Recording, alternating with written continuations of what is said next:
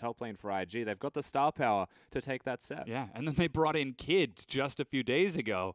It's going to be exciting to see how that game actually works out. If that is going to be a close matchup, or perhaps WE will return to form, as we hope that they will, because again, we're looking towards the teams not only go to playoffs, but go to Worlds just afterwards. And right now we've got WE, EDG, RNG, or OMG are the top 4, and we've only got 3 spots. Yeah, and this isn't an MSI where we send our one single team that at the end of the playoffs is the best team in our region, and we're happy with who we're sending. Last split, that was WE, and we're like, great, happy to send WE. They're a good team, but now we're sending 3. And with the consistency we've been seeing of our top 4 teams that you just mentioned, it's really difficult to feel happy. Yeah. And again, it's all about perspective, because you need to take a step back when you think of it like that and say, is it the fact that our top 4 teams are inconsistent and performing poorly, or is it actually that our bottom teams are performing well in these moments? We know they've got the star players in their rosters, and so perhaps it is just a case of false expectations and maybe lowering our own expectations because they're losing games when everyone's good. Yeah, it creates a really interesting conversation about ceilings. How high can these teams actually go when they play at their absolute best? And an important team to consider when we're talking about the ceilings for these teams is on your screen right now. IMA taking on their big brothers, the big rivals. And again, these were previously sister teams up until the end of 2016, or excuse me, halfway through 2016, when IMA entered into the LPL and split off into its own organization. Yeah, I remember calling them big brothers now is not technically true, but it has been in the past. Yes, they're still close. They were scrim partners through all of 2016 when they separated to become IMA from EDG's sister team. But that's how they're very closely related. The coaching staff would be very intimate and know each other quite well. It's a matchup of pride, if nothing else, for IMA and EDG, because you don't want to lose to your little brother.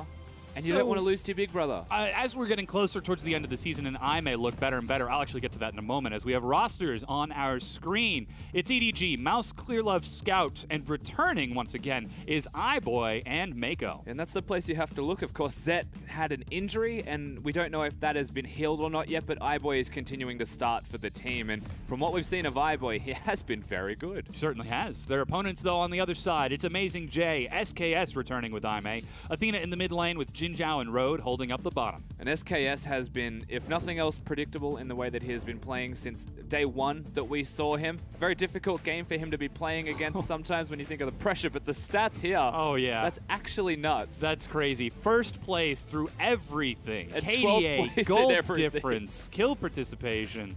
Oh, man. That's actually first and on the other side, in every stat. Yep. Yeah, that's pretty bad. When you compare the numbers like this, of course. But then you actually have to look towards the standings, towards the likes of JD and Snake, and say, maybe they were at the bottom a few weeks ago, but they are slowly trudging their way up the ladder. I'm just impressed that that is even, like, I did not think that their stats would be that poor in any way. They should not be 12th in any way, as we get to see, of course, the last time AmazingJ played against EDG, or rather his last 2 games, it looks like his MVP performance. Yeah, that was versus Invictus Gaming and Suning Gaming. He has been playing a lot they changed of it up Camille. on me. Yeah. Huge kill participation for his team in game 1. You can see a 94%. He did almost 35% of his team's damage on Camille. And then in Suning Gaming, it's still fairly close at about 73%, which is pretty big when you consider that it is Camille. Yeah, the kill participation numbers are massive, and the last time we saw AmazingJ really go off on Camille was the Galio-Camille composition, and those were the moments where they were getting early victories in the season, and AmazingJ does complement this team super well. If he gets a champion like Camille that can split push or can team fight, can solo kill people, can assassinate people, or can group up as the 5-man unit, it means that the shot caller of IMA, the person who communicates the most and can initiate for the team, is open to different avenues of attack, has so many options individually that IMA can get creative. And we have heard from IMA that they do rely quite a bit on AmazingJ. When he's going off, when he's having a great day, the members of IMA are behind him, also having an excellent performance. Yeah, they came out in an interview a couple of days ago and said that when AmazingJ performs well, we tend to win more often. And that's unsurprising when you think about IMA as a team. He is the communicator, he is the shot caller, and he has been quoted by IMA as the initiator, as the specific term to quote what he is for the team. And so having that initiator perform well, do well in laning phase, maybe a jungler comes up and helps him once, that does start to make the difference between them. And again, we're going to be keeping our eye on that jungle matchup between SKS and Clearlove because we do expect it to be quite a challenge for SKS considering it's EDG. This is a massive team. This is the monolith of the LPL. And even without the likes of Zet in the bottom lane, they're still heavily favored to win here. Yeah, they are. And I mean, we can talk about Zet missing, but really I just want to talk about the fact that iBoy is here. Yeah. And we saw him, his first set that he played, it looked like Clearlove was able to help babysit with Mako. They got him into game number 1 and made him feel comfortable, basically. And then from game number 2, once iBoy felt comfortable, I didn't expect him to be that good. But boy, was he that good. I don't think anyone did. He had to play up against Imp and PYL, the longest standing bottom lane in the LPL, and he didn't crumble. Not at all. In fact, he relished in it. He loved it and absolutely destroyed PYL and Imp. In 2v2 laning with Mako, they said their scrims have been going perfectly fine, EDG, but they hadn't been using him for all that long. And that's a so far so good statement because coming into this set, Jin Zhao and Road are still no easy task to go up against. We'll have to keep an eye on that bottom lane in addition as our coaches have slammed onto the screen and we have entered into pick and ban for game number 1 between EDG and IMA. Now last time these two teams played, EDG went 2-0. That was during week number 2 of the LPL Summer Split. Will IMA get a chance to answer back and take revenge? We've got Thresh, Talia, and Jarvan banned away with Zach, Elise banned from the other side. Do IMA let the Galio go through? The Caitlyn, the Kalista? The Kalista's an interesting one. Rakan might be the other ban with Thresh gone, acknowledging that Kalista will just exist in certain situations. So it's up to IMA as to which direction they would like to focus this ban. Even things like Rek'Sai, if they're going straight towards the Clearlove attack, which they evidently are. Yeah. Banning away that Rek'Sai that was so instrumental in the first time that we saw them, actually just 2 days ago, or not 2 days ago, a week ago, in which Clearlove played that Rek'Sai against LGD and just, he picked up an enormous amount of kills. Yeah, he did. He was hard carrying, and then he started clowning just a little bit, but brought it back in the late game and worked with his team, as we've had no hesitation here, Dom. They've locked in the first pick for EDG, and the responses are coming through. Yeah, Maokai locked up for EDG. Caitlyn picked up for Jin Zhao. Caitlyn for Jin Zhao. There are still Kog'Maws running around, but this is a very different ball game to yesterday, where Kog'Maw was just a first pick every single time, if not banned. Caitlyn, good priority here from Jin Zhao. If this gets locked in with it, then the pushing lane that can easily roam is the name of the game for them. We've got a swap over at the last second, and it will be locked in. Braum, the mustache of the Freljord. It's a very early bottom lane. Okay. EDG, they are not taking any time whatsoever. Double lock-in, insta-lock. That was actually no hesitation. So iBoy gets to show his hand at Kog'Maw this time around. It was an Ashe, and it was okay. It was a Kalista, and it was good. But he's going to be empowered. There's a Lulu with him. This is actually very important that iBoy shows his stuff as an AD carry on this side, as a hyper carry, and can even perhaps outperform the likes of Zet. Yeah, well, he very well might be able to, as Kha'Zix is the follow-up for SKS, so jungle and bottom lane priority for IMA. They are saving counterpick for AmazingJ and Athena, as they are wont to do, because they are so instrumental for them. We do see a Lucian ban going away, perhaps hinting towards a Galio here? Well, there's no way for EDG to stop the Galio being picked aside from a ban, which they have 2 right now. With the Lucian being taken away, that is very much indicative of exactly that. However, it could be a bluff, and if the bluff is not called by, or is called by EDG, then they can still go towards a Galio. They've got a Kog'Maw. I mean, Galio would be great for that. Oh, yeah. Just setting up some big wombo, especially with the massive engage from that Maokai on top of it. You also have to point out how good Scout was when he does get the Lucian here and there. He has been a very good performer on the champion. Corki is still an option, has been huge in the mid lane in the LPL to follow up behind that Talia. So too has Jace, but with a Corki ban now dropped, that does mean we're not going to get the chance to see it. Yeah, and it means you're expecting the Galio still to be coming out of the mid lane for Athena. And he's a very weird player, Athena, sometimes. He's swapping and changing in his champions, in his play styles, in his movements around the map. He's good, he's bad, he does it all at once in different sets. Galio is very easy to hide all of the weaknesses and show only the strengths. We're looking now towards the next big pickup for IMA, as they're giving the Galio the hover. Athena in the mid lane. He's played it before. He's clearly enthusiastic about it. As is usual. Often dubbed the sleeping princess because of how passive he looks while he plays. I think between him and Mystic, there's a lot of sleeping going on. Oh, yeah. They just are not emotional at all. SMLZ as well, actually. As it is going to be the Galio. Once again, it's protecting in a different way. It can split push if you choose. 1-3-1's a possibility. They've got a Kha'Zix for burst and for jumping in, and I would imagine that's who Athena will be going with, SKS as a duo.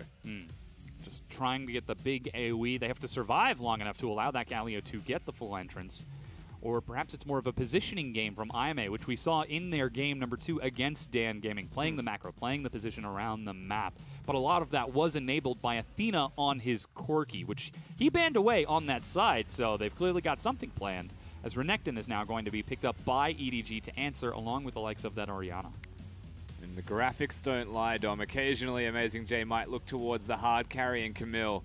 He knows he's against a Renekton, and you'd still say it's a Renekton-favored matchup in that 1v1, so I like that they're still considering other options, because this, to me, makes a bit more sense. And now Jax locked in for AmazingJ in the top lane. He will be taking it into the Renekton, and with that, we've got our compositions all set and ready. Clearlove taking that Maokai in the jungle, so the flex pays off, though Ime didn't seem too thrown for it.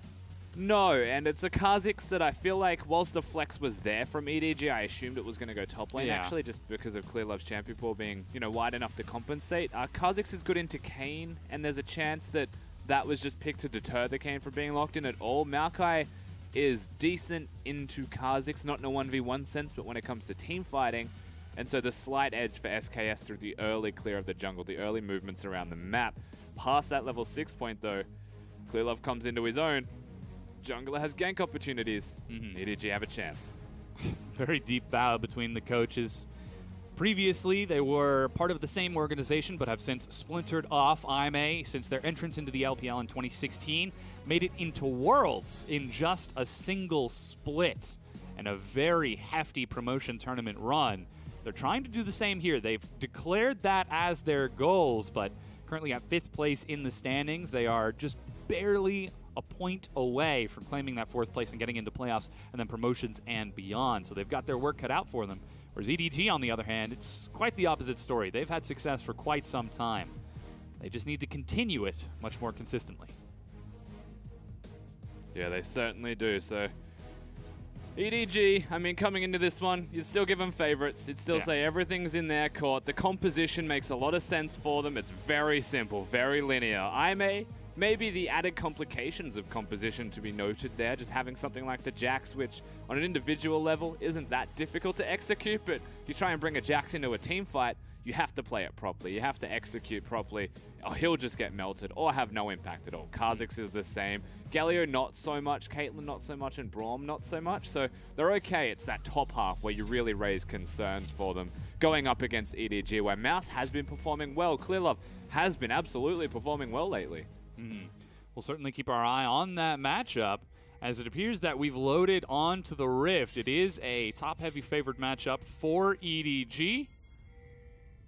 But it's AmazingJ on the top half of the map, so whilst you could say maybe it's top favored, I know one member on the side of IMA is going to be very passionate about beating his former team. Remember, AmazingJ is formerly of EDG. Trying to listen for the crowd a little bit. We could hear some EDG chants, not so many for IMA.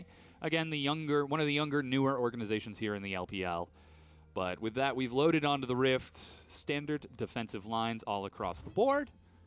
And fervor on both top laners. Yeah, looks pretty standard masteries. Surge for iBoy with Barrier, and Mako's gone for the heal. Of course, we saw this from RNG yesterday with their Cogmore composition. It's okay. You know, we wondered where the cleanse was, but there was a lot of stuns on that map, and I'm going to say a similar thing today as well, as IMA are trying to get rid of the saplings. Mako's going to lose health to try and stop the saplings from being killed. They've got that ward over the wall. Still sitting just outside of vision as the saplings will proc for a lot of damage. Smite used by Clearlove very early on. He secures his red buff, but that's a really early smite for him. Yeah, it's a safety smite. SKS isn't getting a leash, though, at the same time. And so Clearlove, even with the smite used, should be ahead of him in jungle clear. Just having the brush and having saplings to place down will be perfectly fine. So they're able to hold on. Now, I guess just to bring it back to that initial point, Storm Raider's Surge for the Cogmore is a curious thing. He wants to close the distances, obviously, and deal damage. Lulu empowers the damage. And so My assumption here is that Mako's going to go from coin straight towards the Ardent Sensor build, reminiscent of the Jannas we've seen running around. Just generate all that gold as quick as possible, empower iBoy to do damage with extra attack speed and have picks on him, and he'll get the Storm Raider Surge procs to keep himself up and forwards and keep himself moving. Very hard to kill as well. Yeah, speaking a little bit towards the mechanical skill that iBoy brought on that Callista, and just sort of matching it on that Kog'Maw, showing that he wants to try to keep up with this. SKS is having a real tough time. There he goes. Finishes off the small Krugs before leaping away under his turret. And EDG don't know that he's that low, but he's having a pretty rough time clearing the jungle. Didn't go towards his blue buff. He's even recalling in a safe spot right now as the Scout's just blasting him in the mid lane. But this means Kha'Zix has gone for the full clear, so risky half clear with low health. Clearlove's wasting time trying to find some free camps to take. None of it's there. You will see that it is a full clear, and if he steps around, will be spotted. Yep, now they know that Clearlove is on that side of the map. The immediate Mia ping, as Athena, as you mentioned, taking a lot of damage. He does have his teleport and just Justice punches back to safety. Yeah. And now SKS on the recall. He's got his Hunter's Talisman. He's got the machete. Heads back into the jungle to continue where he left off. And so we spoke about perhaps the potential positives that the bottom lane of EDG's got for themselves. Now, the negatives are that it is a barrier instead of the cleanse in certain contexts. It'll be a negative. Braum has stuns. Jax has stuns. Galio has a taunt. Like, there are definitely things there that you want to cleanse. And so the early QSS might be the name of the game here for iBoy, where the barrier compensates for the I'm not going to die, but it means that if they get him early before the QSS is there, you will still be able to kill him. Kog'Maw, not exactly known for having a lot of health, though we have seen some builds to try to cover for that. The Wit's End Frozen Mallet has been seen out of Kog'Maw's lately. Even a Trinity Force, I believe, have been coming out left, right, and center. Not a lot of Blade of the Ruined Kings. I mean, even if you do go full damage, if Galio taunts you, then you don't want to cleanse that. You just keep attacking Galio. That's ideal. Yeah, yes and no, right? Like, there is a world where if Galio taunts you, you just say thank you. But especially in this team composition right now, it's not just a Galio taunt. There are a million stuns to follow that up. A lot of threats for him to worry about. They do have a secondary heal on Scout too, so perhaps they could be trying to stagger it, Just keep iBoy alive, let him fire away. And that's the thing, late game, with EDG's composition. I mean, it's not a fast stretch for IMA to still be in the game with a Jax and a Caitlyn, but you're making it really difficult for yourself if you have to go to late game. IMA always go to late game. Whenever they get the chance. With the exception of their game on Thursday against Dan, game number 2, when Athena was playing that quirky, that was what, a 28-minute game? Yeah, and I mean, sometimes teams just stomp opponents. And Dan Gaming at the moment don't look too crash hot. So okay, Good clarification. But again, this is a team that thrives the later things go, whether it be the regular season, whether it be the playoffs, or heck, even the promotion tournament. All the way down to individual game times. The longer it is, the better I may look. Yeah, they always look like a team that even when they're down, they're not out. A lot of other teams turn around and say, we're down, let's team fight. I am very good at team fighting. Somehow win them from 10k deficits more than they should. And it's always something you just have to remember in the back of your mind at all times. As Clearlove, he has had a very rough time trying to find jungle camps or the jungler of the opposition. They're always on the opposite side of the map. SKS is just playing hide and seek, and so far, he's been successful. He's hiding very well. It doesn't mean that Clearlove is behind through all this time spent. The experience difference is noteworthy, though. SKS will be quicker to 6. Maokai level 4. If there's a 2-level difference eventually, well, that's just a big problem. So his Wolfcamp did respawn. SKS with the recall should finish off his Tracker's Knife. There he goes. And double longsword. Now, with the bottom lane for EDG pushing in, they've got vision on this side of the map. They know that Wolf Camp is coming back up. I've decided from watching this laning phase already that iBoy is good. He's just really good. He did everything right. All of his trades, he's weaving spells. He's backing away, dodging nets. Recurve bow and a cull for the first item out of iBoy. Perhaps we could finally get another Blade of the Ruined King Kog'Maw. That can go many places. It can. It can go many, many places. What I mean first item? Wit's End. Yeah. We have seen that. We did. Yes, Blade of the Ruined King is the expectation. Against a Galio, it's nice to be able to chunk him out. Do that health damage for someone who does tend to stack some health in there. On the other side, Jin Zhao with a slightly delayed recall will be able to pick up his BF sword. Meanwhile, SKS and Road, timing both of their backs, will step in and get some wards on the red buff respawn for Clearlove, just looping back around through that mid lane. Clearlove, though, he's keeping pace just fine. Still level 5 to the level 5 of SKS. He's got some assistance from Mako, so the team, it's very clear that the teams know each other. As Aime stepped in to look for the red buff, Mako and Scout pulled themselves over to make sure to cover it for their jungler. Yeah, what's curious to me, SKS, he is known as that invading jungler, and so EDG, they cover it well. Clear's having a real confusing time. He doesn't know what camp to do. He's just sitting in the middle, so they keep resetting. Ooh, iBoy gets a lot of damage on... What? He's good. All right, that's pretty good. Yeah, there he goes. You watch the mechanics, and you feel good watching him play. He's got control against the BF Sword Caitlyn. That is compliments of Road leaving lane, though. Jin Zhao very much known as the 1v2 player. Caitlyn can 1v2, but usually wants to be bullying the lane, wants to be empowered.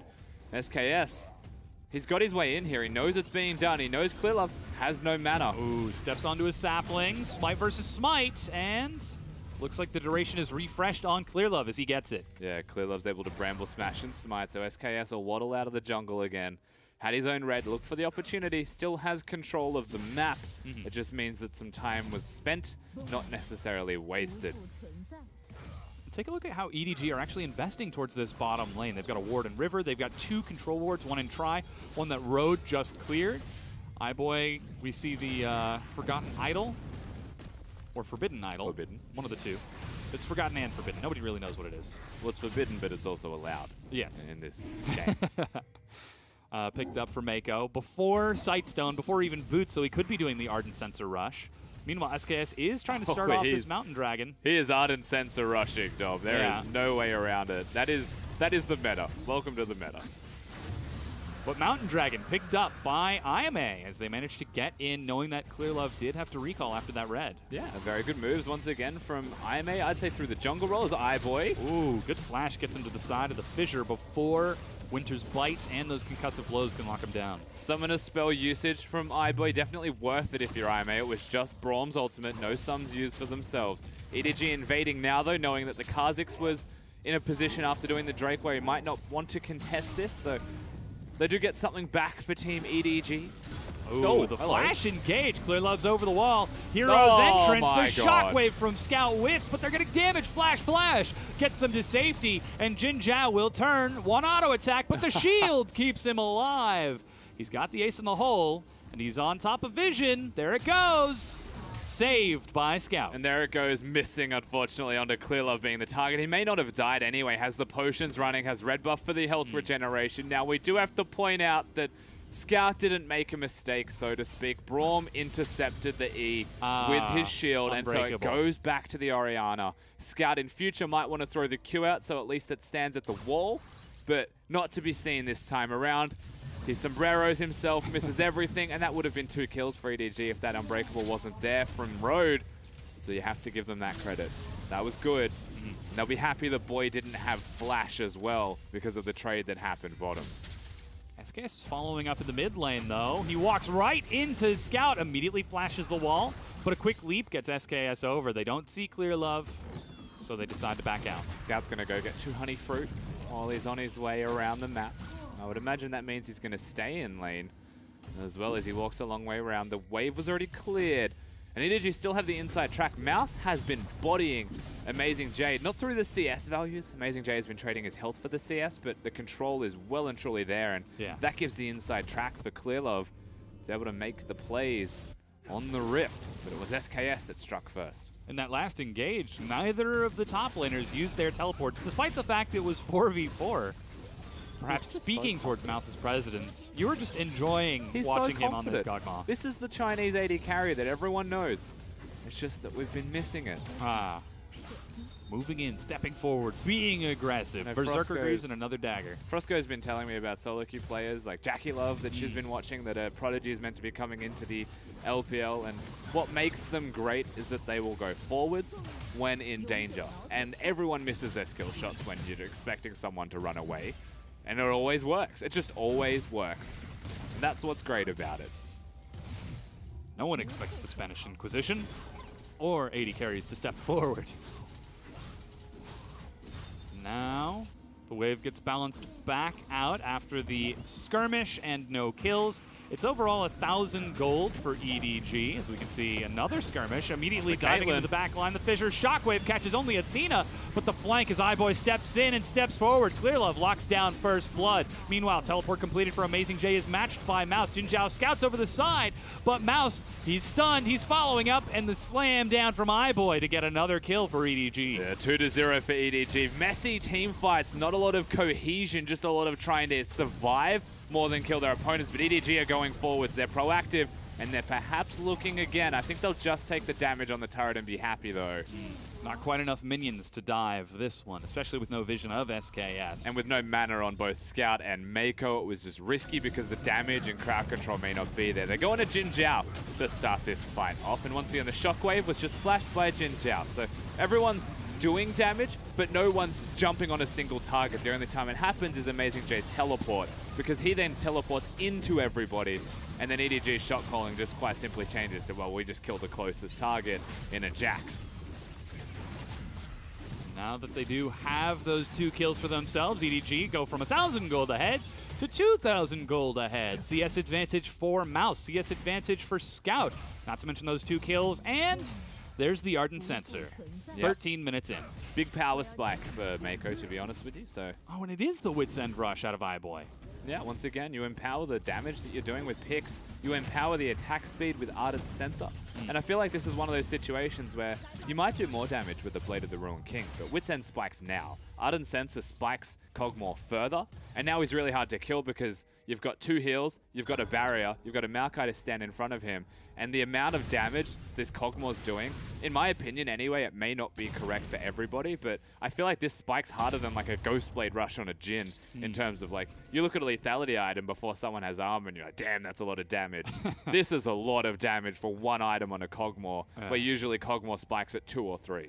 Ooh, Mouse steps forward, but IMA are planning a gank. Counter-strike. The Dominus gives him health. He's isolated. Slices. Stuns. Dices. They're diving him under the turret, though. 200 health. 100. He goes low. He goes down, and AmazingJ will walk away with his life, but he's chasing back. Athena is trying to follow up, and Road is just getting absolutely bopped by iBoy. He does so much work with a single item. Barely loses health. The attack speed empowerment of an Ardent Sensor. And the amount of gold those stats are worth that they get from a single item when Mako presses shields. Remember, 10% increased shields and healing just passively from the item, which is why Mako has heal. It's very obvious that he's going to rush it when someone has that summoner spell, so keep that in mind for those of you at home. Oh, just the empowered range. Look at this, iBoy being so aggressive. Clearlove is invading on the blue buff. He's getting some vision over there too. There's no teleport for AmazingJ or Athena. Looks like Scout is actually trying to pressure top as he decides to give up the blue buff. Yeah, Scout has been on a journey, of course. He was trying to collapse and collect some kills from the dive on the top side of the map. All right. Okay. I mean, you know what? That's fine. I guess that's first brick right there. Broken down by EDG. iBoy perhaps demonstrating some exceptional performance, some good play. He's confident. Yes. He's displaying confidence. There's a lot of it coming out of him. Not just that, they're displaying the strength of the item build. The Kog'Maw Lulu combo that was strong, dropped off, and is now suddenly back. They're turning towards this next dragon to break it down now that they've picked up first brick. And that will tie them up in dragons, 1 mountain to the 1 ocean of EDG. You have to remember, again, he has Storm Raider's Surge. He's gone for Berserker Greaves first. He's gone for a 1-item power spike. Lulu speeds him up, gives him damage, and empowers him with extra shields. Like, everything about this build is if he hits you, he's going to keep hitting you at least 6 times. Yeah, Zeal and another dagger picked up with his next recall. And if he hits you 6 times, he then procs Storm Raider's Surge, and it'll be another 6 times, and you're dead. And you're just wondering, what am I meant to do to counterplay this? Like, what does a Caitlyn do if the net misses? Trapline? Just watches. Flash? I don't actually think Flash does anything. Especially when he chases you down so quickly. Rift Herald has been started out by EDG as they swap towards the top side of the map. IMA, well aware of the play, have already started pushing bottom to look for a turret of their own. SKS takes a shot, But the minion wave crashes in. However, EDG, they've already done a lot of work to this top tier 1 from Mouse's aggressive laning phase. You'd say they're behind in tempo because I may already get the turret, but with how low it was, compliments of Mouse, it's okay. They're able to shore that up and catch up and get a second objective at the same time. And now you look towards Ime and you note that they're still pushing the bottom lane, which I believe is the correct idea. But the risk starts to present itself that EDG's counterplay, this isn't just for the mid lane outer, this is for the inner, and Jax is the mid laner right now. He's actually recalling away as Athena is getting bullied away by iBoy. It's not Adaptive Helm, but Spirit Visage for Athena. Ooh, that's a lot of damage. There's nothing that they can do. While bottom tier 2 was taken, the mid tier 2 is followed up by EDG, and now they're swapping towards the top and accelerating this game even more. Big stuff from EDG, just in terms of their macro movements. Being able to go from Rift Herald to mid lane, break 2 turrets, and get the turret in the top lane. Ime, they're trying their best to trade, but they're left only responding to what is a better trade from EDG, always thinking one step ahead of their opponents. As Clearlove has to demonstrate dominance once again. He is the senior member of the team. He will use his ability that to 10 take gold that is mine. tiny Krug. But he is a benevolent captain. He will wait till you are on the blast cone with him. You know, we're watching EDG recall right now, and you have to look towards what their next steps are going to be. Outer turrets all dead, 2 turrets in the mid lane are gone, so they actually have the inside track towards Ime's jungle on both red and blue side. They can use mid lane as their pivot point for that. They'll have to respond to top lane, so they'll probably send someone up there to deal with that. But Baron, in 1 minute and 20 seconds with a Cogmore that's this strong already, I'd say that's a possibility. SKS steps in and is zoned away by both Mouse and Mako. There's the swap from Ime. And like you said, Ime, they've got the flexibility to start moving around the map and looking for something. As that's a Randuin's finish very early. Iboy's just going to keep on chasing this down. Half health on Athena. He's 2 levels up. He has a Spirit Visage. He's gone for some Merc Treads. He's got another Null Magic Mantle. Please no damage, Reno. He doesn't want to take any damage. Iboy just waddles on over and just goes, blah, and he's half health. But yeah, we've got double teleport ready for AmazingJ and Athena. Level 2 Heroes entrance for Athena for some big range.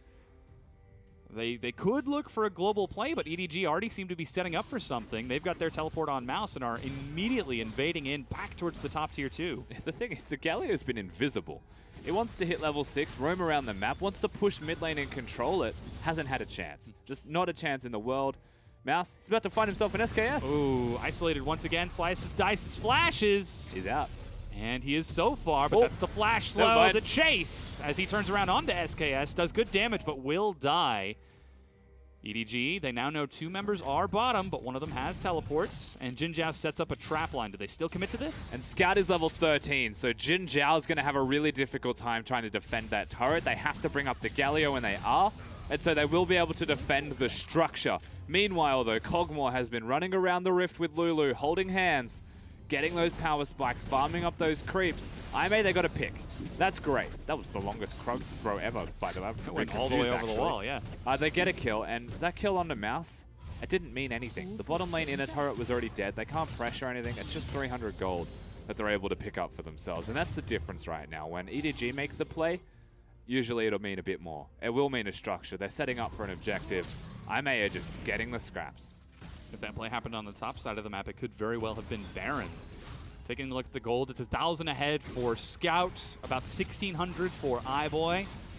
Looks like a 300 deficit for Mouse. As look at support was able to get as well. Like the difference in gold between support just because of gold gen items. That's the Arden sensor timing being like escalated 4 minutes earlier. EDG, we said they're going to do this. That's what a Cogmore can do. They're thinking about it. Scout steps in, they race towards it. They see AmazingJ as bottom, and Clearlove, he's nice and tanky with that Righteous Glory, but SKS is recalling. They have no idea this is going on. Of course, they should know that it's happening. Road starts to walk over now, but it's a 2k health. Miracle is all that's available. Oh, and they do not get it. As Baron is picked up by EDG. 2-2, 21.5 minutes in, but they are 5,000 gold ahead. Yeah, they're in a position to actually close the game out at 21 minutes, which is just, it's weird to say. They've got a QSS on iBoy. The one thing we said he needs against the composition of Ime, well, he's got it. He's got the barrier. He's got the 2 heals at his disposal. Orianna has 2 completed items, and the shield will be large. Mako, Ardent Sense are working towards the redemption. Big shields as well. And it's exciting to see him so aggressively use the power window of Kog'Maw. The moment his W actually wears off, he drops off quite a bit in damage, but he's been positioning around it quite well. And he's continuing to bully Aimee back along with the rest of EDG now that they have this Baron buff. Ocean Dragon is up. They've got teleport ready on Mouse. They'll probably send 1 or 2 people over to take the free objective if they need to, but really the Ocean Drake at 22 minutes is the lowest priority between all the structures. When you've got a Baron buff on your team, I'd say it's almost a time waste. You just get it on the way out if you're able to win a team fight afterwards. And winning a team fight right now could just be the game, honestly, for EDG with how rapidly they can accelerate and take structures down. You can see how tanky those minions are with that Baron buff, not taking enough damage to go down. And the tier 2 will crumble. However, AmazingJ, he's split pushing on that Jax. He's got his Triforce, and he's able to bop down one turret. Yeah, he gets the outer in the top lane. That's okay, once again, for Aimee. They're trying to trade. It's not positive. It does end up being a negative in terms of trades, but it's existing, and that's all you can really look towards. With the scaling composition involving a Jax, and, you know, 6-item Caitlyn's always a big deal. They're just holding on. But they're holding on against the Kog'Maw. Yeah, 6-item Caitlyn is a long way away, Rusty. Yes, it is. SKS takes his red buff, and they are able to hold on at least for now as recalls are completed from EDG. We do have a Duskblade as well on the Kha'Zix, and it feels like a lot of the game does revolve around trying to kill the Kha'Zix, but ultimately, from what we've seen, the game plan hasn't been that. I may have decided that now we can't kill Kog'Maw. So who can we kill? Well, it's Renekton when he's in a side lane. So SKS has been joining AmazingJ. Doesn't have a teleport. It's not really that realistic. Athena does, but I don't think the two of them have enough damage to kill a Renekton, and so they need the Kha'Zix for that plan to work at all. He's been moving around the map trying to find an opening, trying to find something, but iBoy is getting closer and closer to that Guinsoo's Rage Blade, despite delaying it with that Quicksilver Sash. And still, it's only 2 items from Jin Zhao to try to match this. He's already got the trap set up from earlier, but EDG, they've got Baron buff for another 60 seconds. iBoy's just going to sit at the edge of those traps if Jin Zhao ever steps up and stand and deliver. As EDG pressuring more than one lane. I like this. The traps are set up top. Don't push top. Pick up and go bottom. Go mid, go bottom, go wherever the traps are not. If he sets them up mid, then go back top. They're getting a lot of damage onto the turret. Unbreakable is applying damage reduction, but it's still not quite enough as iBoy just keeps moving forward. He stands in front. He is effectively this patch's version of Juggermore.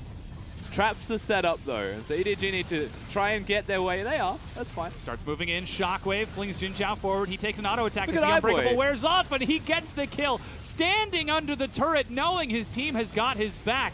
They finish it off, breaking the inhibitor line. Meanwhile, AmazingJ is trying to duel bottom with Mouse, but he's just stalling this out as EDG break the base. Mouse ults just to keep himself alive, clears the wave with Titanic Hydra, and just like that, iBoy is just a frontliner. He thinks he's a tank, and he basically is with all the shields on him. That Caitlyn ultimate didn't even scratch the surface of the shields. SKS should not do that. He should back away. Respect the Kog'Maw. Respect the damage. All right, Baron wears off. Double Ocean to the 1 mountain, but the inhibitor has been broken. And EDG now 6,000 gold ahead, just playing that smart macro game that we expected from the second place team here in Group A. I say both because we're not really sure who's first in this group anymore. Yeah, I don't really. There's 2 in the top. Yes. There's definitely 2 up the top there, and EDG is one of them. in the top tier. They've got the Guinzoos, though. They've got the Void Staff now. And this has actually been a very good game to watch from EDG. And it's the games like this where you see a clinical, well-executed game of League of Legends. It's only 3-2 in kills, but everything has felt right in one direction. And that's where you really highlight that and say, well, maybe they are the best team when they perform like this. But they're against a team like Aimee, and that's also very hard to grasp on how good Aimee are performing on any given day. Let alone per game basis. Yep. Seems like they're taking a little bit more of a passive game here against EDG. They certainly tried to make something happen earlier, but they seem discouraged by the strength of this Kog'Maw. They seem almost paralyzed, and We talked about it earlier, the fact that they do rely so much on AmazingJ to try to make something happen. He's been split pushing the entire game. If he never groups up with a team, does that mean they never fight? I'm enjoying this game a lot, watching iBoy. There's certain players that get you, and he either makes you happy or he makes you angry with a performance like this.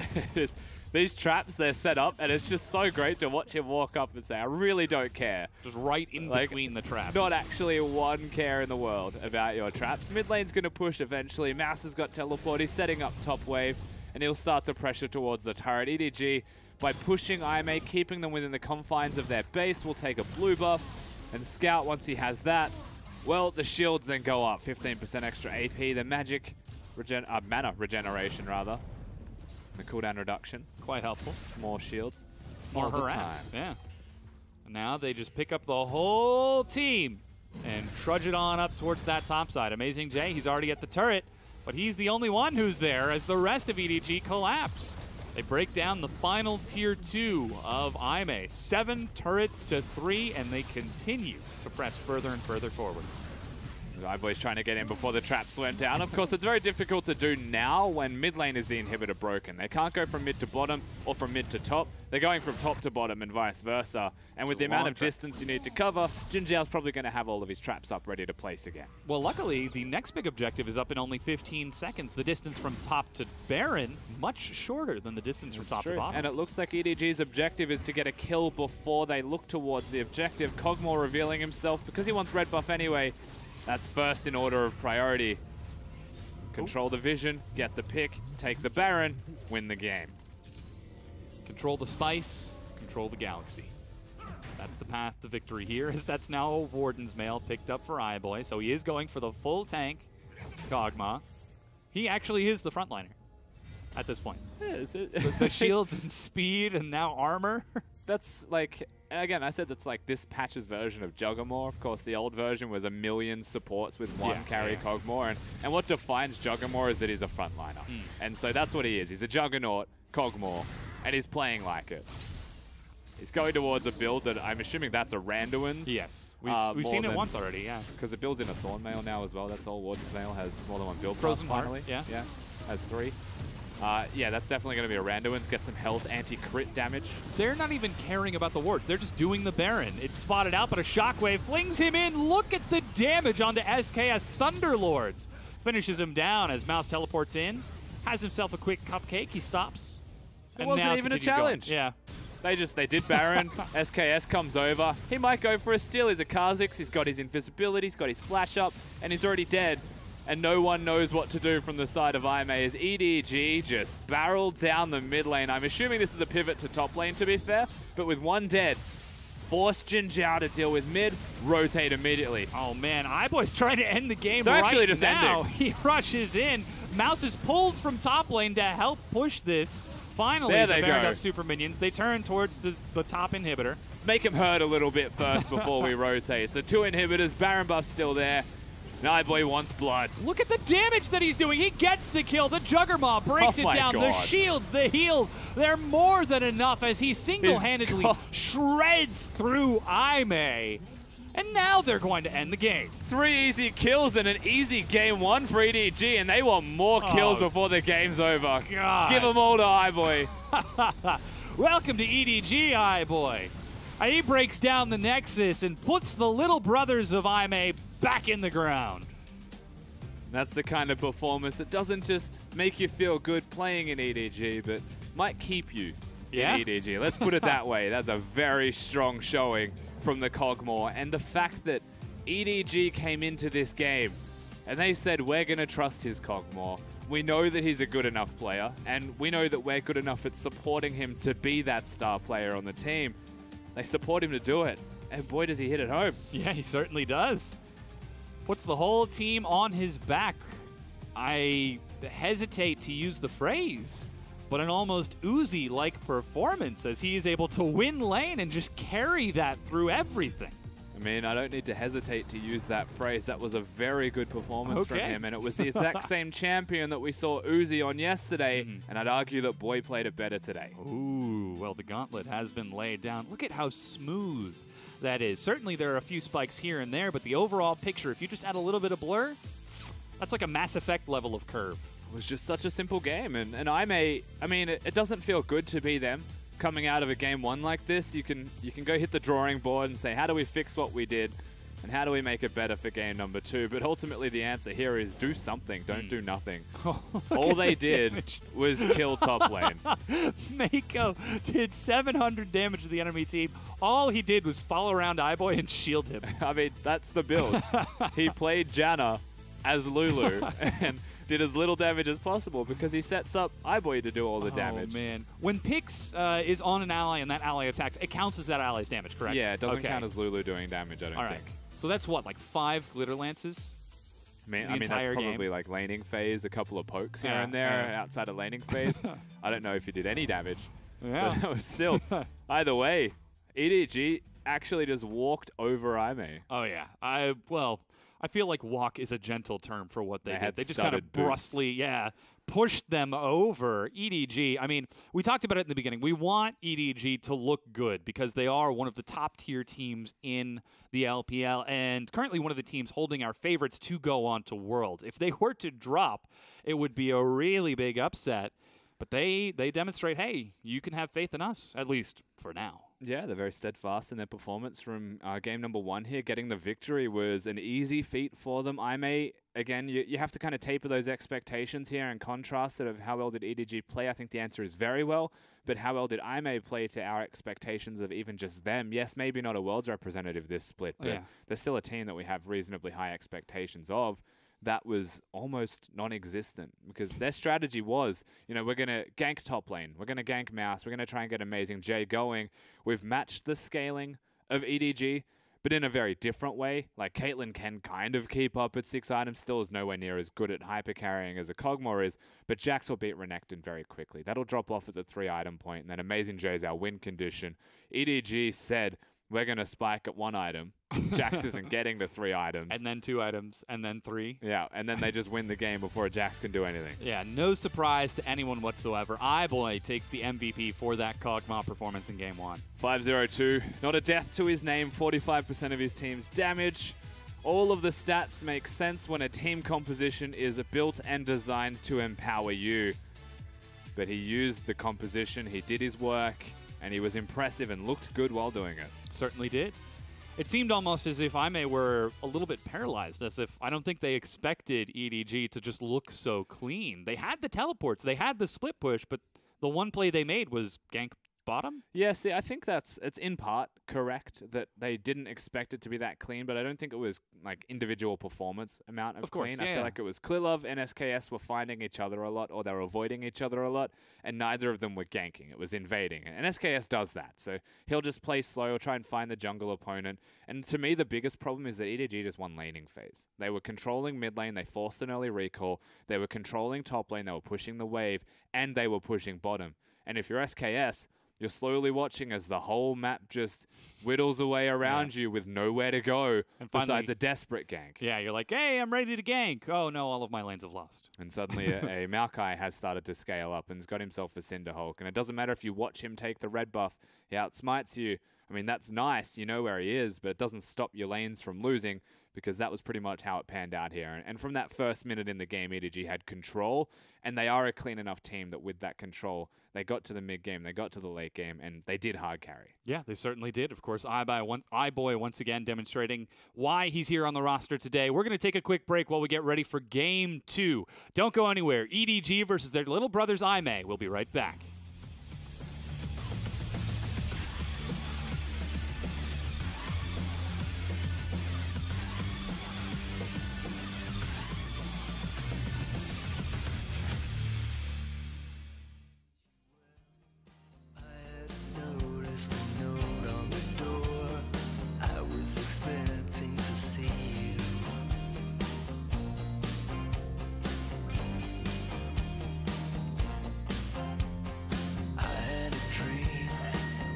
Together forever, I hoped.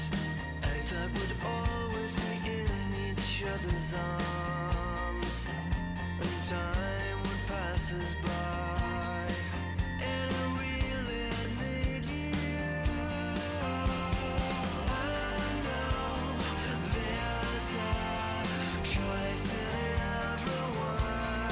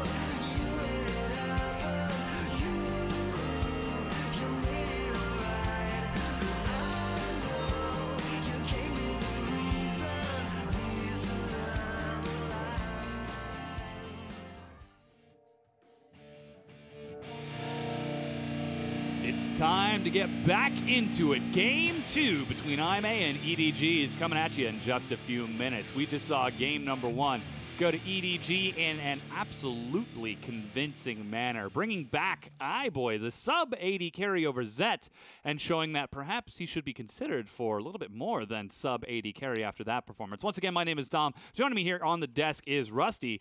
Let's get right back into it. We're looking at game number 2 between EDG and IMA. You mentioned in game number 1, IMA, they did not exactly have the strongest laning phase. Is it as simple as picking themselves something a little bit more capable in game 2? I mean, game number 1 was such a convincing loss for IMA that whatever they do is probably going to be a positive change, right? Like, they lost laning phase, they had no chance of keeping up in the rest of the game. And so, yes, maybe the answer is just to pick for better lanes, to pick a better laning phase composition, but then you run the risk, again, of EDG were scaling up, and they were perfectly fine in doing that. And so it might be like a combination of ban the Kog'Maw, which I would say is a pretty good idea. Just quietly, Kog'Maw was pretty good. And then also pick for early laning phase. And at least in one of the lanes, try and pick for that. And set up your jungler to invade, to be aggressive, to make plays, because he couldn't. And something that I always love to look for with IMA is how well they set up Athena. Like we said, every time when the sleeping princess awakens, that's when IMA look like a completely different team. Certainly they say their success hinges on AmazingJ performing well or not, but I feel like Athena is a really good connecting tendon to that. I mean, yes, it definitely is, and when Athena goes off, I may still win games quite easily. It becomes an easier job for the rest of the team. However, he is against the MVP of the LPL right now in Scout, and that is against Scout's current performance. This split has been incredible. He is probably the second best mid laner in our league behind Rookie, simply because Rookie is Rookie. So then do you just back down and play Galio and play the defensive That's what he did. Yeah. And obviously that didn't work, but what I'm saying is one strategy needs to change. And whether they say that it's Athena playing aggressive and taking Scout on, I think that's a risk. You could pick an aggressive top laner and keep the Galio and camp top lane. You could, again, pick an aggressive bottom lane and just all-in push with the lane, dive the turret, force Clearlove to go to that side of the map. I don't think it has to change with Athena's champion pool. I think you change one part of the map. And ban Kog'Maw. I'm going to say that a lot. And ban Kog'Maw. I mean, we heard it a whole bunch from Raz just a few days ago. Even in the JD newbie series, whenever Kog'Maw goes through, people were blind picking at blue side. We're in a meta where tanks are prevalent, and he is the best tank shredding champion in the game. Besides maybe Malzahar in the AD carry position. So I'd probably look towards him as a big thing. Like, first pick Kog'Maws are what we saw yesterday, and Raz was correct in saying it should be banned. I didn't think they would, but we are starting to see that respected more and more, banned more often. And something we'll be looking at from IMA here is we are swapping sides as well, blue and red. IMA being on blue, I would imagine. They have side selection, so they can go to blue if they choose. I would hope they choose blue so they can target ban. Yeah. The big adaptation and bonus you get from being on the blue side of the map, as well as having access to a super leash, which is something you would always love to do. SKS off to a very slow start that time in game 1. He was playing a bit of hide and seek on that Kha'Zix and ran Clearlove around for a little bit, but Clearlove eventually was able to catch up. Clearlove was fine in the end. He was a tank in the end. Kha'Zix was, you know, not really in the best position, even given that early game perhaps advantage. He went for a full clear and kind of just out-mapped Clearlove for 3 to 4 minutes. We'll keep an eye on that jungle position because we've gotten into pick and ban right here. And IMA, with side selection, have chosen red side. They want counter pick instead of going for these target bans. We've got Zach and Elise double ban away from Clearlove. One, the most powerful jungler in the game. One, just a very good ban in general. Thresh, Talia, and Jarvan still banned away by EDG. Zach, Elise, if they go for Rek'Sai again, they'll leave open a Kog'Maw. If they go for the Kog'Maw, they'll leave open a Rek'Sai. Maokai still exists, though, and that's where the interesting trade will come about from EDG. Which do they choose? Maokai can be flexed, and so I would say it's the highest priority. Rek'Sai cannot be flexed, but IMA might take it away, and SKS is a very good Rek'Sai. Well, we do have the Kog'Maw ban, so Maokai locked in right away for EDG, so they are committing a little bit to this flexibility. And now, Galio still could be an option for IMA. You just mentioned that Rek'Sai. Cho'Gath was banned away by EDG in Phase 2 of bans in Game 1. If they lock this one in early, then they're cementing a potential flex once again through 3 roles in Athena, AmazingJ, and SKS. That's basically the lanes that it can go into. If you're into a Maokai, then you'd have a perfectly fine laning phase. You'd be better than him, and Maokai may go into the jungle then. And so this interesting battle of I may want red side, early pick a flex. No one knows where it's going. Now that Caitlyn is still open for Jin Zhao in the bottom lane, you've got to imagine that he looks towards it here, because if iBoy is able to take that 650 range AD after the performance he had, alrighty, Xayah. That means Caitlyn will fall over towards EDG's side of picks. And I mean, at this stage, EDG can respond with Kalista Rakan. Oh, yeah. Just be like, hey, man, nice Xayah. It'd be a shame if you died 6 times at level 6. During laning phase. And I'm a little bit sad they didn't do the no hesitation double lock-in of it. I was banking on that. Otherwise, I would have drawn it out to sound smart. Kalista really good for these reasons, and Rakan really good. No, they're just locking both. We know that's what they're going to be looking for. They might do Braum. They might swap it over, yeah. Because Braum's good into Xayah, but taking Rakan away from the combo makes the most sense to me. You'd still be looking at at Jin Zhao and Road and saying, you know, Tahm Kench is right in Road's wheelhouse as a response for the 2v2 lane, but doesn't look like that role is the priority yet. Athena going for the Corki hover and leaps forward in his seat. Perhaps he could be awakening here. Against the likes of Scout. Yeah, he's going to lock it in. All right, so this Corki was massive in their game against Dan 2 days ago. As he leans back in the chair, they could be coming to life. You know, Talia banned from him in both games. I really did appreciate the respect bans out of EDG here. These are the champions, Talia and J4, that got IMA their last victory in their 2-0. They looked very good with the champions. They were able to control laning phases. We're coming to the second ban phase. Kassadin for the final ban, along with that Cassiopeia. A lot of priority on setting Athena up in this mid lane. Perhaps Jin Zhao and Road, they were picked early in game 1. Things shifting over here in game 2. Yeah, Cass and Cass taken away. That one's weird to me. I don't know if the Kassadin ban was all that necessary. He knows it's into the Corki. Magic damage, of course, can be diffused quite well. The matchup isn't that bad for Kassadin. I guess it's just an early indicator that they know where you're going.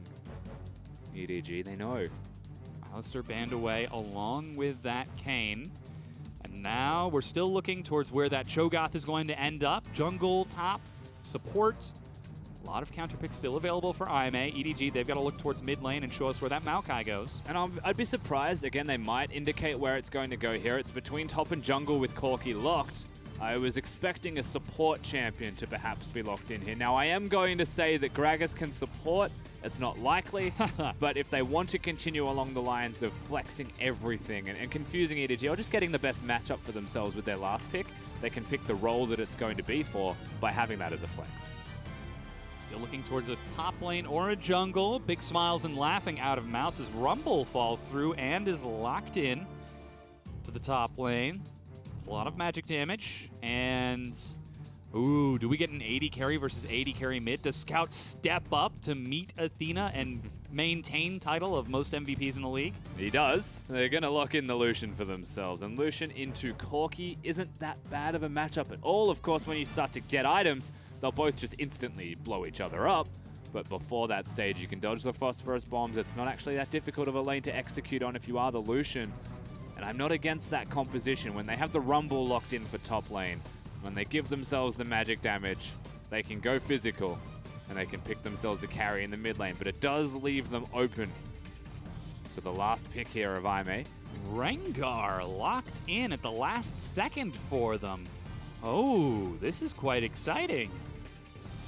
Unsurprisingly, they flex the Gragas to support. Yes. So it's the only reason I mentioned it is I knew Road is the kind of player that does do this. Now, going for the Rengar as the last pick is something you'd look at and say, that's rather curious. Of course, there's 280 carries on the side of EDG. Rumble is a fairly fragile champion earlier on into the game, as is Maokai until you start getting all of your items there in the first place. So Rengar can scale. Rengar can one-hit everybody on the side of EDG if he starts snowballing early into this game. Not an easy thing to do, though, the champion he's got for himself.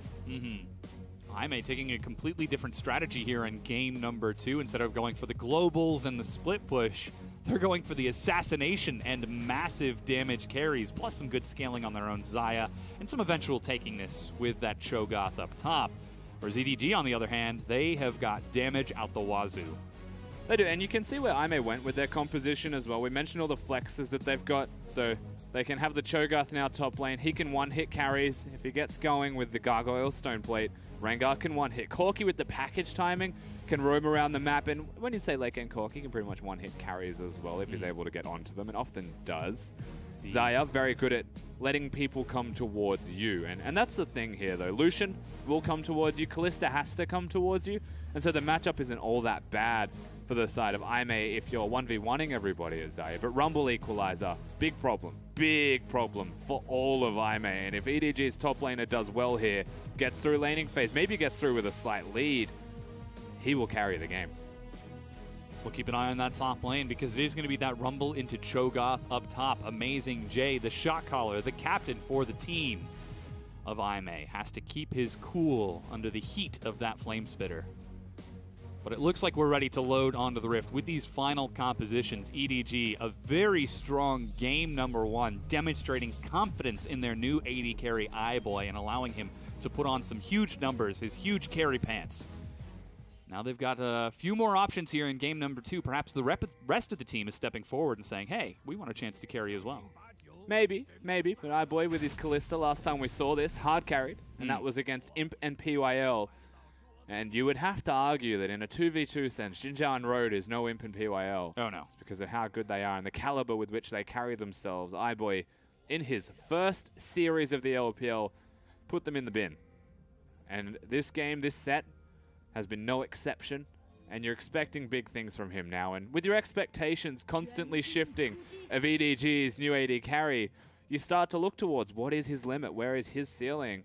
And if it's beating Xin Zhao and Road one more time, then he's gone through two of the best bottom lanes in the LPL. He's still got 4 more games to run through if he just sticks with EDG. If EDG continue to pick him as the primary carry.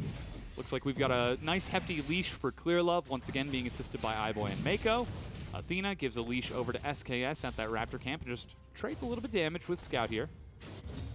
I'd imagine both are going towards Warlords, Bloodlusters. Whatever this question was, EDG are very far ahead. They're the answer. When is EDG not the answer, Rusty?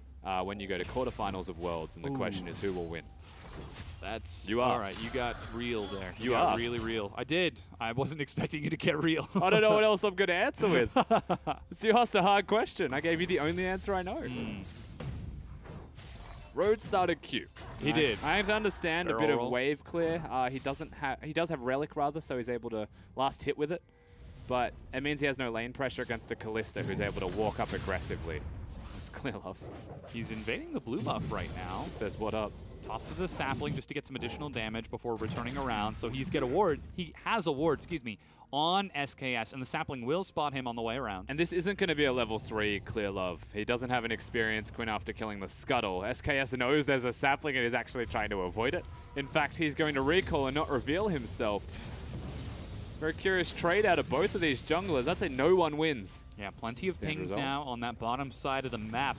There is a ward in the river for EDG, so perhaps predicting him to gank instead. We see the push in from iBoy and Mako, and they continue to maintain this forward presence. You had to assume that he would, and he'd come through the Tribush, which is why Mako's now stepping up. Probably going to clear the explosive plan, if not place another ward at blue, refresh that vision, as he's doing so now, and once again finds that Rengar. So EDG, process of elimination works in their favor. They know exactly where he is. Clearlove is the invisible member of the team, going towards the blue of his own. And now they get that vision of the Rengar. They know they're safe. Scout pushes in and gets ward on that top side of the map. SKS will finish off his blue. I mean, he started Raptors Rengar, so they'll be up in about 30 seconds, I think. So they'll be pretty nicely timed with a ward from Scout to be able to find that Rengar. And every step you take, every move you make. Mako, uses the grand entrance to leap to safety as he takes a few of the piercing feathers from Xin Zhao. And was down a level, so he couldn't get out safely with the E. They actually did drop a control ward in the river to allow SKS to pop over the wall. They've got vision everywhere, so again, that process of elimination. Flash Body Slam is all it takes to secure a kill with a Rengar nearby. Road has Ignite, but with the way the minions are starting to shape themselves, the fact that Rengar can't get into the lane to jump means that it's very risky to try and execute something like that. SKS has a super hard time getting into that fight. EDG play aggressively, they're not punished by IMA at all. And there's the trade-off. Krug's being taken by SKS as he continues through, and perhaps a good sign for EDG fans that iBoy is still not being punished. But they know the Raptors haven't been taken by SKS, and they'd have to assume that he's on the bottom side of the map. Clearlove immediately swaps and goes to the other side. Not sure what SKS is doing against that wall right there, but you know, they're matching each other in jungle clear. So the ward by Athena is in place, and he's lucky that Athena is in 6 to take all of those with a single rocket. But everything will subside with a slight advantage to SKS, taking extra camps. He did get that Krug advantage. Clearlove makes his way back towards the mid lane to look for his own Raptors. He'll at least stop the recall. What? Oh, yeah, he will. Yeah. Doesn't do damage on impact anymore. Yep, yeah. It's so infrequent that you see it, but still provides just a little bit. Scryer's Bloom gets some vision bottom. And yeah, now things return back to normal. Let's see if iBoy can continue to harass this bottom lane. He opened up a slight CS advantage. He is on that Kalista, which was so huge for him in his set just a while ago. And a lot of this game, a lot of this series so far has been about finding where the enemy jungler is and continuing that laning phase. Gragas, Xayah, they're not having a bad time in the 2v2. They're down that wave you mentioned, but it's not a game changer. Mid lane, they're farming, and the advantage is there for Scout. That is in part the aggression that Scout is throwing himself around in the middle lane with. The fact that Clearlove has been nearby oftentimes, and Athena has known that fact. But even with a teleport edge towards the Corki, the advantage is still there for the Lucian. Ooh, Mako's trying to make something happen here. He misses the grand entrance and so has to back away. As you were saying, though, it's so difficult to play that style, tracking the enemy jungler, when that enemy jungler is Clearlove, one of the most well-informed junglers in the league. They're LPL. teleporting, actually. Yeah, that's Clearlove Mouse making is his way 6. bottom. He's got the equalizer. That's the engage onto Road. It's dropped down to the side, and he's going to be burning down the sacrificial lamb to buy some time. Flashes the wall. They're diving onto Jin Zhao. Ignite, and they get the kill. First blood is going to be picked up. Athena teleports into the grave. Valkyrie's back and burns it down as Mouse takes the turret shots. 3 kills to 0, EDG. 3 kills, uncontested by the side of IMA. AmazingJ has no teleport. Athena teleports in and just dies for his trouble. And honestly, that's what you want to see from EDG. They pull the trigger. They say, we are diving that bottom lane.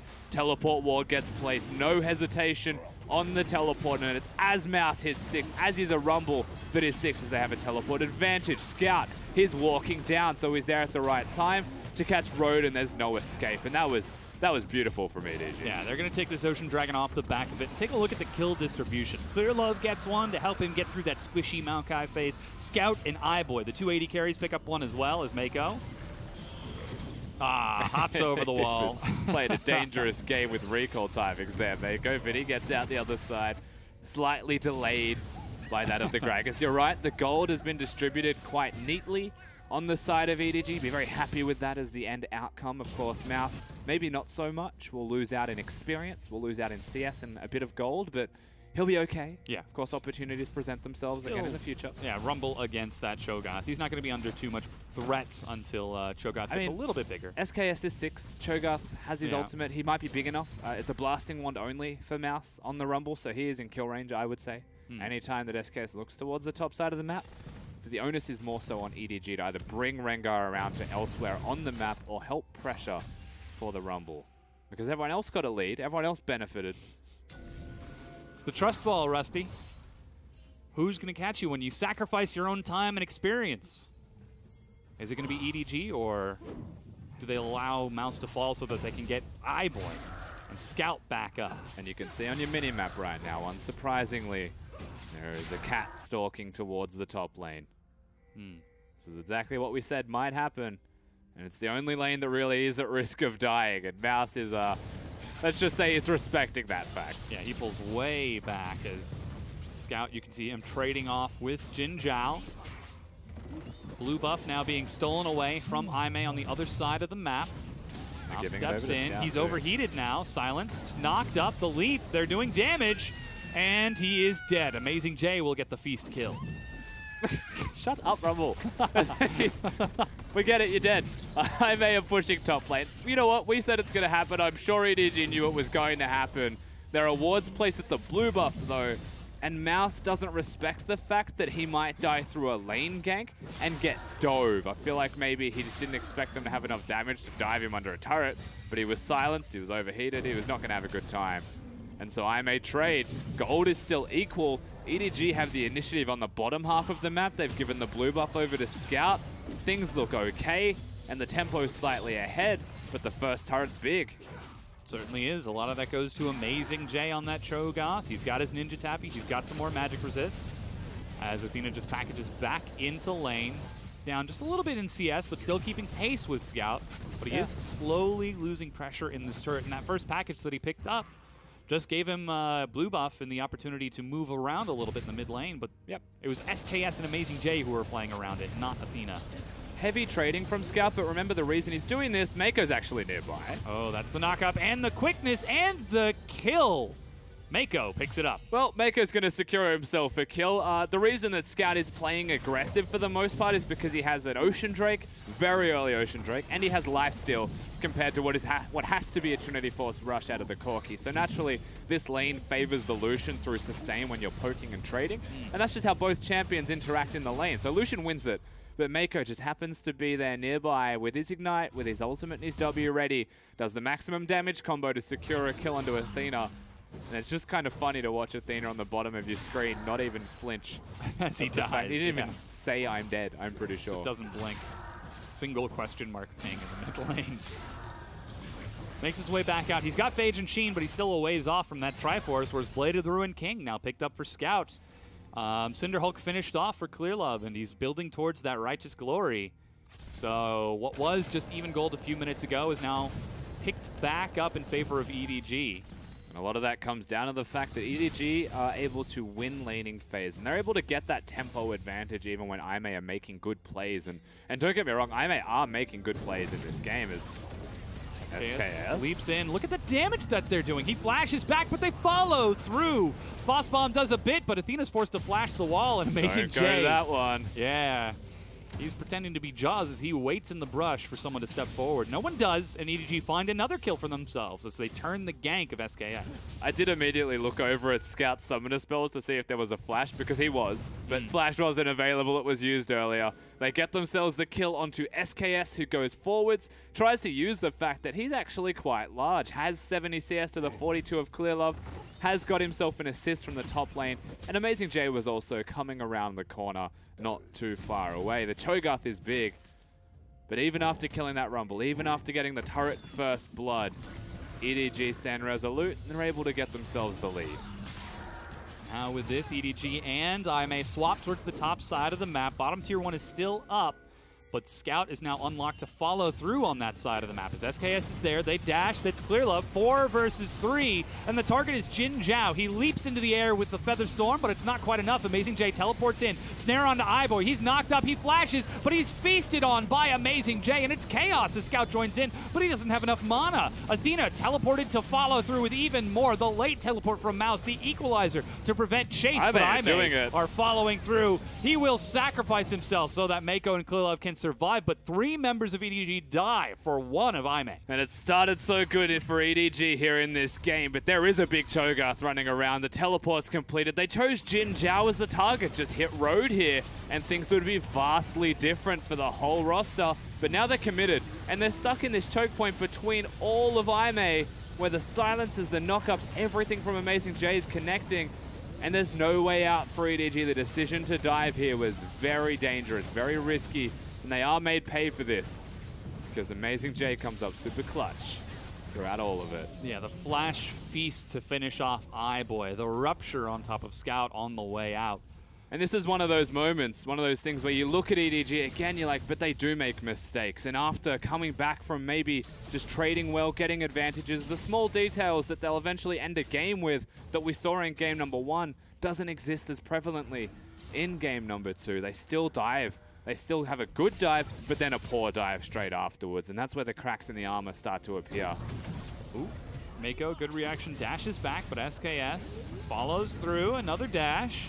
They're continuing to chase forward as Thrill of the Hunt is used. He leaps forward onto Scout, Boss Bomb, quickness, but Mako is slow. He leaps in, the knock up, SKS. Ignite burning down, but he's healing up, and Mako, he's kiting around this, but Scout is huge. and he finally locks down the kill onto Athena. Scout is the member with the kills on EDG, and he does find himself another one there. It was a dangerous game that EDG were playing. Mako uses his ultimate and can't catch up with the 50% move speed. Road finds out that walls are harder than you think to get across, but EDG bounced back. And that's the big point you'd look at, because whilst they got the kills, whilst EDG made a mistake, it was only kills. They didn't get a turret. EDG, they get a trade, and they get themselves a dragon for the whole roster, extra combat stats, and that's the difference between IMA and EDG here, is of course we get to see this pan out. Mako, nice dodges, fancy feet. Valkyrie used by Athena at the start of this, and Road, he didn't need to throw that ultimate. He should have went for Scout, but here comes Mako. Finally the W's back. They changed targets. SKS, very lucky to be alive, but will survive as Scout, once again dancing around the battle, elegantly finds himself a kill. Demonstrating why he has the most MVPs in the league right now. 4, 1, and 2 up in CS over Athena, putting up some big numbers as he's going to be gifted red buff right now. iBoy, meanwhile, has had all the time in the world to farm. He's finished off his Blade of the Ruined King and 2 daggers. Not quite the huge carry performance from game number 1 just yet, but he doesn't need to be when you've got Scout doing plays like that. And speaking of game number 1, we highlighted that Athena might be the place that changes, and we said maybe not. It's usually the team around him. Well, I feel like the team changed around him, but with the amount of focus that's gone down on this lane, we're almost at a point where Scout is just performing that much better than Athena, that the Corki's been able to do nothing. Both package uses have been to get him back to lane after a blue buff, just to get him back to lane. Scout's just walking away with the game. Ooh, good potential dive here from AmazingJ. They know. Mouse is getting wise to it this time. Yeah, he sees it coming. Only 2 minions on this turret, but the next wave is crashing in. But he'll probably equalize to the next wave, Mouse, if he wants to survive with the turret, and he's going to do so. It's a cannon wave, though, so I worry for the health of this turret either way. Ooh, one final hit, but SKS is able to finish it off along with AmazingJ. Meanwhile, Rift Herald picked up by Clearlove. iBoy has a wave prep top, yeah. And they're continuing to move in. iBoy, he's on the turret. Rift Herald still in his inventory. It doesn't need to be placed. IMA are respecting it and backing away. They don't want to be dove. Teleport's there from Mouse. He's level 10, though, 2 levels behind, and has no equalizer. We just saw it go down. IMA, a lot of respect paid to that fact, though. They don't want to fight by any means, and they let turrets drop. They let trades happen. Just like that, 2 turrets to 2 as Mako has to bounce Whoa. back. He's actually teleporting in just behind them. He's caught out by Clearlove, though he is very tanky. They just use a few ultimates to disengage. There's walk on by. iBoy's in a bit of trouble here. He's got his flash. Once again, the Rupture catches him mid-auto attack. He's silenced, and iBoy is dead. Another feast for AmazingJ gets him up to 6 stacks now. 3 champions. Yeah, iBoy with summoners up just doesn't dodge the Q. I wonder what happened with SKS as Scout and Clearlove. Flash snare. They're looking for Athena, and they have found him. The culling is canceled. The auto attack locks it down. SKS leaps forward, but Ooh, EDG SKS. don't take the bait. He's inside of vision. He's snared, and Clearlove is right there. Finally dashes away, but they get back to the minion wave that was pushed just a few seconds ago, and they're still getting the damage advantage on this turret. They are flirting with danger, but they're doing it so well. EDG from top where they get caught to mid, where they turn it around and push damage onto a turret, straight down the bottom, where they're able to potentially support. Clearlove needs to back up a little bit. Yeah, AmazingJ is a very big Cho'Gath. Full 6 stacks right now. He's got 8 stacks on his Dark Seal and the Righteous Glory. But the bottom tier one was broken. It's 3 turrets to 2 now. After the trade is said and done. Exactly. They're working everywhere on the map. They have a strategy. IMA's strategy is all about getting those kills, bragging rights, and the difference in gold between them right now is still there. It's still noteworthy at the end of the day. Scout is so big. 5, 1, and 2. 198 CS. Yeah, 35 CS ahead. And that's another Zeal. He's ahead of the clock as well. Does a Phantom Dancer help against Kog'Maw? Against Kog'Maw? Yeah, or not Kog'Maw, Cho'Gath. Well, Cho'Gath does true damage. Yeah. So does the Phantom Dancer apply any reduction because it is incoming damage? I would imagine it doesn't reduce the true damage at all, because Yeah, that's okay. true damage. That doesn't change, and it can't be augmented in any way. But the rest of it, absolutely, I mean, sure. It's more for the Rengar. Yeah, You know, and he might even go rapid fire cannon or static shift, depending on if he wants wave clear or range to kite around. But you know, Phantom Dancer is probably the most viable. I mean, who needs a Phantom Dancer when you've got Clear Love and Mako who are able to set up these waves with iBoy and break down a tier 2? I'm just curious to see how he continues to use this advantage because Clear Love Caught that. Gets cast You out of the channel. Muppet. Oh. Now that was good from Road. That was very good from Road. I think he was just out of vision of a ward, but they can see you channeling it. If memory serves, so Road's able to get in there, blast him away, stop the channel, maybe save a turret for his team. You'd be very happy with that, actually, as EDG have already advanced their vision, though. They're set up not to do it just yet, but at a moment's notice with 2 Blade of the Ruined King users. It's going to be quite helpful when you've got a Cho'Gath that big running around the map right now. As I was looking to see if Athena would step forward in this game on the Corki. You talked about it a little bit earlier, but against Scout, he was not able to pull out an advantage. It's AmazingJ who does it on this Cho'Gath. And I wouldn't want it on anyone else realistically. If AmazingJ gets fed, you're still very happy. I mean, Athena can carry, and then they still kind of work around AmazingJ just with a big carry on the roster. So this is all about the Cho'Gath. Rengar is big enough to one-hit people as well. And this is a composition that's got a Callista and a Lucian. Whilst they're fed, that's kill threat. The Righteous Glory, but Blade of the Ruined King gives Scout enough movement speed. Oh, he's 1v2 and he's just dashing forward. he's still chasing in. He knows the glory is there. That's the culling. Interrupted. Boss bomb, and he's still going in. The Flash Feast, but he so denies it. Oh, the solo kill for Scout. Scout is an absolute hero. 1v2, does not hesitate, doesn't back away. And I wouldn't blame you for thinking he is a Chinese player, not a Korean. That was not just finesse, that was aggression, and I love everything about it. Road is trying to step in towards the Ocean Dragon as EDG finish it off, but there's no chance for a contest as it's picked up by EDG. 3 dragons to 0. And that's 2 Infernals. Oh boy. For EDG, once again, with the carries everywhere, littered into the roster. AmazingJ still a confident player right now. He's still, still very strong, but from what we just saw of the Lucian, I feel like one team is far more confident than the other. If you have to weigh the swagger between the two, it's like, okay, we've got medium-sized swagger out of AmazingJ. But then EDG, they have just... Look at this play from Scout. We get to watch it again. So AmazingJ goes in, and he's trying to Righteous Glory either to slow him down or to knock him up. It's kind of cool, that interaction, that you limit the area that someone can juke you with. But he did. Scout, he's happy to get knocked up here. Doesn't really matter. AmazingJ is going to flash in after seeing that. With the timing of the heal, flashing forwards with no hesitation. All of these things, Scout, he knew exactly how much he could do as Lucian, the limits of the champion, how fed he is, and how much damage AmazingJ was going to take. Crits aside, he probably would have still had a kill threat. Finishes off that Phantom Dancer on the recall. I mean, iBoy got to be confident in game number 1. Scout's confident here in game number 2. Step aside, iBoy. It's my turn to carry. It's my time to shine. 0-4 to Athena when you contrast these mid laners. It's gotta hurt. Oh, yeah. Full item Here they go. ahead. They're back on the Baron. They don't have a mountain, but they don't quite need it because they are doing a lot of damage. Leandri's 2 Blade of the Ruined Kings. They destroy Baron. It's spotted out. Teleport coming in. This is going to be AmazingJ getting into the pit. Smite Road early, and it's got stolen. AmazingJ gets it. Clear Love panics. Meanwhile, they're fighting in the back. Athena's dead again, along with Road. The snare stops Scout from chasing. In the pit, AmazingJ will finally eat enough stacks to die.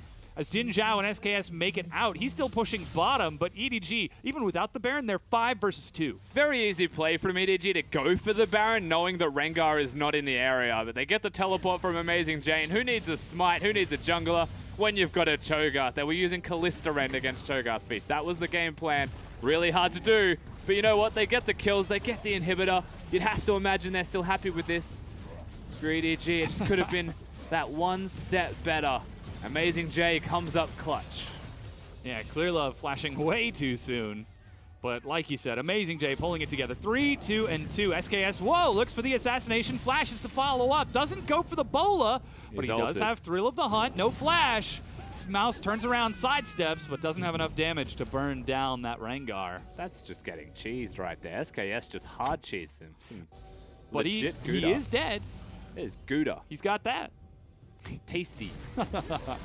Here it is again. Speaking of tasty, Cho'Gath is gonna teleport in. Yeah, the smite was at 1k.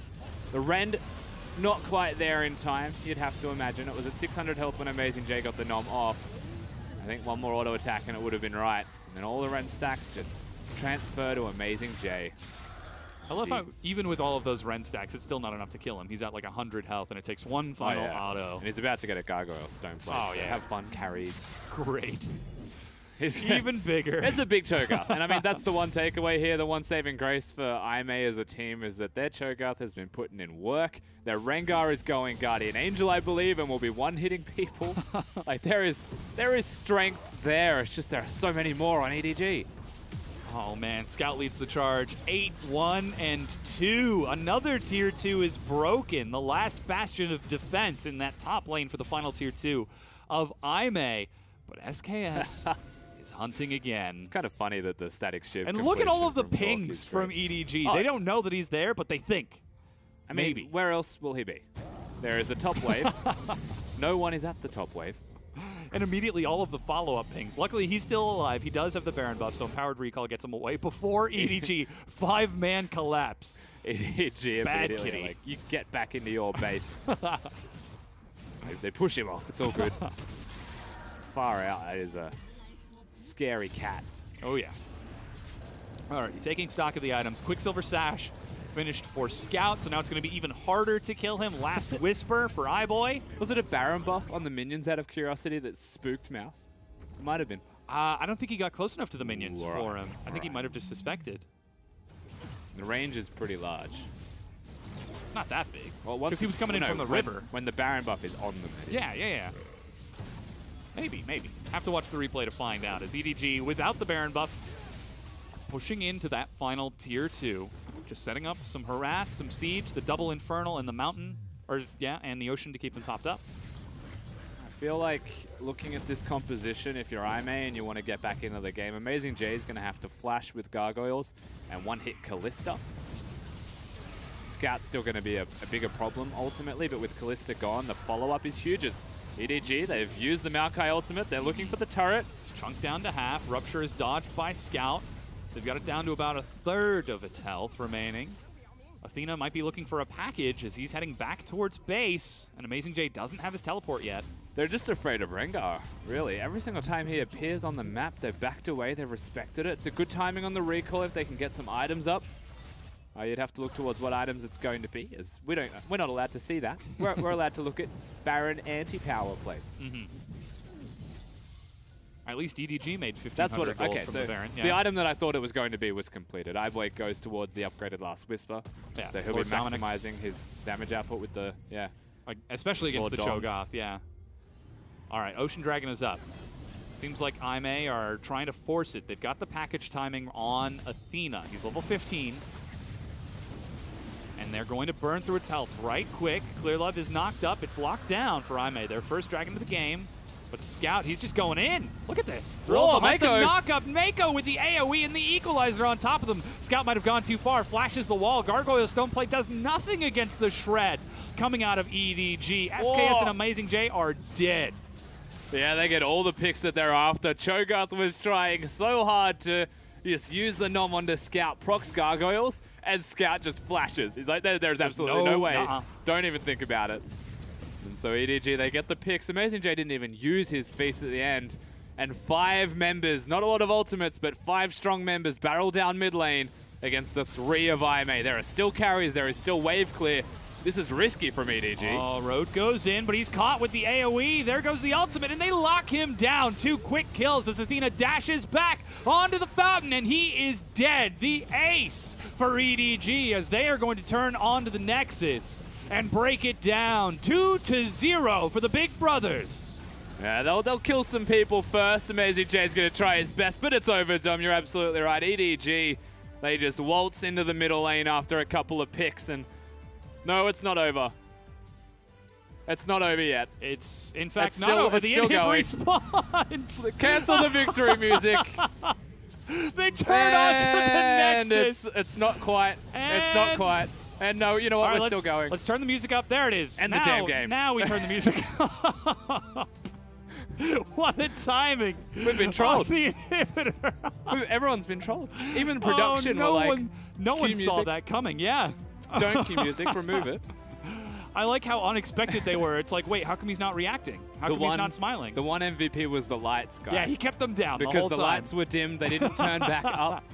Come on, turn the lights on. You need to get the camera angle. Imagine turning to the inhibitor after the game doesn't end and being blinded by some production lights. Oh, yeah, that would be amazing. MVP light guy. EDG will walk it on down. Some smiles and laughs all the way across the board. You can't help but laugh at a moment like that.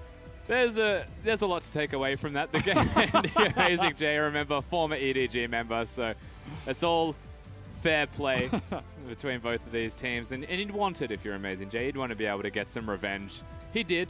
He destroyed Mouse. And that's why Mouse was a little bit salty. Comes up to him and says, "God damn it, AmazingJ, you smacked me around with your Cho'Gath, but I still won the game." Scout fans get a chance to celebrate once again as he shows why he's the MVP leader of the league right now. And strong argument for MVP here in this final game as well. I think we'll be looking at that MVP vote for game number 2 and saying if it's not Scout, we'll be a little bit disappointed. Yeah. Big performance coming out of him. Just the individual flair from the player was substantially higher than game number 1. They swap who's carrying. The fact that EDG have now got the ability to alternate who the hard carry is. Once again, that's very big for them.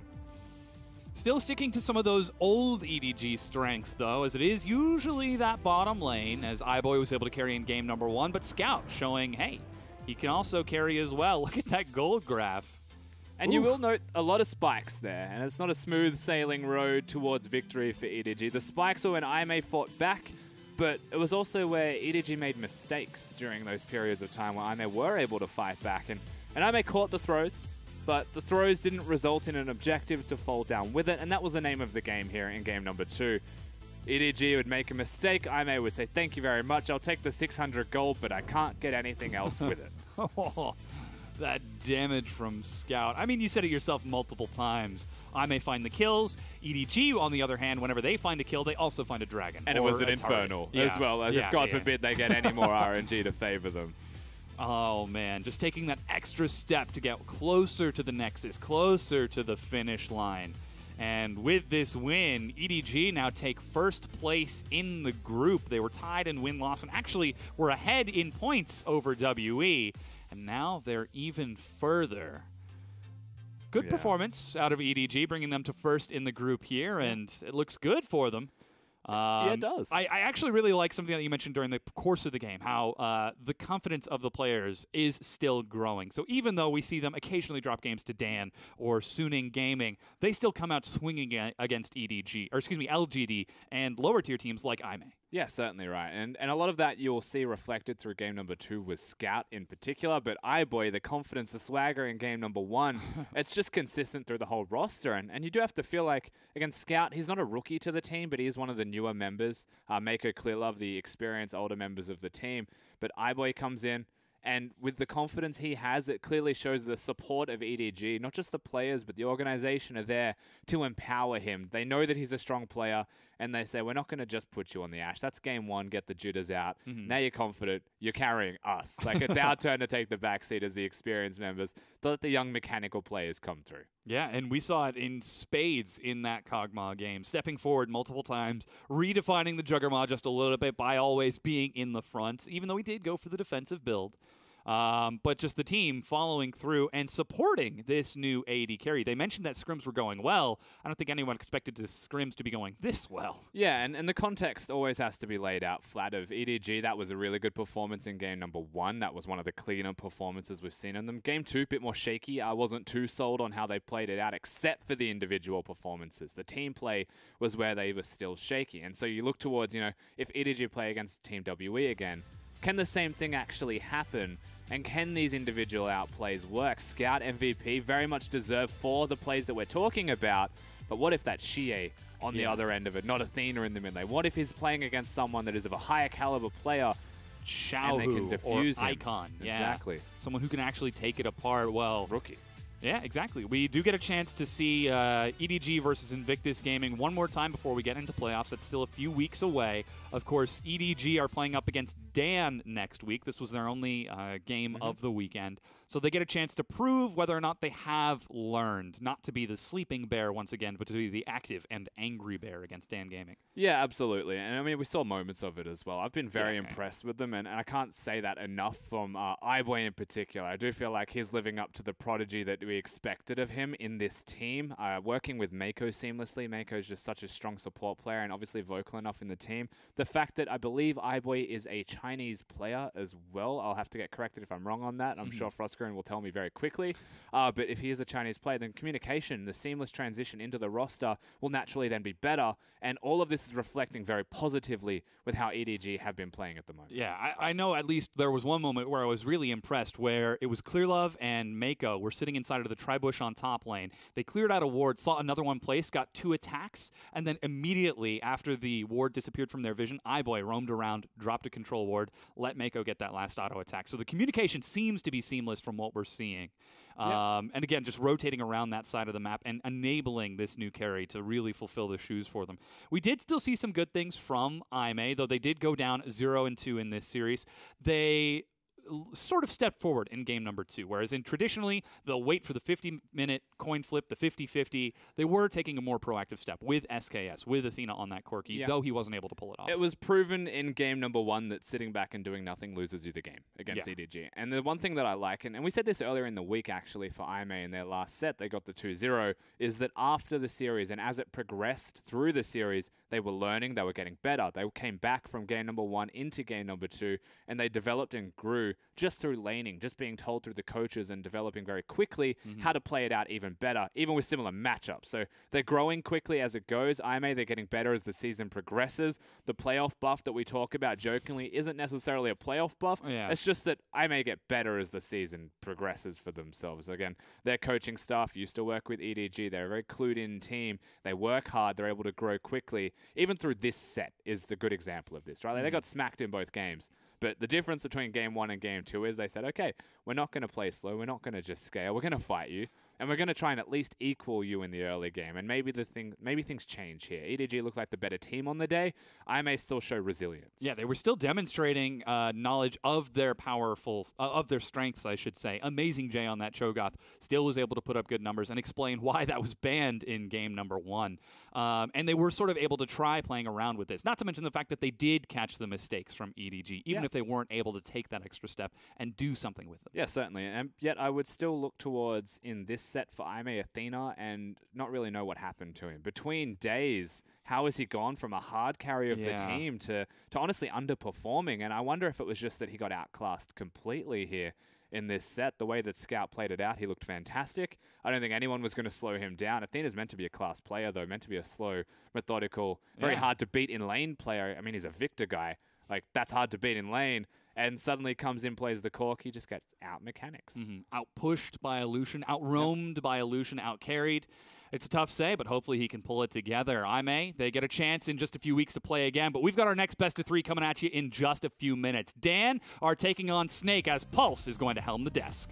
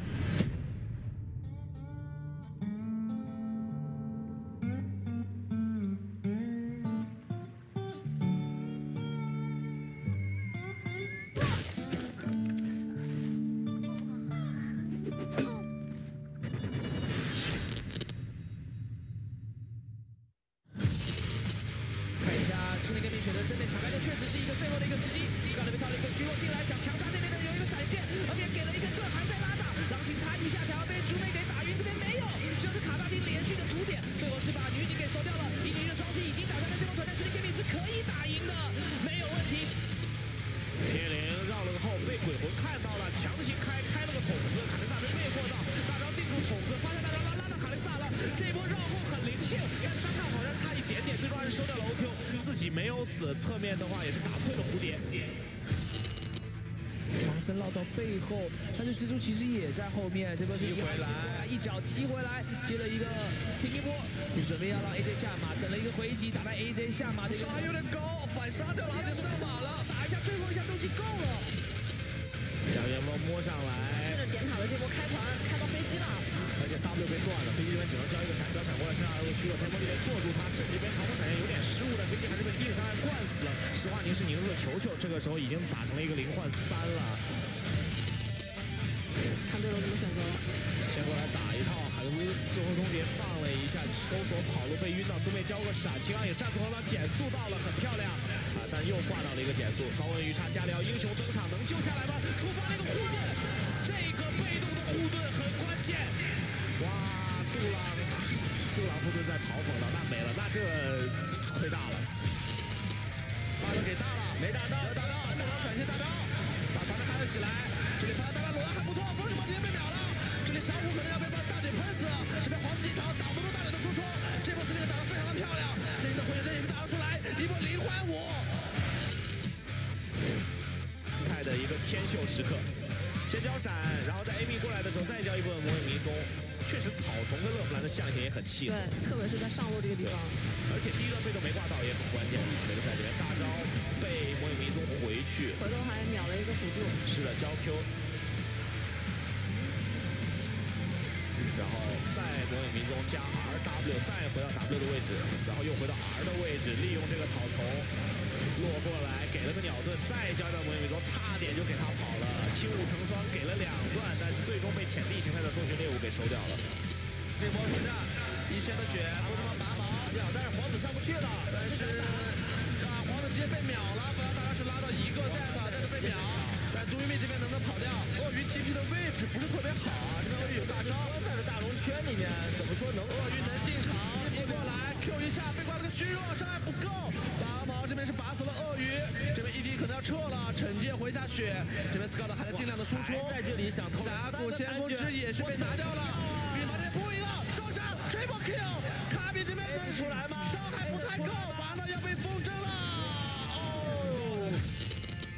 OMG 是把W 的人拉到这个狭小的空间里，我们看到兰博大招是没有用的，是一个绕后的位置，然后 Icon 先消耗一波 W 定住，对，先把加疗第一个大队用，但是武器进场了，看到兰博闪现过来，进场，我们看兰博的大友没有丢到一个狭小的空间里，不错，兰博的大招位置还可以，但老鼠的输出好像更高，而且加疗还有前面嘲讽到了3个人，金身逼了出来，猪妹把司马老贼给斩掉的话，那金身结束的夕阳也是瞬间被西野给击杀，西野拿到了一个 double kill。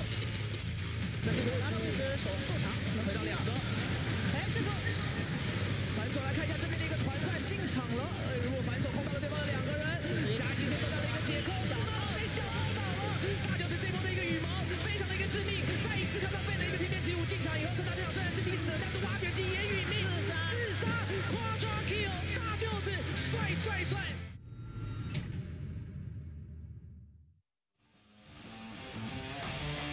Welcome back to the LPL, and we're coming in for our second series of the day between Dan Gaming and Snake. And this one will be a spicy one because heading into this match, Raz and I were talking, who is next to me, by the way. Hello, Raz. How are you doing today? Well, hey. We were talking, and you were saying that Dan Gaming, they probably have the longest loss streak in the history of the LPL. And I was like, Raz, that can't be true. And then I looked it up, and they've lost 7 games in a row. Well, 7 sets, and so you have to have that caveat because in the history of the LPL, they've had best of 2s, best of 1s, but when you get into the best of 3s, of course, the last, or at least the last longest loss streak, was Hyper Youth Gaming, and they're tied with them at 7 apiece. So right now, if Dan loses to Snake, They have the longest series loss streak in the history of the LPL. And it's insane to even imagine that, because Dan coming into the LPL, of course, a lot of teams were pretty down on them. You know, being the 3rd place LSPL team, being able to get past Vici, I was like, okay, well, that's a lot of people looked at that and said, that's a fluke. You know, you give Easy Hoon some time in the ring. You say, okay, now you get out there. And then, you know what? Vici should win that set.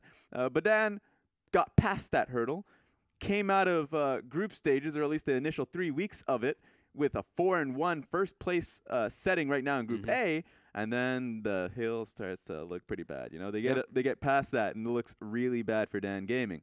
Now they have to go up against Snake, and they really need to get out of this rut, because sure they lost their last set, but they are tied with them in win-loss, and it's about the point. The only thing that's giving Dan a lead in this with Aimee is just the points itself, so they need to actually get some wins on them. Yeah, imagine going into a day and saying, I'm going to tip Snake today. Like, that is crazy. And we both did that. We both did it, Raz.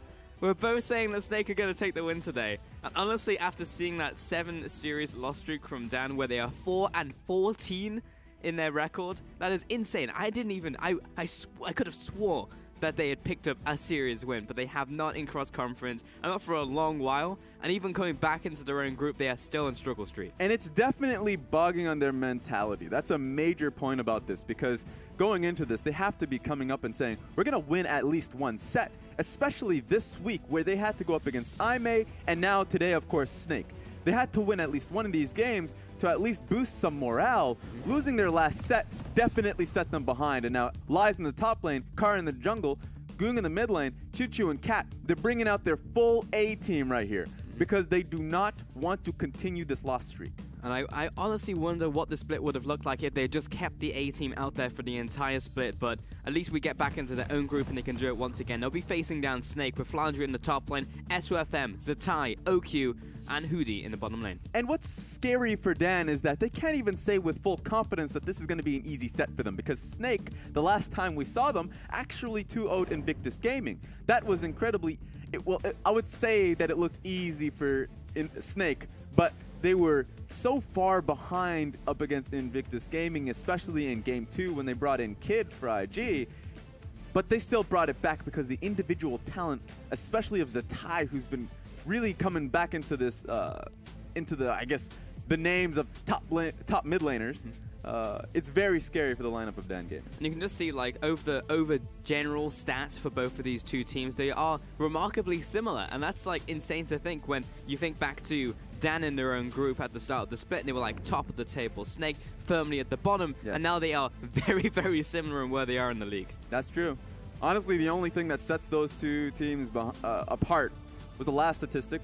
And I can only imagine what that says, because I know that Dan is still rather high when it comes to Baron percentages, just the monster objectives, because that has been their major priority from the beginning of the split to the end of the split. And this team, of course, Snake, will have recognized that. There's a lot of footage about how Dan wants to play the game, and so Dan has to change things up. Last time we saw Dan play up against Aimee, they played a slower-paced game. Aimee played a faster-paced game. So Dan is learning, or at least they're trying to learn how to patch up their weaknesses. It's just pretty damn late into the split. Problem is, Raz, they came in as a gimmick team, and it was like, this is amazing. They'll go for like that 20-minute Baron every single time, and like it took so many teams off guard, and that's why they started picking up wins, because there was like, surely a competitive team on the LPL stage, the biggest league in the world, would not rush a 20-minute Baron, and then they did it every single game. Game after game after game. You're like, nah, it's not going to happen this time around, and you just keep getting mixed up. It's funny. It's kind of like fighting games where it's just like, this guy's not going to keep throwing the same punches. I've just lost the game. How could this have happened to me? Basically a bronze versus a challenger, and then suddenly I'm in the dumpster. Yep. And so, of course, manning the stage behind the team, of course, BSYY. And the biggest point about this is that you could see the changes in the team. There are marked improvements. It's unfortunate that it's come this late into the split, but now that they have, I would suppose, started bringing the marquee players, starting them at least in Game 1, you can see them starting to grow as a team and starting to, I would say, let's say, respect their opponents. And honestly, it's just building from the ground up, and I don't feel like the first couple of weeks even gave them that, because they were still gunning after that single gimmick. We'll take a look at the bans here. Snake will be Rumble, Zack, and Elise. On the opposite side, Dan will ban away Maokai, Rakan, and I believe that's Cockmore as well. And it will be a first pick of Cho'Gath for Dan Gaming. Yeah, Cho'Gath, of course, 7.14, major pick, major flex. So Dan being able to pick this one up, you would assume that it can go to Lies, but especially in the LPL, we've seen a lot of mid lane Cho'Gaths. So that's a three-way flex pick. Yes, it is. Snake looking towards their couple first picks now. It will be Thresh over to Hoodie, and it will be a Kalista pickup. They were hovering over the Kayn, of course, because SOFM has shown his Kayn before, but it will be Kalista to start us off. Yeah, Kalista, Thresh, immediately you can see the focus coming out of Snake, that they want this bottom lane to be the primary focus. Now, with Elise being banned, it'll be a little bit sad that they can't just have that easy, you know, go to bot lane, see if you can get gank after gank after gank, but you'd have to expect SOFM to pick up a highly impactful jungler, like a Gragas, for instance, to see if he can get a few kills in the bottom lane. Yep, Tamkenj and Caitlyn for Dan Gaming here. And back over to Snake for their final pick of their first rotation. Where do you think they'll go, Raz? You got a couple seconds for a prediction. Oh, you know what? I feel like I can't even make the prediction. It would be cheating, just because Shen feels like a legitimate pickup with Kalista being up and available. So, you know what? Yeah, I can't do it. You gave me zero time. No, all right? Raz, I'm I gonna gave blame you a freebie. I set you up for success. That's you cheating. just had to say Shen, and then they lock in the Shen, and you look like a god. I would look like a cheater, all right? The people will decide.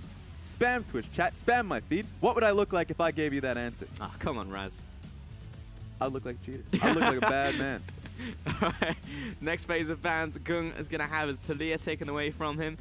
Kayn against SOFM. So it's a little bit interesting that we didn't get an early pickup of the Kayn there for SOFM because he pretty much knew it was going to be taken away from him on the second phase. Okay, yeah, Kayn is a big one. And of course it is SOFM, so you'd expect Dan to have done their homework on SOFM style of jungle. And of course, here's the biggest point about this. You can't stop SOFM. In fact, I wouldn't even have think that he would have gone towards the Kayn. I mentioned Gragas for a reason. I do think that he's going to take the easy way out. Ease of execution is the way to go if you're Snake, and it seems like they're going to play around OQ. And what's best to do that with a high ganking jungler? Doesn't matter if the Tom Kench is picked out for Cat. Oh, they're even going to hide it. Wow. All right. Yeah, Orianna for mid lane for Zatai. So hiding that jungle pick. It's a lot of shields, a lot of engage. Feels like Snake have just gone all in on the protection comp for OQ. You're playing with my heart. You're really playing with my heart right here. With that Skarner hover. I forgot Skarner existed, honestly. There was that one game. It was played by KT, and that was it. That's when people were like, ah, yes, Bomb Me Cinder is a thing. A lot of these tank junglers can get away with it, and we never saw it again because Skarner is still a very, I wouldn't say useless champion because he has his uses. And you know what? They're holding out to it. Actually, this could be it because Cat, yeah. Oh! You know what? All right. They actually held it for Cat because he wanted to just swap it with Karn. Is this the second Skarner we've seen in the entire, like, Season 7 I'm going to say yes. I'm just going to say definitively yes. I'm looking this up. That's it. The score, and it's, unless if there is a, let's say, a developing region that has just gone towards a Skarner pick. But this is insane. Immediately you can see that that focus is going to be all on Karn to get fast clears and just try and pick someone up. It's going to be OQ, and that's what's fun about this. He really wants to at least go for that flash ulti onto OQ. Okay, so we remember the KT game, and that was played into MVP. Revolta played it in Brazil. Of course. He also played it into Elise and went 0, 2, and 12. So. All right. Was that a win? That was a win, right? No, it was a very much a defeat. 0, 2, and 12. That's, for me, that looks good because of those 12 assists. It's always about the assists for the game. You know what? But yeah, it looks like immediately you can see what Dan are doing. We talked about them being that cheesy type of team. This, my friend, bit of Gouda, just a little bit. Now, they know they're going into a protection composition, which makes Skarner a smart pickup, just because you want to be able to get a flash engage onto that primary pickup.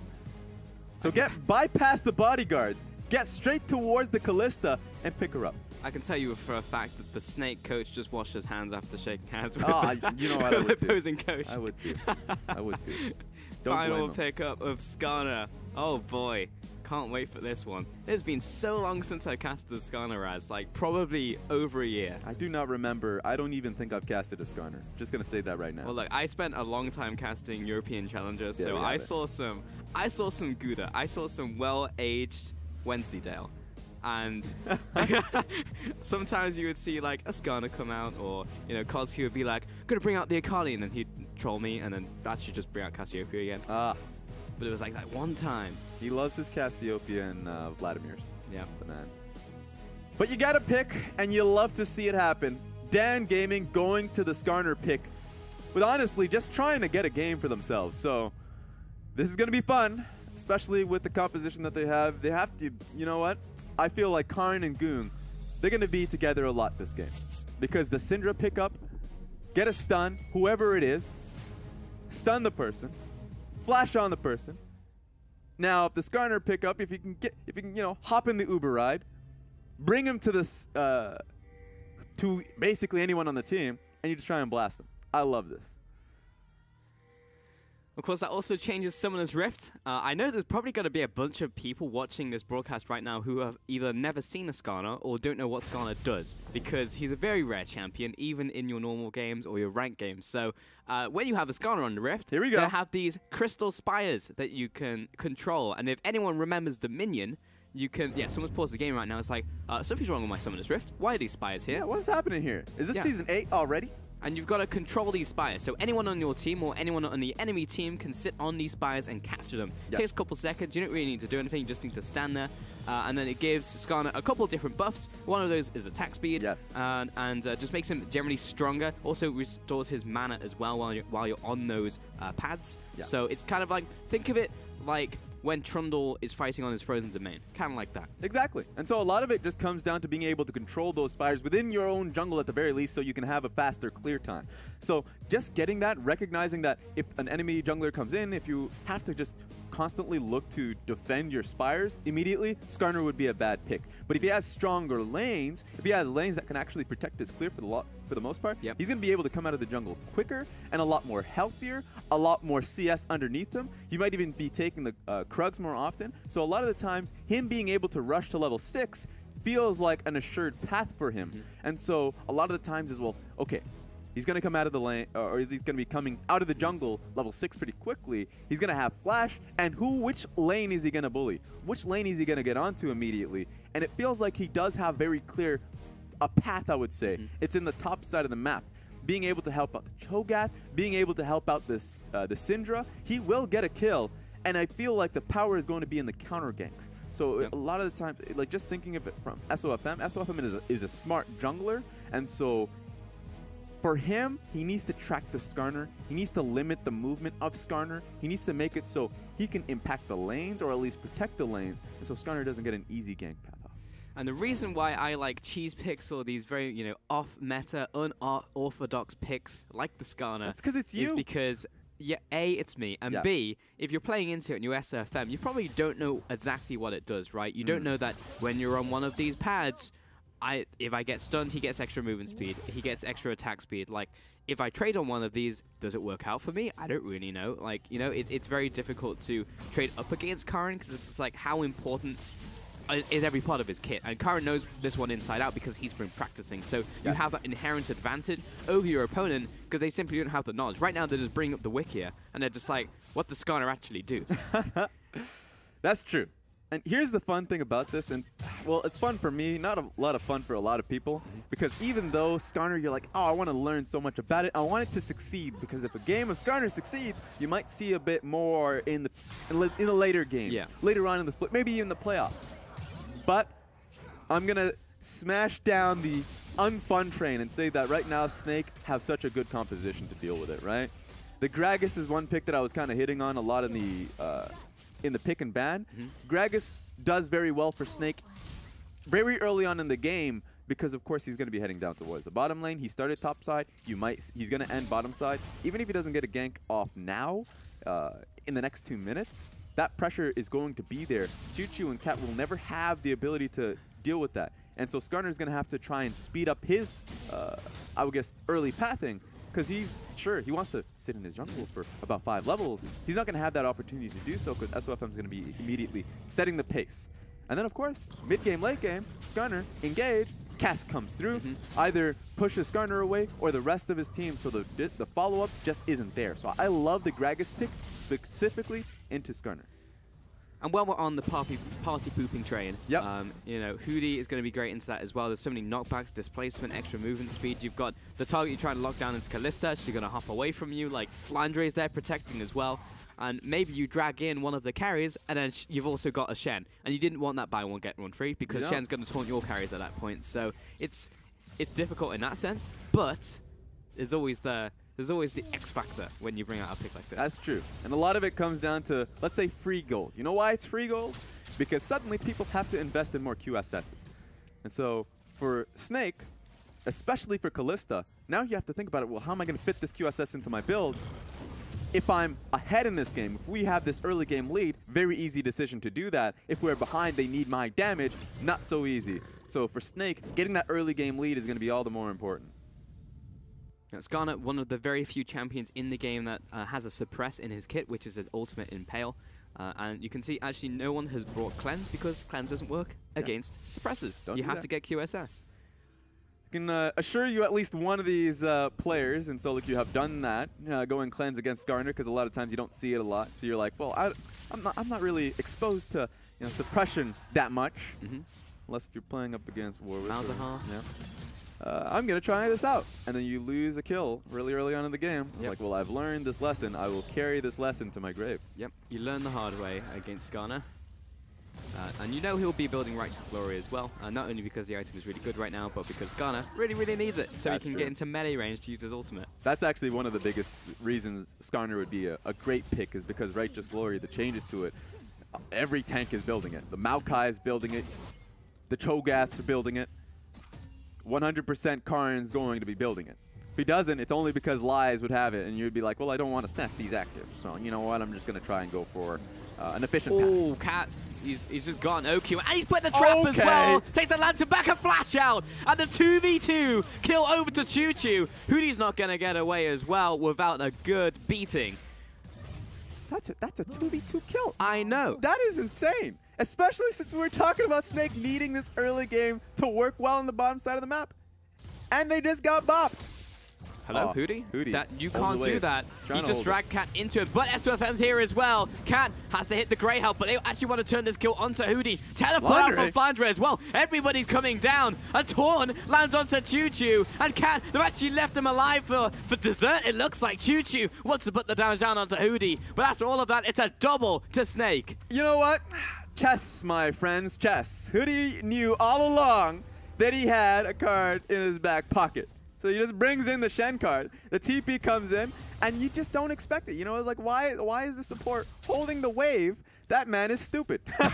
I'm not going to allow that to happen. And then they pay the iron price. So that's very sad for Dan Gaming to get a 2v2 kill and then immediately just lose both their lives.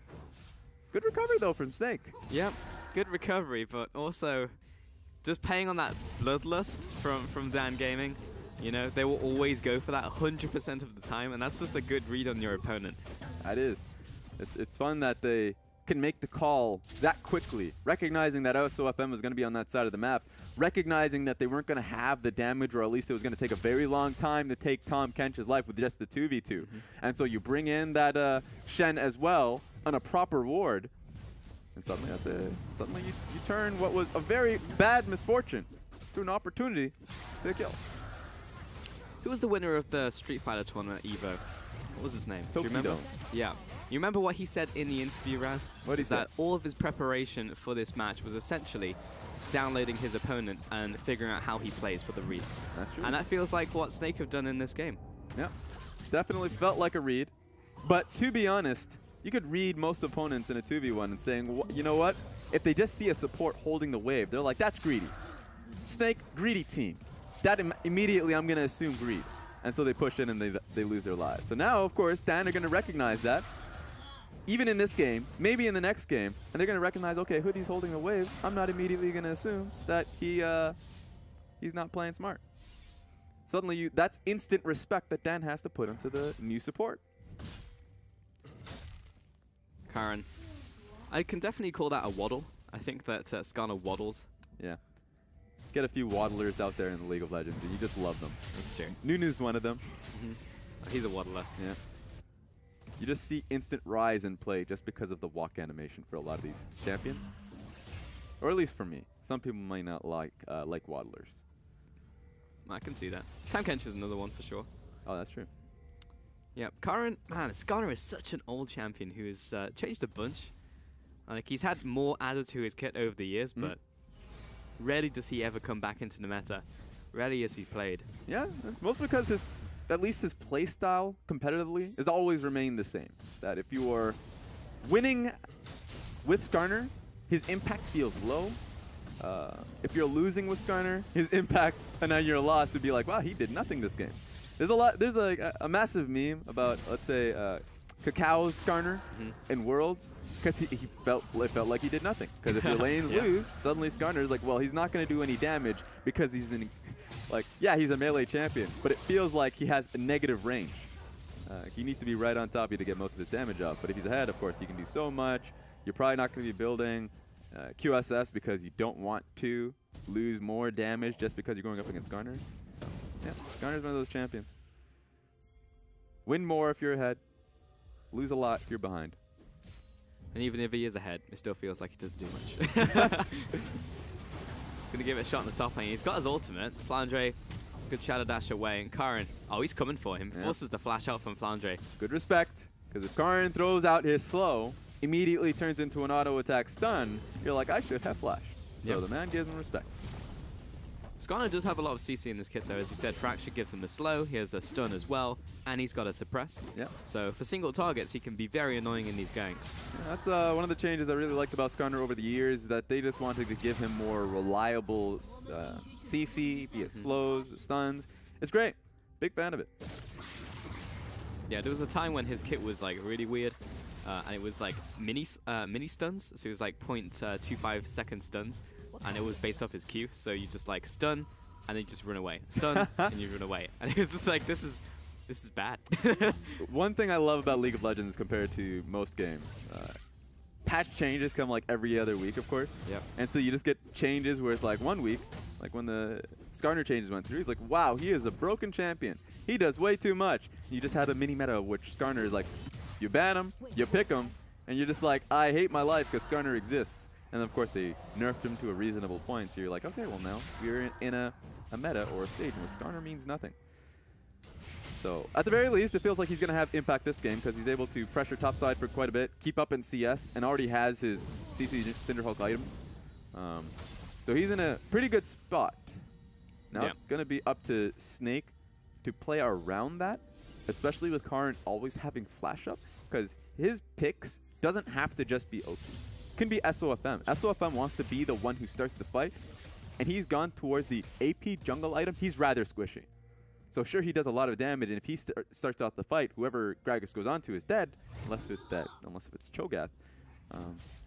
But yeah, if Gragas finds himself mispositioning, he's a dead Cho, or at least a dead Skarner.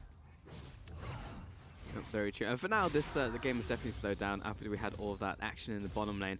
And just from how I've been seeing these trades as well, like Oki and Hoodie have certainly woken up in that lane. They've just been absolutely smashing Tutu and Cat following the early game. It's hard to deal with the Kalista Thresh, it really is. Even if you get the early gold, early kills, even if you have the exhaust, you just don't want to deal with it. Even if you have the Tahm Kench, you're like, well, you just engaged on the Tahm Kench. Oh, who's going deep, but he knows SOFM is just off to the side. He comes in, flash, body slam, pops the ultimate. They really want Cat. They know they have to jump on it because he's going to save Choo-Choo. Shockwave, and that doesn't even get the assist. It looks like, oh, he just got the assist. OQ secures the kill. Yeah, it was hard to get the kill because the terrain made it so no one got popped into the team, but they end up getting the job done anyways. Ooh, Karn. Yeah, he's locked underneath that tower. Good response from Flandre. Might actually pick this 1 versus 2 kill up. At the very least, gets the flash. At the least, Dan also get the turret. So it should be first turret gold for the team, and it's all going to be on Cho'Gath. But Snake are in a great position to trade up. So it should be, of course, the tower and the dragon, unless if Dan has anything to say about it.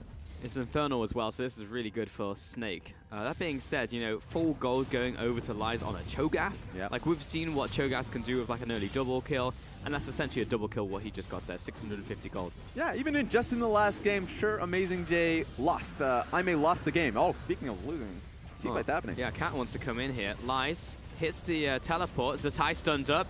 Shen, ultimate right on top of Zatai. He'll flash the wall, gets Flandre out of there as well. So resources burnt from Snake, but they still got the dragon. Yeah, there was no strong follow-up to get the kill onto Orianna. The silence basically made it so Zatai had to just wait it out, but still survives it through.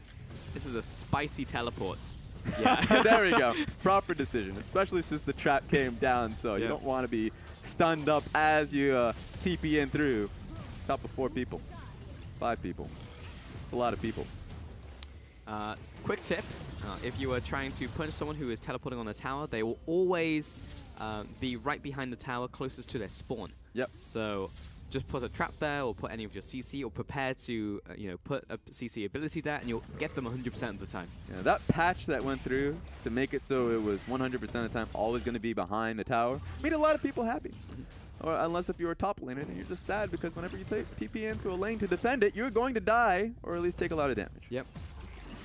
Not fun. But there is counterplay now to it. Teleport was always a very strong summoner spell over the years. You just have a much lower cooldown. That's true. Also had a much lower channel time.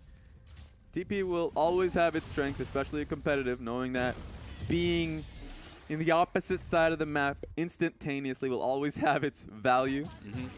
You can increase the channel time for it, but it's still going to be strong. Especially in this meta where it's just like you can have that reactive playstyle. You can still lose lanes, but as long as you have double TP, you can always have the answer to repel a dive. Yep. Dan might have to repel this dive. It's not even going to be a dive. No, it's going to be taking the tower. However, Snake are going to leave Herald to her fate today.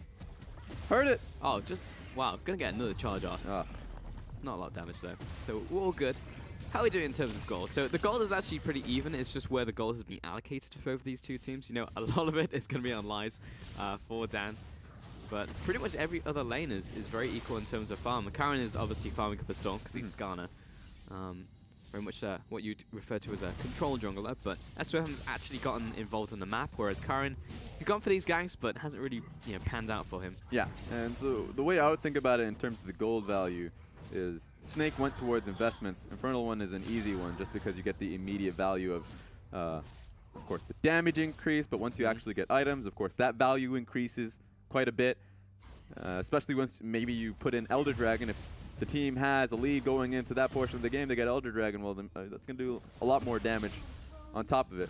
So just Snake being more active on the map and getting these monster objectives, especially just getting that mid lane turret, is going to be a good trade for them. But it means that the vision control that we've always hit Snake for is going to be a little easier for them to attain. As weird as it is to say, like, I think that Snake are performing maybe even better without Crystal, and they tried to ham-fist him into the lineup so many times. But now that we just have OQ and Hoodie in the bottom lane, like I'm seeing just more concise play from Snake, whereas Dan, they try to make a play in the mid lane, but Snake disengage. That's true. And the thing about Crystal, you gotta appreciate the fact that he was willing to stand up and take the support position when they didn't have a good support. Though with that being said, Shen may need a bit of support, moral support, actual aid. Get out of there, Shen. He's good. And so when, of course, when Crystal was in the support position, he stood to the role, was very strong, especially on the Thresh. And then went back to AD carry, and they already have OQ. So the fact that now they could swap between the two, it still has a lot of value to Snake. So having him around, of course, they're going to be very thankful about it. All right, Snake are just going to even up these towers now. It was just the trade across map.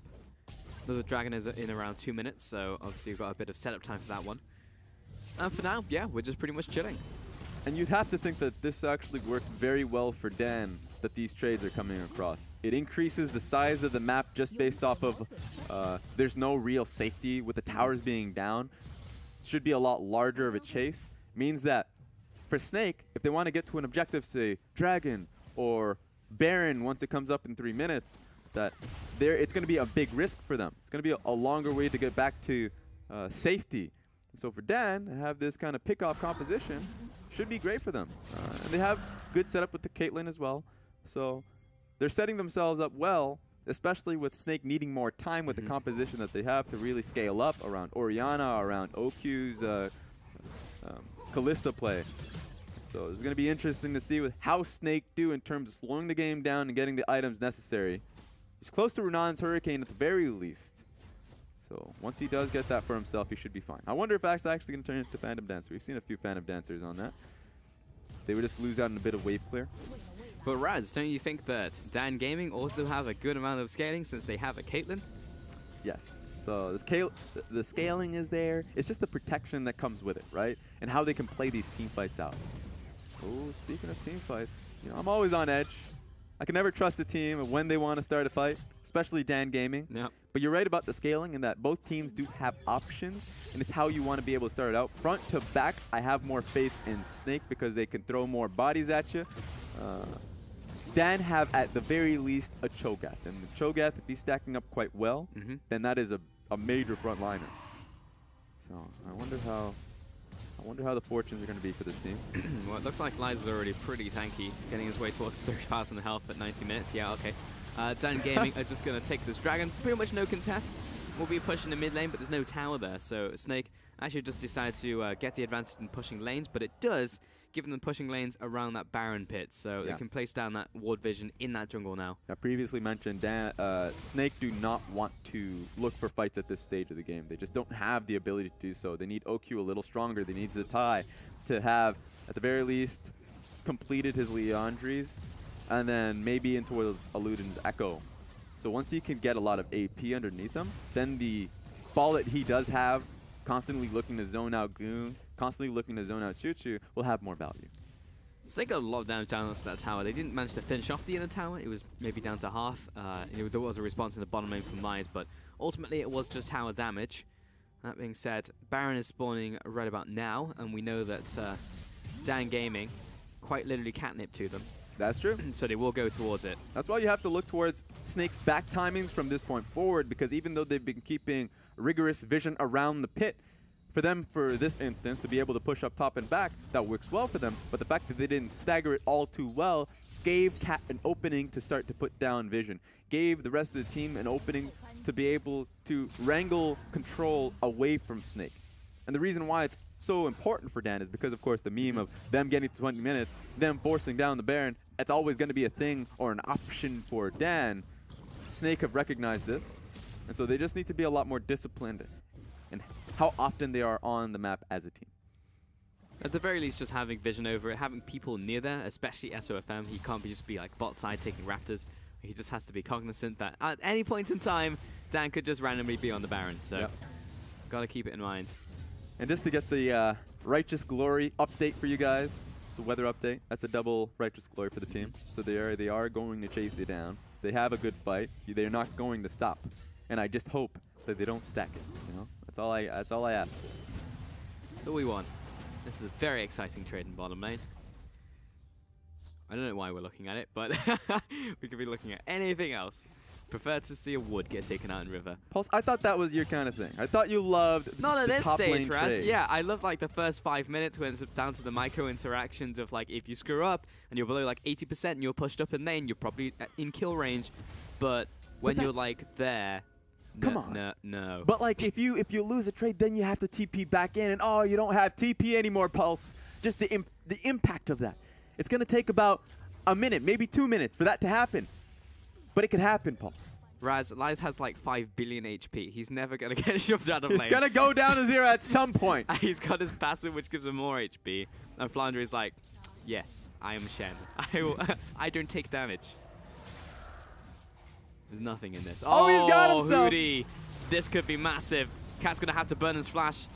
1 for 2 double. Maybe Cat has to sacrifice his life now. He's going to wait till the last second to use his Grey Helm. Oh my the rest God. of the team's coming in from the back line. And Karen has abducted Zatai, but there's no damage with him as well. Lies turns up, has the feast. He wants to use it on somebody. No way. And we'll get it down onto Zatai. And a turnaround coming in now from Dan Gaming. Goon eliminates OQ. And Hootie on the run with Flounder and SOFM. They're running for the hills. Double kill Alpha Gung. Absolute chaos, and it's not going to stop here unless, there we go, the barrel's going to do it. That is insane. that looks so good for Snake. They get the initial pick onto Choo Choo. They say, you know what? He wasn't even our target to start. We knew Cat was going to eat him up. Let's get Cat. But they left one person behind. One person didn't get that train ride pulse, and it was Zatai. So yeah, we talked about the 20-minute Barons. This time around, it comes pretty free. In the words of Jesse Pinkman, they can't keep getting away with it. Why are they on Baron again? Dan Gaming, 23 minutes. And for some reason, every single play turns into a Baron play. Choo Choo's at the back of the pit. Flash torn. FLICKR takes out the AD carry. Now he's kind of trapped, but Gung also needs to stop tanking the Baron. Live, get in there. SOFM and FLICKR may have stopped this play. Oh, keep it healthy. Oh, no. Okay, all right. Baron's going to go to max HP, too. Okay, zoning them off in this choke point. Gung turning it around, pops the ultimate. And Cat does ride the wave back to safety. But FLICKR is the only one who is sub 30% HP. Snake are going to turn onto it. This ride is not going to end. FLICKR does have teleport as well. You can see it instantly teleporting in. Lies. Hits the rupture. Everyone at the back of the pit taking maximum amount of damage here, Raz. That's a Cho'Gath on Lies. Stop that Cho'Gath. And the taunt. The CC chain is huge. Going to be dragging Lies in as well. The death sentence is living up to its name as Lies hits the dust. And Baron will go down to Snake. Very well done from Snake. Time and time again, Snake have been losing Barons. In fact, they're getting very close to being Dignitas meme. But finally, they recognize that's a lot. That's Smite on Karin. That's Cho'Gath ulti. Get the fight, secure it. This is the fight that we talked about earlier on, that Snake were looking good to clear it up. Zatai gets caught out, but thankfully Snake, the A team comes to save him, but they're right on top of tanks. All of these tanks, they're doing so much damage. The Cho'Gath is going to eat the Orianna, and you're just in a position of sorrow, where Snake thought they were doing well, probably weren't able to focus on the fight because there are so many HP bars on top of each other, and of course get completely AoE'd out. Finally Dan go for a Baron play, and Snake to stop them and take the Baron. As much as I like Dan, it feels good. Yeah. You thought they were going to get away with it, Pulse. I thought they were. FLICKR wasn't going to let it happen. No, we went all the way until Breaking Bad Season 5. And that was pretty good. Did you get that reference, Raz? I got that one. Yes, okay. At least you had one pop culture reference. It takes some time to guess and check. Finally get it. Oh, and Snake are going to get another Infernal as well. Dan, not feeling great. Yeah, the investment's starting to pay off for Snake. First Infernal Dragon, second Infernal Dragon. You got to hope that the next one, thank goodness, it's not another Infernal Dragon. But you know that Dan are probably just going to end up getting that Ocean Dragon. This is like, well, this kind of blows. Yeah. Getting all the lame dragons. Hey, you know, if it stacks up to a point, now they're going to get 2 Ocean Dragons. They're basically from California. A lot of ocean. A lot of ocean. But, yeah, Snake, double Infernal. 16% AP and AD. Pretty good. It's just a slow siege, pushing in bottom lane. We've got FLICKR in top lane, so just going to play it slow on the Z from Snake, and this is what we need to see from them.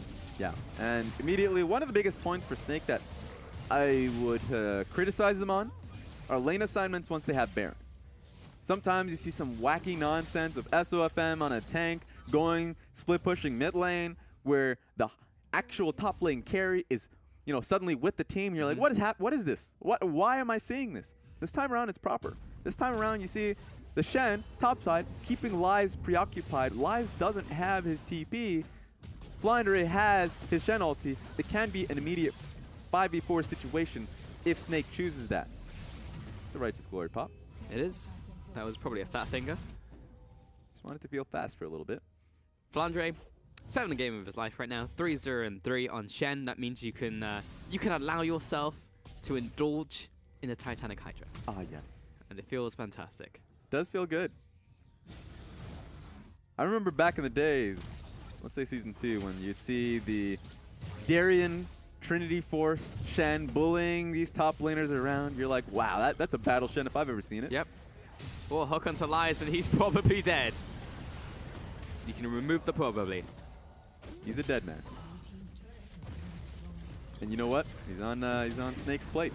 So yeah, this is a good it's a good rotation from Snake. It's only okay. Ooh, nice knockback. Very nice. Here's the thing, Snake can keep doing this. They moved away from the bottom lane because the traps were getting a little bit too hefty, and they can go from wave to wave to wave, and so suddenly change towards mid lane. You leave the traps behind in the top lane, and suddenly Choo-Choo has to do that work all over again. Great movements.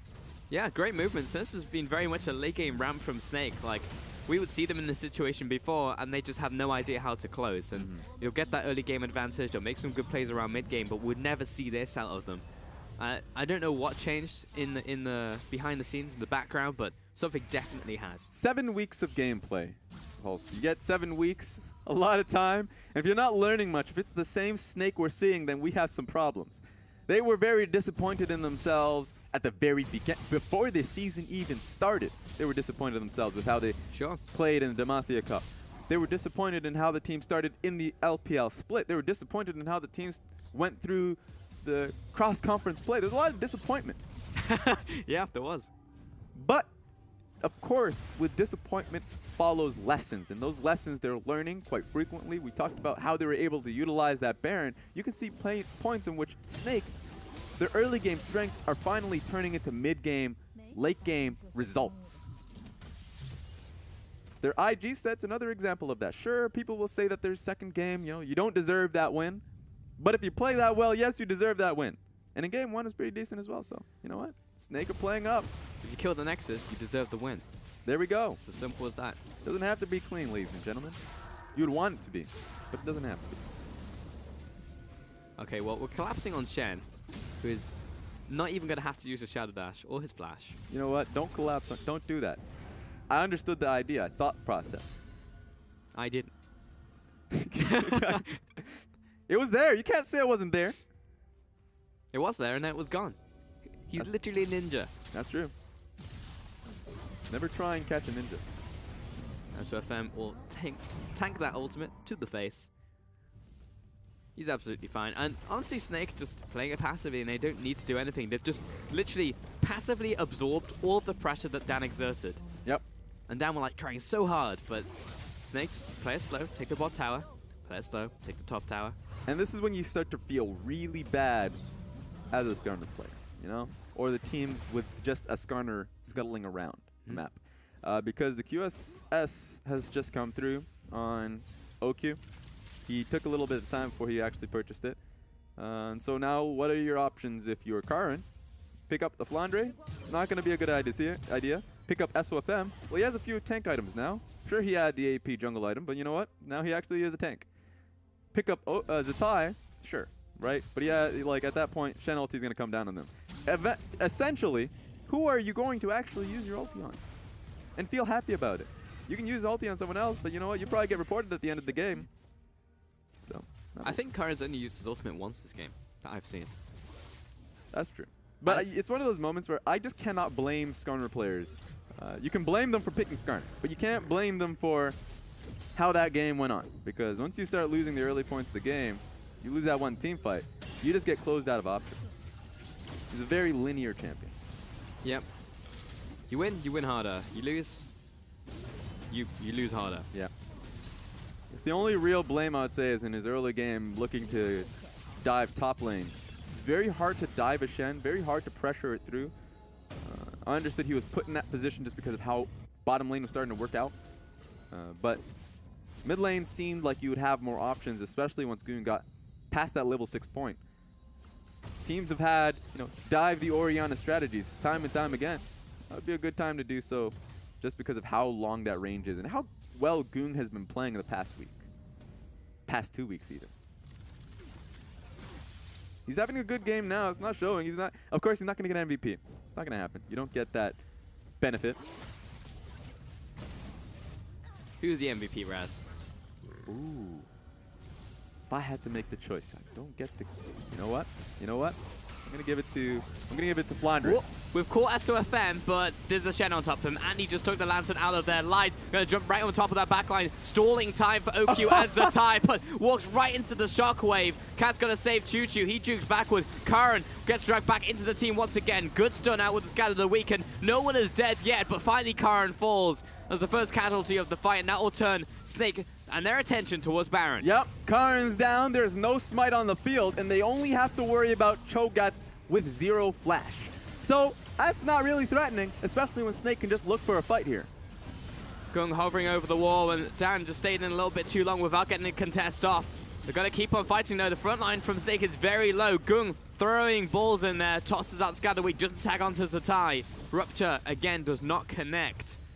That'll be Dan disengaging. Baron once more over to Snake. A lot of skill shots being thrown. Oh, yeah, you know what? They're going to get something on the map. They're going to try their hardest to at least get something.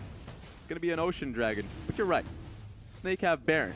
So it feels like this is going to be I mean, it was desperation mode for Dan a little bit while back. But has to be now since Snake are in a position to look for that one final fight. It's a Bloodthirster being purchased on OQ. Oh man, yeah, OQ is gigantic, so is Zatai. Look towards the carriers of Choo-Choo and Gong, and you're just saying probably Choo-Choo just needs more time to get to a full third item. Gung as well. And while he's 2-0-1, Gong hadn't even died up until that last team fight. Like, it doesn't really matter right now. So they have double Infernal at the end of the day. Yeah, this is really punishing right now. And the one thing that you would say that Dan had at least an option to do was to burst out OQ. You know, you still have Syndra at the end of the day. You still have the silence from Cho'Gath. You can pick that one person off, or at least have that option in doing so. They can't even do that onto OQ because that lifesteal is too dang big. He has 2 lifesteal items, so if you don't burst them off in the first go with the Runon's Hurricane, he gets so much HP back. So, yeah, that option have just closed. You know what? The door is closed. It's gone. It's actually vanished. Raz, why would you pick up the Bloodthirster here instead of Death Dance for OQ? I would say Bloodthirster, of course, it gives you the shield. So the bonus shield is actually really big for you. Death Dance is always nice. I love Death Dance. I'm a Death Dance connoisseur. Me too. But you know what? A lot of bursts, specifically Syndra. He's probably only looking at Syndra and saying, I don't want to get bursted by Syndra. But what does Death Dance do, Raz? Doesn't give you a shield. No, but it reduces burst. But doesn't give you a shield. 30%. I understand that. 30%. Shield.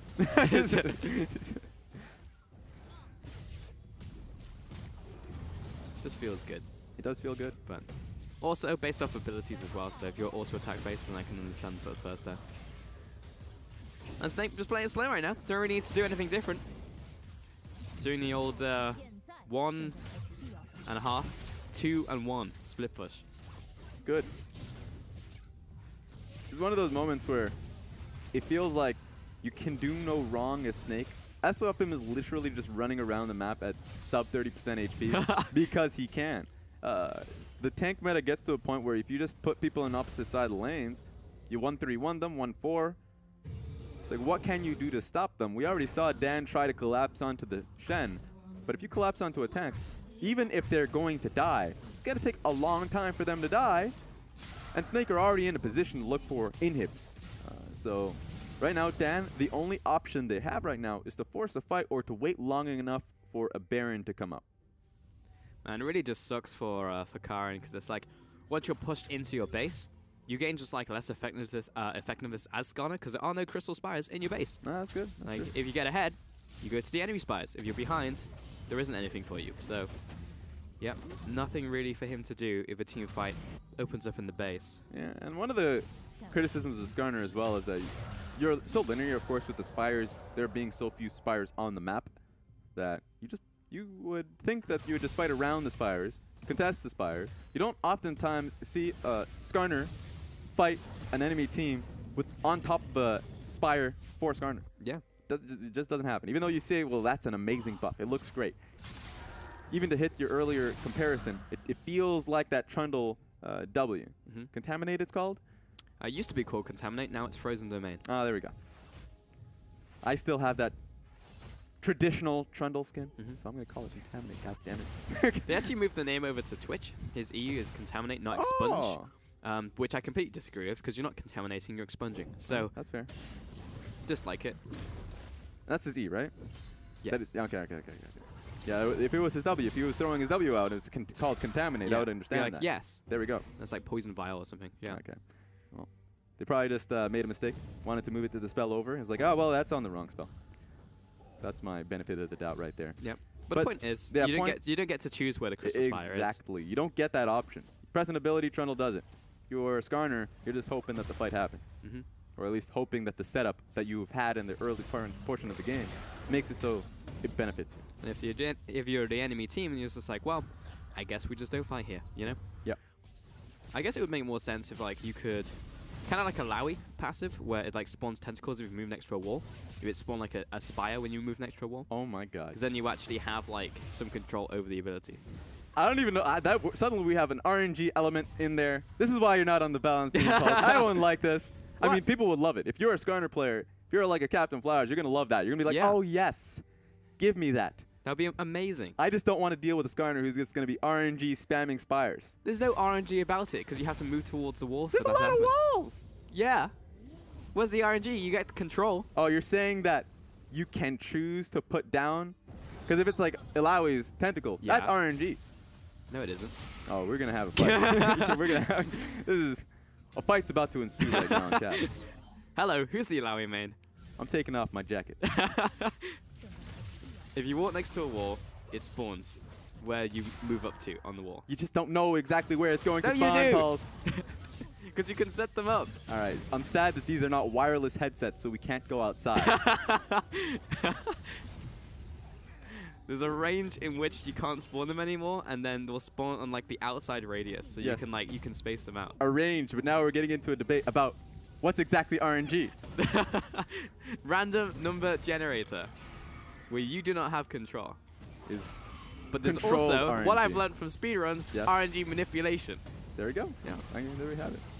I love speedruns, but only for one time of the year. 2 times of the year. 2 times? Oh, 2 times. 2 times. I don't watch it too often. Then. I believe that is their case. Well then. What are these two teams doing? We're contesting Elder Dragon. All right, well, I'm sure if Dan realized that the Baron is spawning in 5 seconds, we'll probably just move over to the Baron. Yeah, but it's getting burnt down far too quickly. It's going to be all on Lies to see if he can start a fight. He's going to flash into the front line. Woo! Okay, we got Karin. He managed to grab Zatai, but we couldn't nuke him down fast enough. And now all of the shields are coming out. Cat saying, I've got him, guys. But he's going to pop the ultimate. Choo-choo with the kill. 4 versus 5 now. Karin, he gets the heal out. My Big God. taunt in from Flandre. But the backline, look at Oki. He needs to take down Lies before he can reach anybody else. And Cat will save him as well. Choo-choo jumping forwards. Very aggressive play from Gung. And Snake get out alive with 4 of their members remaining. Only 1 kill, but Dan win the fight. Yeah, Gung's going to be sad that he didn't have a sphere for that stun, but either way, they're going to get Elder Dragon. We ruled this team out, and they're just about to take the game back. They're taking Elder, and they can make a play now towards that Baron. Lies does have his TP as well. It's always going to be about that Baron buff. Now, Gung doesn't have much mana to his name, so if they go straight for it, TP's coming through. Maybe he should move towards the top lane because that is a massive minion wave about to crash. Thankfully, they have 2 Ocean Dragons. The only time in which it's going to be beneficial, and it's going to be beneficial for Gung.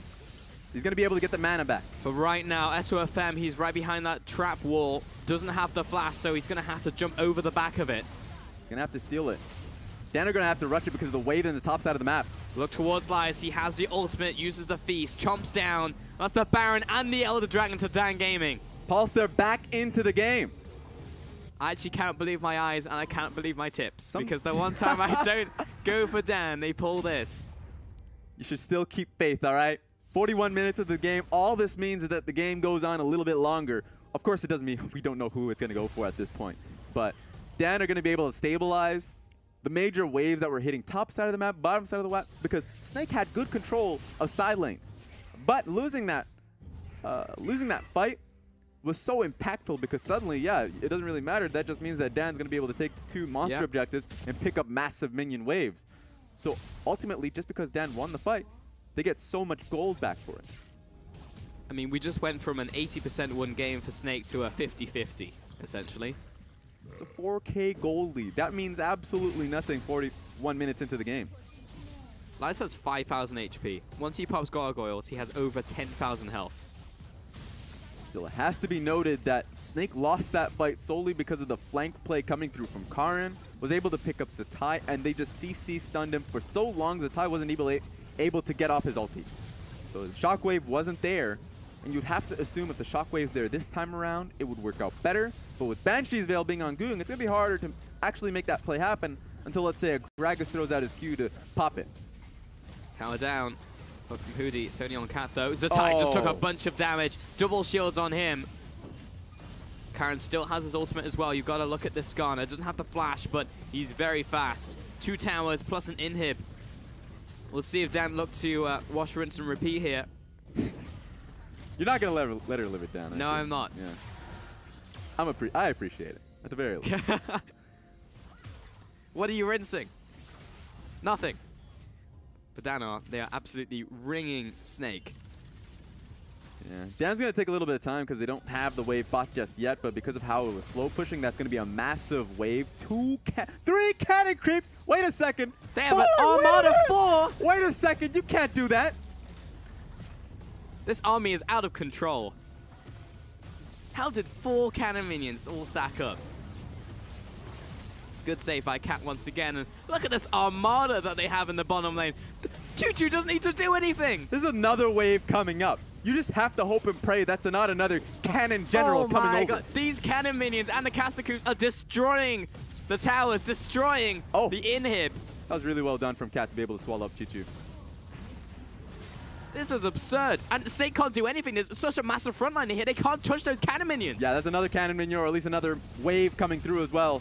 This Baron buff is getting its worth. Snake are gonna have to do something. They engage on top of Lies. Cat on the front line as well, but look at Choo-Choo. He's hammering down onto the Nexus towers. Karen just being an annoying Skarner right now, looking towards these carries. His flash is up as well. His Impale is ready to go. Flandre and SOFM need to pull the trigger. The game is on the line. Zatai on the back, but he's separated from the team. Ace in the hole puts him back, and Lies takes away Hootie from the map. It's a 1-for-1 trade, but support for top laner is good for Snake. Nexus is exposed.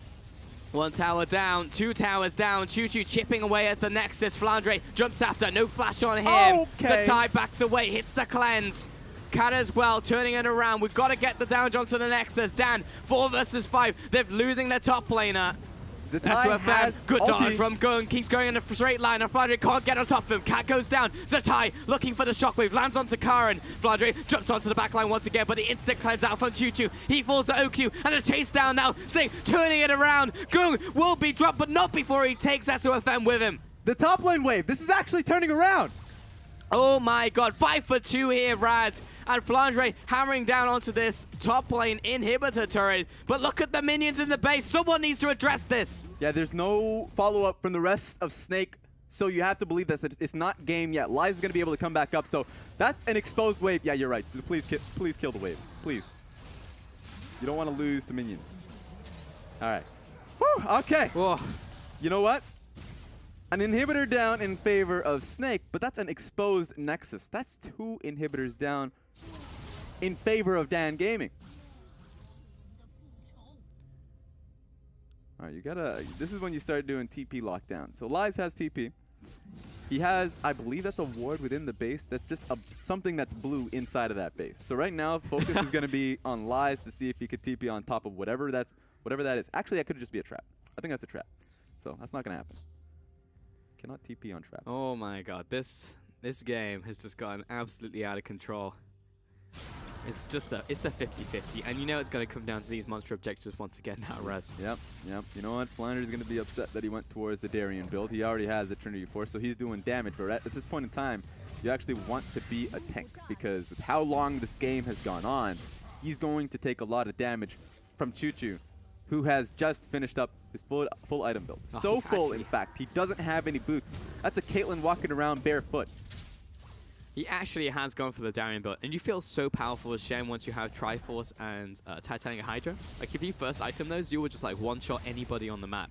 But at this point in the game, I think he just thought this was, like, an assured win. Yes. He has to swap it out. Like, legitimately, there are no other options, because if he has the gold to do it, then he should swap it out for a much tankier item. Let's say even a Warmogs, because he does have Gargoyle Stoneplate. So if he gets a Warmogs, he can just continue to fight, play these slower fights out, and they kind of have to commit to these slower fights because of Kalista needing to play around Ren. That being said, slow, whatever it is, they're fighting now. Looking for the engage, misses the cast. Choo-Choo dodges out the hook as well, and Snake unable to find purchase on Dan as the rest of them resume their assault and will come back together in the mid lane.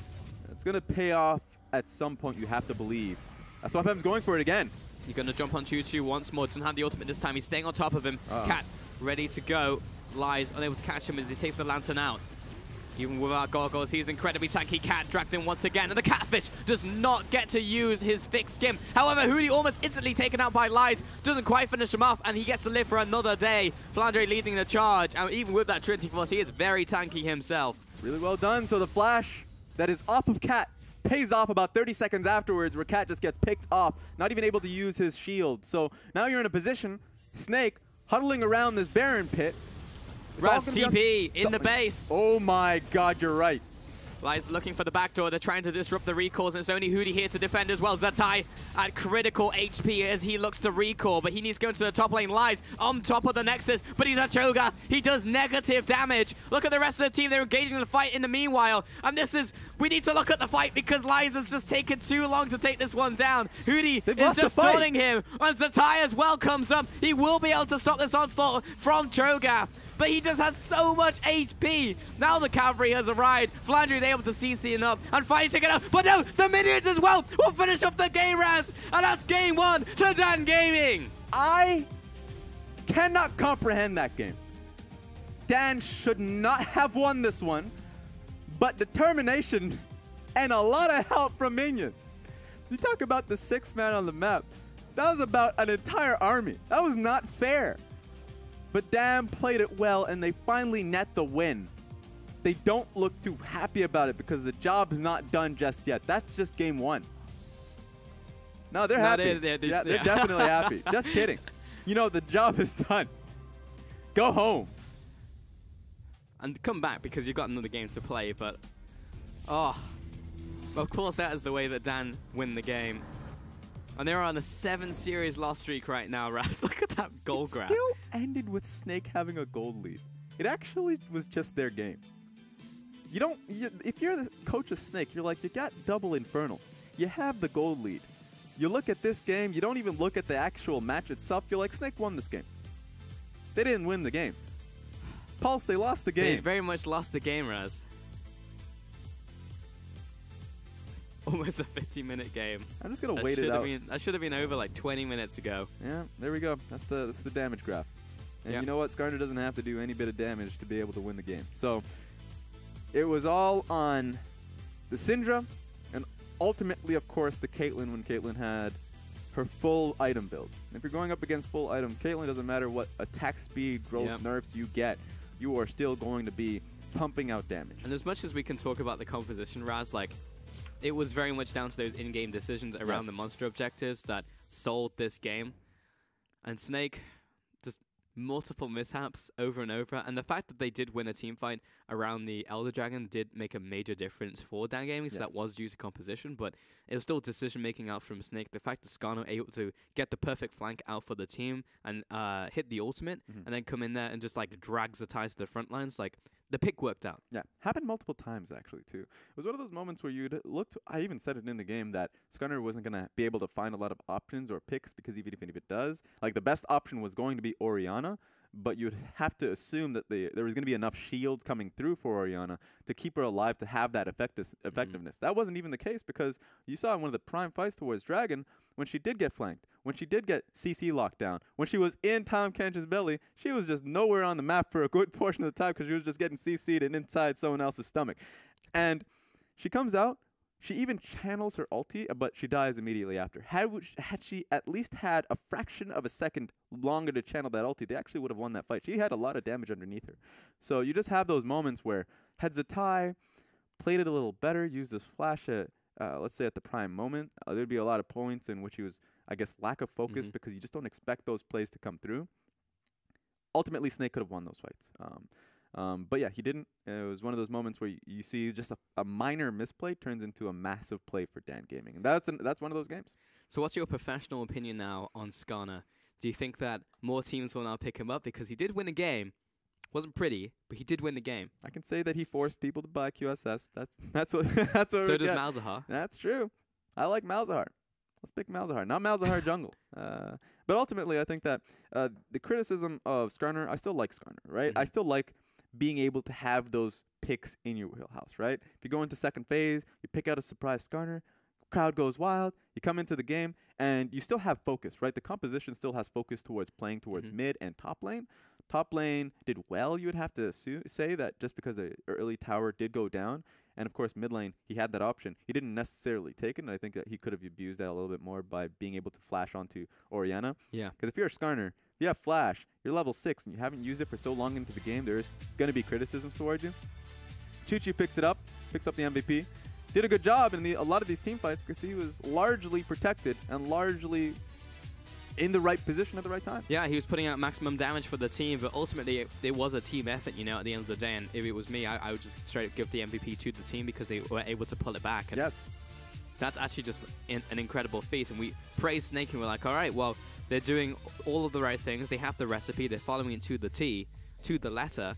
And it looks like they should be able to close out this game. But then Dan just go full Dan and then ends up winning the game. You know, it's funny because there were a lot of improvements in Snake's Baron play, right? They play around Baron quite well. They're able to shut out the jungle or any smite or any Cho'Gath ulti opportunities. So they're always able to just net and secure Baron. They use Baron quite well. So even in the loss, a lot of times, I'm not even going to be criticizing Snake a lot of those plays because those are marked improvements that they made.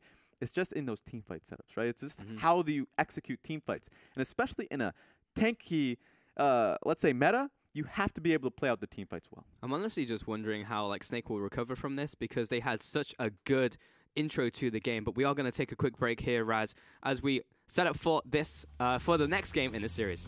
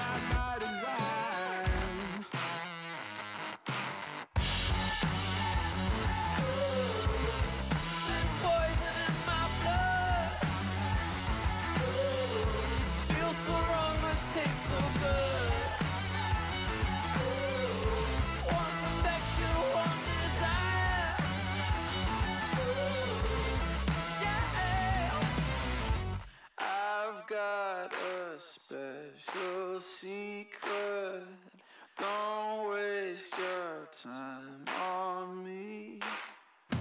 If you can swear to keep it, I might just let you see.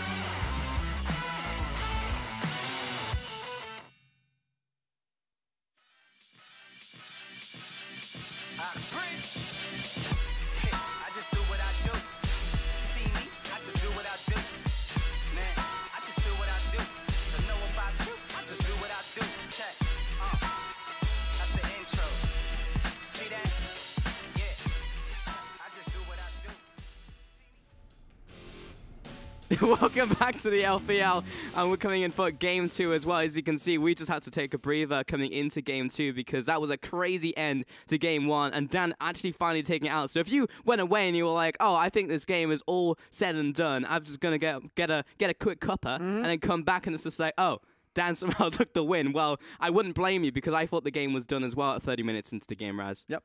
Don't leave. Don't take your dog out for a walk. Don't blink. Don't do nothing of that because I just wasn't prepared myself. I was literally, we're doing our jobs, commentating on a game, and then nonsense is happening every other second. So it feels like Snake and Dan are both just putting down, like taking the gloves off, like basically just fighting at any opportunity. And so we kind of hit on this just before the break. Team fights. Team fights are kind of, you know, the execution of those are pretty important. And it doesn't matter how much of a lead you have. that if you can get a teamfight win, you can immediately turn that into Elder Dragon, into Baron, into pushing waves, and suddenly, well, that's all that gold lead you had is out the window. And that's exactly what happened here. Well, as a wise man once said, Raz, if you don't know what you're doing, then neither does your opponent. Ooh. And that is what Dan did coming into this game. They picked up the Skarner, and it was just like, what's the Skarner for? It doesn't do anything for like 90 minutes, and then comes out, drags the time to the team, is like, we want to fight. We took the Elder Dragon. We took the Baron. We took your base. And it's like, what? What is this as a game plan? But it worked out, so I guess they were the masterminds at the end of the day. What's funny about that is that I really like the Snakes composition into Dan's, because especially the Gragas, and then you see the bottom lane strength of Kalista and Thresh, and past getting 2v2'd in the bottom line, they were able to still secure a lead off of that pretty smart play really early on into the game. And so Skarner really wanted to scale up, really wanted to slow play slow play the advantage that Skarner had going towards the mid lane, top lane. But with how quick moving that composition was from Snake and how many options they had in terms of disengaging a lot of these fights, Snake were, or at least should have, been able to play these team fights well, but a lot of the times it does still come in towards team fight execution and how the communications are. And a lot of times you just looked at it and you said, well, Snake just faltered or just wasn't on the same page, especially towards the tie, because that felt like a bad game from him. I'll take a different angle to this game now, Raz. I want to talk about like the mental game from Snake, because they have been on the up. They've actually been taking 2-0s. They've actually been taking series. In the first place up against IG. We saw it the last time that they played. Now coming into this one, like a game like this, which is like, this is your game to take, right? Honestly, if they win this game, we're looking at another 2-0 from Snake. Now that's not the case. They have to come in with a reverse sweep now in this best of 3. I just don't know if Snake can do it now. I think they can, just because something to recognize, they are so far down in terms of the standing. They are literally last place. They're week 7 into this, week 8 actually, and suddenly it changes for them. They even said in an interview a lot of the times they're winning, or at least they're competent on stage, because there's no pressure on them. What happens if they lose? Well, they're still in the same place they were last week. And so for Snake, Crystal. It seems like bringing back Crystal. I wonder what his eyes has seen last game. For them, the pressure's off, and they're going into the next game, honestly, just at a calm note. So there's not going to be any emotional tears happening here. I can tell you what Crystal saw from backstage, and that was a magnificent throw, but also a magnificent catch. That's true. Out from Dan Gaming, that's what he saw. He's pretty impressed. I don't know if that was the face of being impressed, but it was definitely something. Coming into this game as well, you know, got to feel pretty good coming back into the LPL and starting to take wins once again, because 7 series losses in a row, 4-14 as a record. That's not true. Fantastic. This could be the end of that. They could just end it with tying that loss streak with Hyper Youth Gaming. That would be fun. You don't want to be etched into history. Well, you would love to be etched into history, but definitely not for this reason. Nope. But it's almost poetic, right? Bring back the A roster, go back into your own group and start winning again. It's like, maybe this is what you should have done all along. Yeah. You're going to be a little bit more, I would say, focused into this one. A little happier knowing that IMA's growth, or at least series wins, have been stunted with their EDG loss. Going to feel good. All right, let's get into it. Game 2 now between Dan and Snake, with Dan and 1-0 up against Snake. Almost difficult for me to say, whereas we'll have the bans coming in. It will be Zach and Rakan, and Rumble, Caitlyn, and Thresh from Snake so far. I love how Rumble is just thrown into the ban list recently, because he's too good of a blind pick lately. Cho'Gath is another one that's just too good as a blind pick for top laners. You would expect perhaps, well, Maokai is going to go through. You'd have to expect Flounder when I pick that one out. But if the team that goes up against the Maokai would want to hold on to their top lane pick for the second phase, because there should be a lot of comfort in how you'd want to counterpick against it.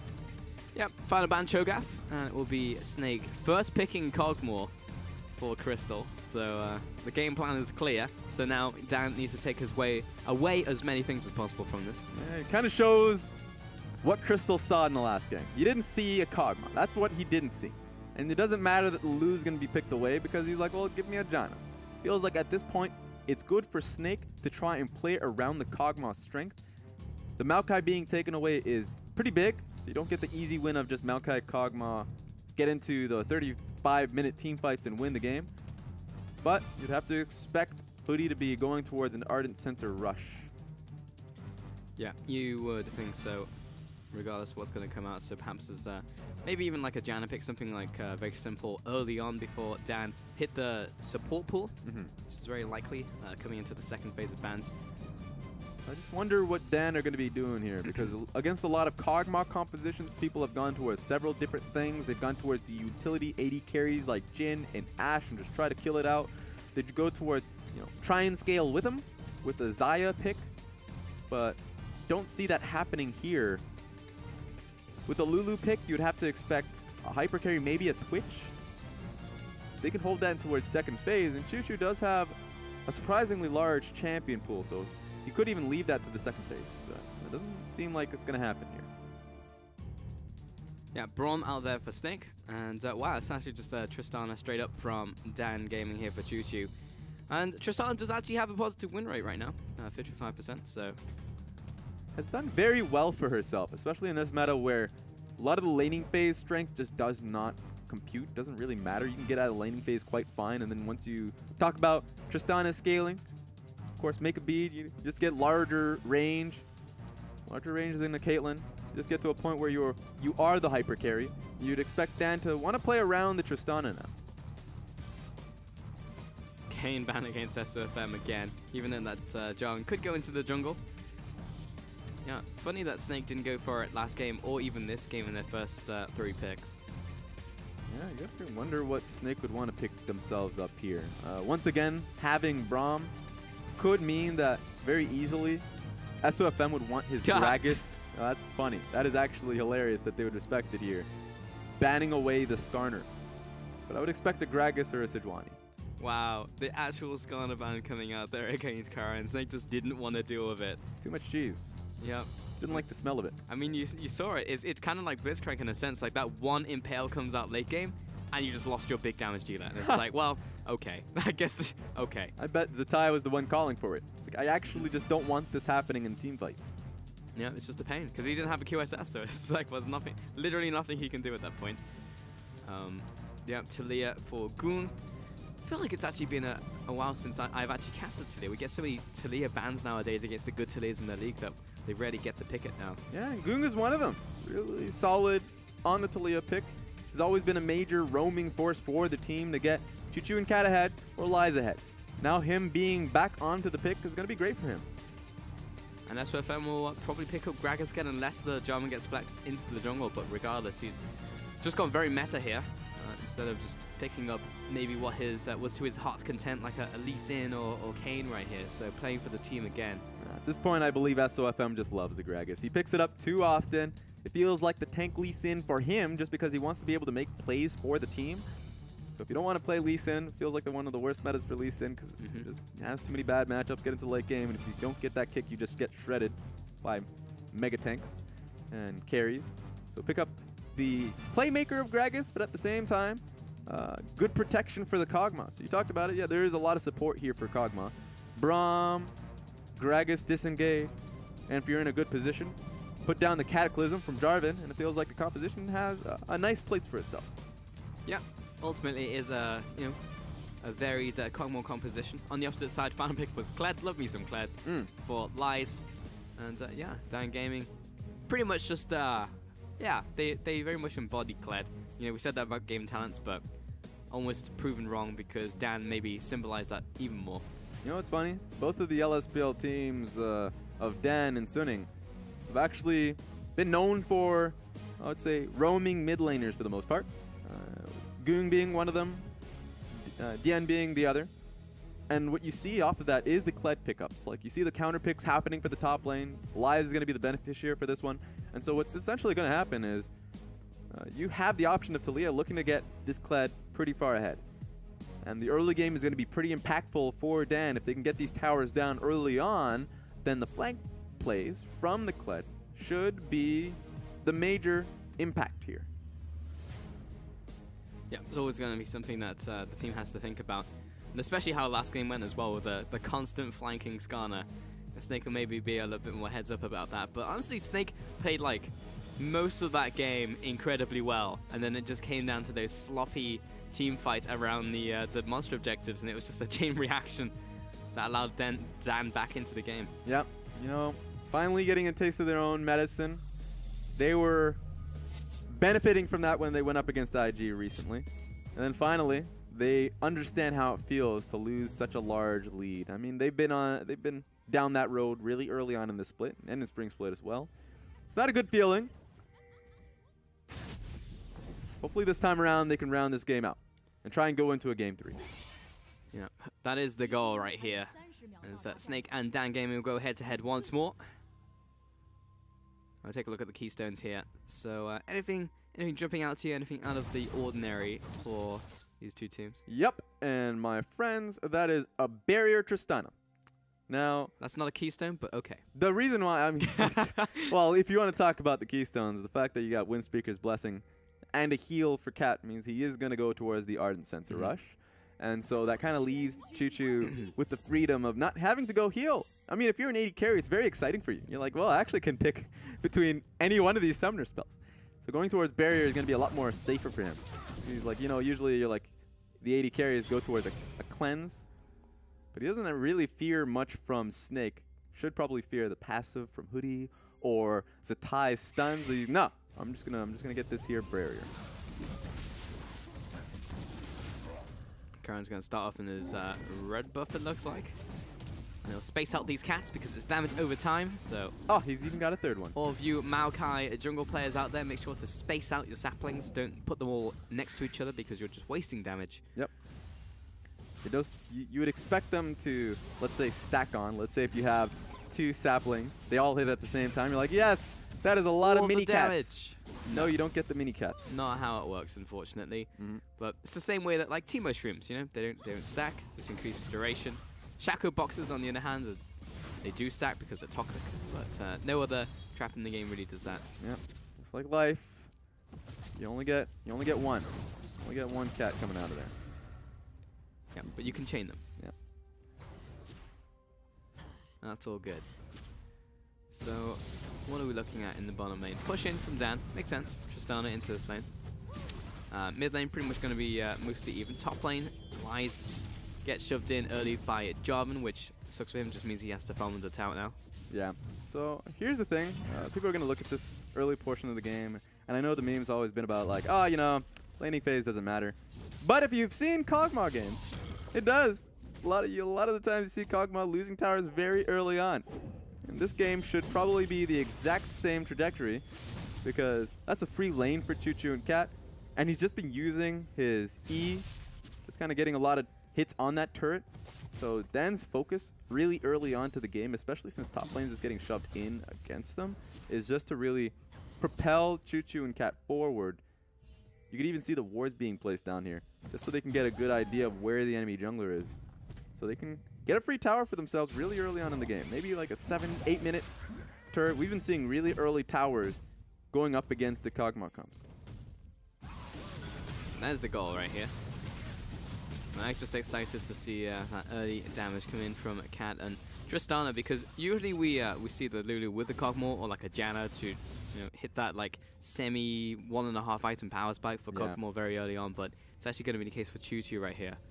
They decided to empower their team fighting rather than just going for that really obnoxious Ardent Sensor meta. You don't go towards the Sight Stone earlier on. So at the very least, Snake are just trying to play these mid-game team fights a little bit more secure. They've been liking these compositions quite a lot. Does he really just scream every single time he auto-attacks? Yep. It's annoying. You kind of get into character though when you play Kled. It's a bit of role-playing to it. That's true. He's crazy. He is a bit insane. Nice trade there from Crystal. All right, now this is pretty chill, right? All the lanes just want to farm it out.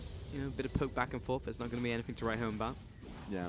The only thing we can really say for certain is that Crystal losing a lot of HP, but he does have the Doran shield. And honestly, Hoodie's playing the lane well enough that they can still stick around and trade back. And so the damage that we would have expected being hit up onto the turrets actually being repelled backwards. And so Snake right now should feel rather comfortable. You're not going to see these really like early ends to laning phase. So even though we set that expectation, it might not be the case this time around. Yeah, I mean, bot lane, you know it's super interactive when no one has burnt a potion yet. Karen is looking towards his mid lane, forcing the flash instantly out from Zatai, but knocked him back into Goong. It will be first blood, and Karen actually comes in with the kill credit. Yep, Dan has to use Ghost for Goong and of course Flash for the Maokai, but they get the job done. It's it's actually just impossible to get past that because, of course, it's so easy to just press the W key if you're Maokai, especially once you've flashed. And once you just see them sitting there, snared, you just use your flick. And I think in that time, the Bramble Fist actually made it so that it didn't really hit, but it still very much an assured kill. Yep, it's basically just a Lee's on easy mode. It's like you don't even have to aim. You just need to be able to hit your W key. Yep. Shut your eyes, let it happen. Oh, this could be a good gank. For another gank, yeah. Doesn't have flash this time, but the fact that bot lane's already aggressed, instant flash out from Crystal, he knows what's up. And Hootie backs away as well, had to stand behind Braum, so yep, managed to get out of that one, but still burning another summoner in the bot lane means you know that Karen's probably going to come in for a repeat gank if he can. Yeah, perhaps. He's already sent the message, though. So at this point in time, you wouldn't be surprised if he just sits in his own jungle and just looks to clear it out. The only camps that are up and available are Grump and Wolf, but I would say Raptors and Krug should come up fairly soon. He just has to pass towards it. And once he does that, suddenly he's in the top side of the map, and you'd expect him to look for a top lane gank. And that's what's really annoying from going up against Maokai players, because especially if he has flash up, these ganks are so easy to look for, and you can't really punish them. SOFM can look to just go into the opposite side of the jungle and try to take some camps away, but Maokai, you'll still get his items. Okay, he's already on top of him. He definitely just teleported into Lies, and Lies was like, what is this? This shouldn't exist. Was this pre-patched in? Was this patched in before the game? Apparently. Well, Lies will get out of it, no problem. He's still got Scar as well, so he wasn't spooked by the teleporting Jarvan. Yeah, Flandre was able to push him off of Scar. That would have been great for Flandre. Then he can just kind of keep Lies in the lane while not necessarily having to trade up against him. Speaking of trades, though, this might turn into something larger than that. Well, SOFM is going to take the Grump first. And now he might go. Here we go. Teleport out from Flandre. Yeah, here comes the play. Flash, Cask, rise the wave, and that was misexecution from SOFM. But they should still be able to pick up Choo Choo's. He's already used his rocket jump, but he's got a lot of that health back and the heal in from Khan. Plus, they are walled off from progressing with that play, so incredibly well done from Dan Gaming. That's well done from Dan. They were able to get out of there. They had a lot of defensive spells, including the barrier and the heal that got popped through. But the criticism has to be on SOFM, who put down his Q first and gave Choo Choo the time to get out of the cask. So at the very least, they get tower off of it, but they could have gotten a kill. E-ult. That's all you gotta do. If you do anything else and it allows a couple frames for your opponent to hit smash their flash key, they can get out. But still, first tower over to Snake, so it's still a benefit, which means a lot of farm went over to Lies during the meantime. Very well executed, or at least pathed from SOFM to give them that kind of a lead. Now they're going to just swap the lanes around. The next opportunity for Snake is in the top lane. The only thing Dan has in this position is TP. So they have the TP advantage for themselves, and they're going to be able to say that top lane will just turn into a 2v2. They shouldn't have the opportunity or willingness to look for a dive just because the number advantage will be in favor of Dan. Yeah, man, that adaptation there as well for the summoner spells from Dan Gaming really just saved their hide in the bottom lane play as well. So that was nice to see. That's true. Been very few adaptations over the years in terms of summoner spells. Often, top laners take teleport, or like bot lane takes the heal. Used to be AD carries used to take Ignite, so they would be the ones to secure the kill. Then they realized it's better actually just to survive, so you can do more damage. So that changed a little bit. You don't get a lot of times when the summoner spells get buffed or nerfed. They just stay as is, and it's stable for the game, which I like. You don't want to have these summoner spells get nerfed or buffed or just changed week to week to week. So I'm a fan of that, but you will get proper efficiency a lot of the times where AD carries just take heal, and that's just, you're not going to often see 2 heals in one comp because of course heal did get nerfed in terms of stacking it. So a lot of times you just come into a game expecting certain summoner spells to be on certain roles. So that is true. I do love the fact that you get to see the bottom lane have some diversity in how they stack summoners. Yep, exactly. SOFM sat on a ward right now anyway, Used to be some summon spells that did get removed from the game now, like Fortify was a good one, Surge, Rally, Revive.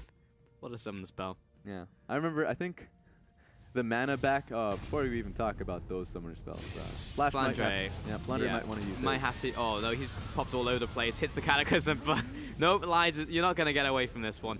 At the very least, he used the summoner spell. Probably shouldn't have. That was just an assured kill. So overall, that was great from Dan Gaming that they were able to make that happen, because you would expect Snake to try to look for a play on the opposite side of the map, and they are going to. But Dan should have the response. Goong does have Weaver's Wall.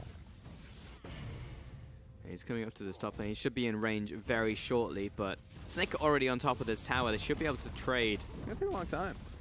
It is actually. It's not going to take this wave. I thought Zatai was closer, but he is not. Though Elias and Karen pretty slow themselves. Yeah, I think Snake as a team miscommunicated how much HP was needed. Now, they're still going to be able to do it. It's going to take a little bit of HP. But ultimately, they could have gotten the tower a little faster. That just turns into the smallest criticism you can have. That they needed Gragas to come in a little sooner to hit it. Ultimately, they get the job done.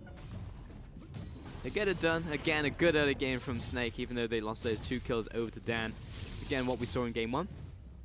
But this time, they have a Kog'Maw. So, Kog'Maw's always going to secure those late game team fights as long as he's protected.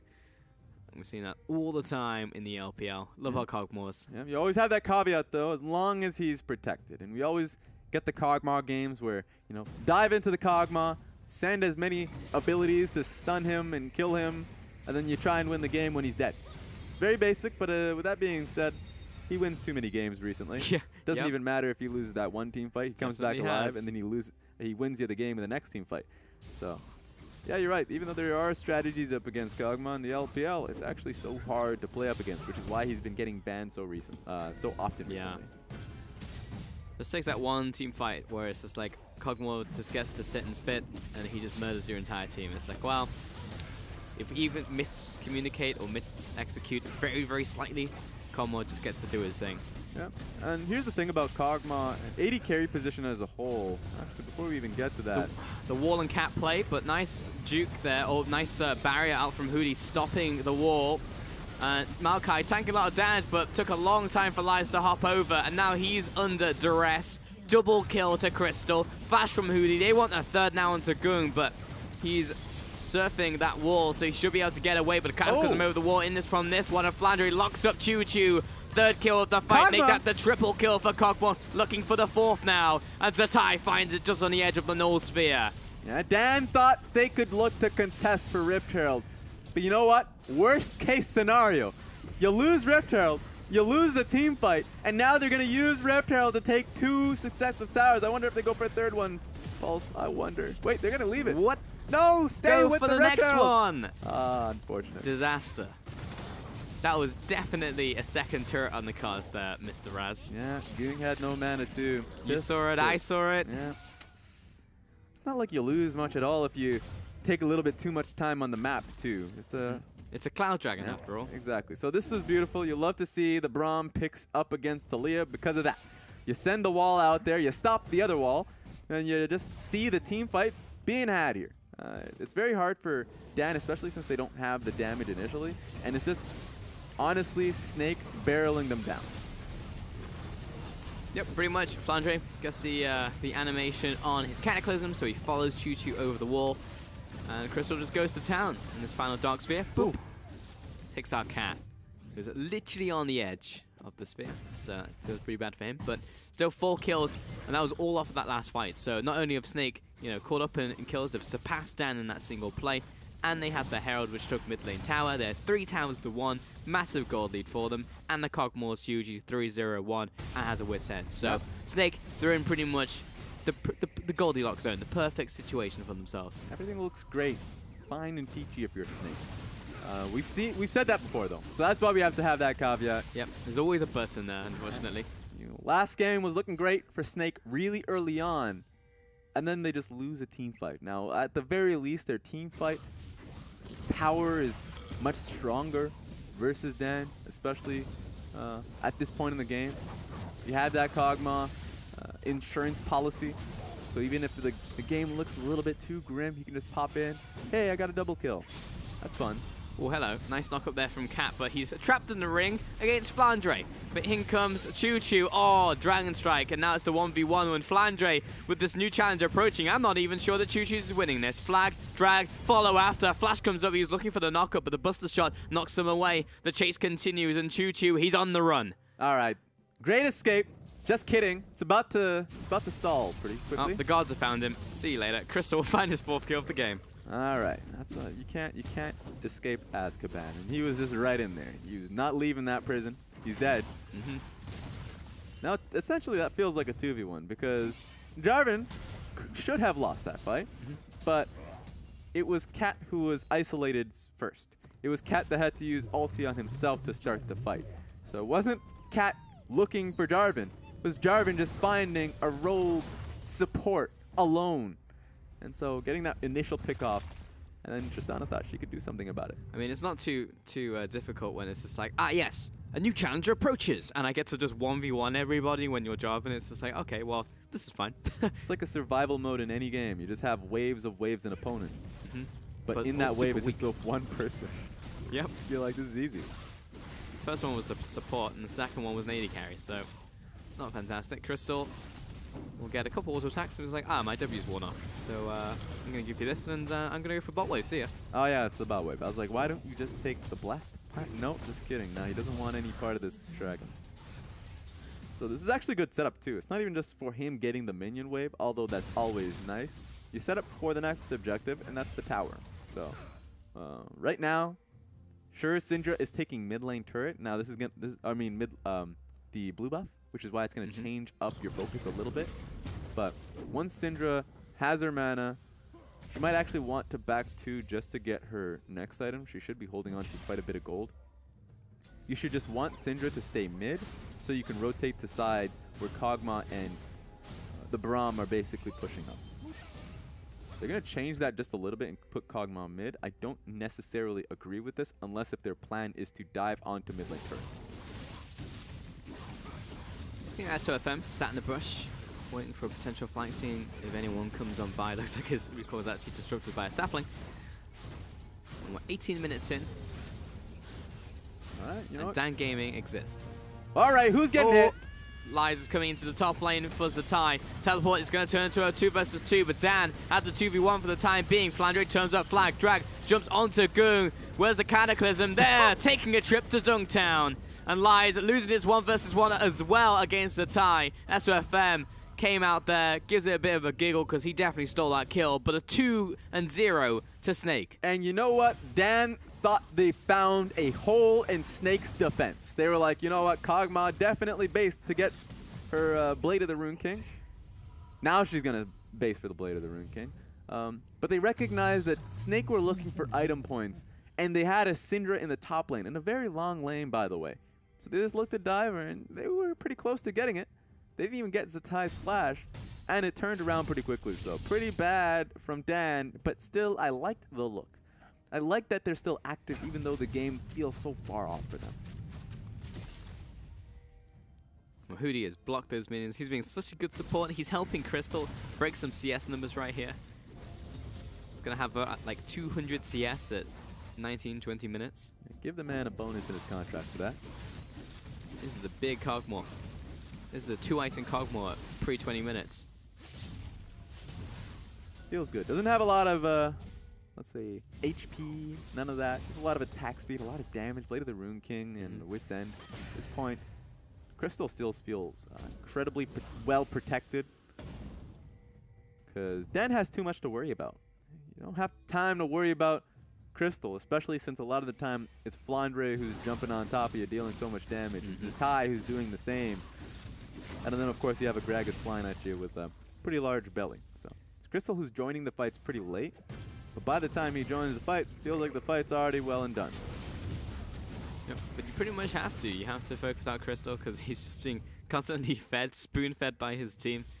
When he gets into these team fights, like look at the front line. Like Lies primarily just HP, Karen HP. There's no real resistances right now for Dan Gaming, and you know, Crystal will just slice through that like a hot knife through butter. Yeah, so that's when we have to look towards Dan's composition and wonder what's going to net them a win at this point. Tristana does absolutely no damage. She has a Runan's Hurricane, then just a BF sword at this point in the game. She is so broke, absolutely poor. So yeah, not in a good position, Choo Choo. And Goong, of course, is a Banshee's Bale first item Talia. So you have a defensive Talia, doesn't have much damage to begin with, and Choo Choo, who he's just trying to battle the minions. That's the real fight here. Tristana versus the minions. So yeah, no damage on anyone on Dan Gaming.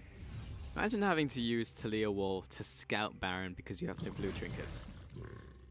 It feels bad, man. It's a definite feels bad. Like someone should have a blue trinket. They should. One thing I love about like a team that's winning, a team that has a lead, you don't really want blue trinkets because, of course, you want to be able to have firm control. So that's why you see Zatai picking up the red trinket to be able to clear out the vision. You don't have to necessarily buy as many control wards, or at least if you do buy that many control wards, you just have so much control of that objective. Yep. But if you're in a losing team, if it's hard for you to walk up to an objective, buy an extra blue trinket. The yellow trinket is great if you can walk up to an objective and put a ward down, but a lot of the times you're losing just based off that one pick, so you can't even get that ward down, or at least that ward down costs your life. He's got it, Raz. Feels good, man. There we go. Choo Choo has the blue trinket. And you said buy. You don't even need to buy it. You just trade in your old one. It's for free. Yep. I just want Goong at this point to be able to purchase it. I mean, purchase it. Just get it. Just pick it up. It's in there. Yep. It's like going through a garage sale. Practically a steal. And you're like, wow, I was going to a garage sale. I thought I was getting something pretty cheap. But they actually just don't want any part of this item. Nope. Trying to give it to me for free. They'll pay you to take it. I feel good. Okay, well, knock Karin into the team, put him in position for the cats to come in. We're locking up Flandre up to the side, pops the ultimate. He'll get chased away, flashes out of this one. But it was, again, just buying time for his team to hit the top tower, which they do not get on Lies. He gets some alone time with his tower. Yeah. Well, that was one of the worst case scenarios for Snake. In any other meta, you pick off the carry, you're like, wow, we've actually just demolished him. Suddenly we're back into the game. Yay. But Jarvan at this point in time is pretty tanky. So that just stops the push from Snake, but it doesn't net Dan much. It nets them more time, which, sure, that's great. But it's 22 minutes into the game, and you need a lot more time to burn. Yeah, you need more time, but there's a Cogmore on the enemy team who has 3 items, and it's 22 minutes into the game. So like, I'm a little bit concerned for whatever Dan do. Here's the thing about Dan. At the very least, they have good side lanes in their composition. Like, Kled can be a major threat in sides and then turns into a pretty large threat in flanking team fights. So that's a big worry for a lone Kog'Maw. Same can go for the utility of sending Weaver's Wall. And of course, Tristana can actually just go on sideways and try to see if anyone can pick it up and burst them down. So I actually think that Dan, if they get the items, that's a big if, because they don't have the items. They don't have the gold. Then they can be a threat. It's not so much in team fights because the front to back is still going to be pretty threatening from Snake. Yep. Dan just very far down in this game. Though, we literally just had a game 1 where we said there's no way that Dan can possibly win this game. And then they won the game. So it's difficult for me to sit here and you know, not have that but. Through a lot of shenanigans. And you can never attest to shenanigans. Like the small shenanigan of 2 control wards in that Baron buff. It's going to take a good 8 auto attacks to clear those. That's true. You could have had that control ward somewhere in the red side jungle so you can... Oh, no, stop it. Don't do it to me. Not like this. My ears. Not like this. What base? Okay. Okay. So, control ward, you know, control ward, put it further into the red side jungle. Something happened to us in its life. It's pretty sad. He put the spike down, and plus he's got it's always happy hour with Gragas, so he's gonna get his health back. Don't worry about it. That's true. It's lucky for Gragas that you know, he's in China, because you don't really want to be in Australia with those prices. Actually, just stop. Actually, stop it. Okay. He's running away from the Kog'Maw. Yeah. He just doesn't want to hear this. He just hears demons in his ears. And you're like, no. I don't want this. I could probably go for this 1v1, but I just don't. I don't want it. Not anymore. So I just got catted. It hurts. It hurts that the cat has to blow up. Up, gongs out. Doesn't even get to get the tower. Ah, man. Dana just at every single turn, they just have to use ultimates to escape. They can't get the towers. It's just like not even table scraps. If you're Snake at this point, knowing that Weaver's wall is down, you'd probably just start the fight. Half mana on Goong. You don't even have your main utility spell. Goong's caught out. All right. Has to use the flash as well. Man, so many resources being burned here, Raz. She doesn't have HP. She doesn't have her ulti. She doesn't have her flash. She doesn't have much. But she has her life, and that's all she needs. This cat's confused. Okay. There we go. She should not have her life very soon if they look to contest this Baron. Cats are marching. Cats coming in from the bottom side as well. The cats everywhere. Choo-Choo wants to get in range onto opposite Zatai and lies. He just came into the fight, but he's discarded. Karen into the backline, but he just disappeared, never to be seen again. But Choo-Choo, look at him. Everyone incredibly low. This could be the cleanup time. But Unleashed Power will make sure that he doesn't jump into that fight. Dan is too low, but they do have some lifesteal on Choo-Choo, so being around Baron means a lot knowing that Zatai is down. But that's an example of a team fight in which Snake will start to feel uncomfortable about. But they're going for another one. Rutro, here comes the ultimate in from FLICKR, jumps on top of Goong, and you know he has no way to get out of that. A good comeback. Now they're able to take the life of Goong, and so the 20-second difference between Zatai and Goong means the whole world to Snake. They can actually just go back towards Baron and pressure it once again, knowing that they're going to have the numbers advantage. Kog'Maw will destroy this Baron as well once he gets in range. Here we go, and that number is dropping fast, Raz. I wonder if they're going to be able to contest this. Lies hits the charge button once more, jumps on top of FLICKR, and more importantly, the Kog'Maw Crystal needs to get these people right off him right now. He's about to fall to Lies, and there it is. Karen over the wall again, but the Baron secured out from S2FM, who turns it on towards Cat, but he's being kited out by Choo-Choo's as well. He'll juke towards the bottom side of the river, and in comes Zatai, pops the full combo. That was unnecessary, but the overkill will put Choo-Choo 6 feet under. FLICKR now corralling Cat into the top side of the map. What happened, Cat? Why are you here? He's in a box, and he doesn't want to be in this box. Run! You have so much to live for. Well, that's 8 lives remaining, and 3 for 2 in the end. Snake come out with a massive win, including the Baron. Yep, so it could have looked pretty bad for Snake just because they were burning down the Baron, but it looked like the fight was a loss. But the numbers advantage really caught up.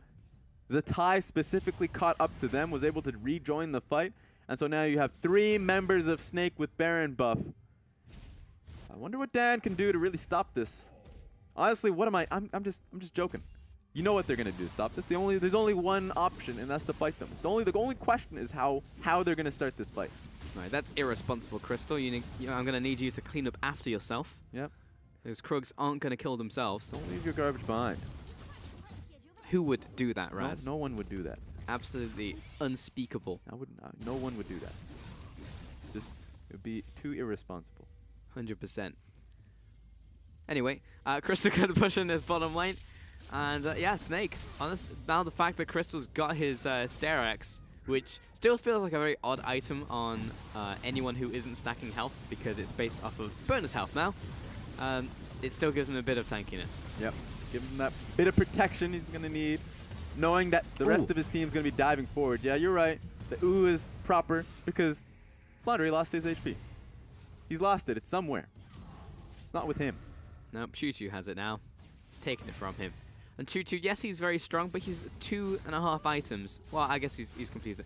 That's 3 items compared to the Kog'Maw, and ultimately Kog'Maw is always going to do more damage. Yeah. Though he does have the Ardent Center as well. It's a weird road for Choo-Choo. The fact that he's been so poor for so long.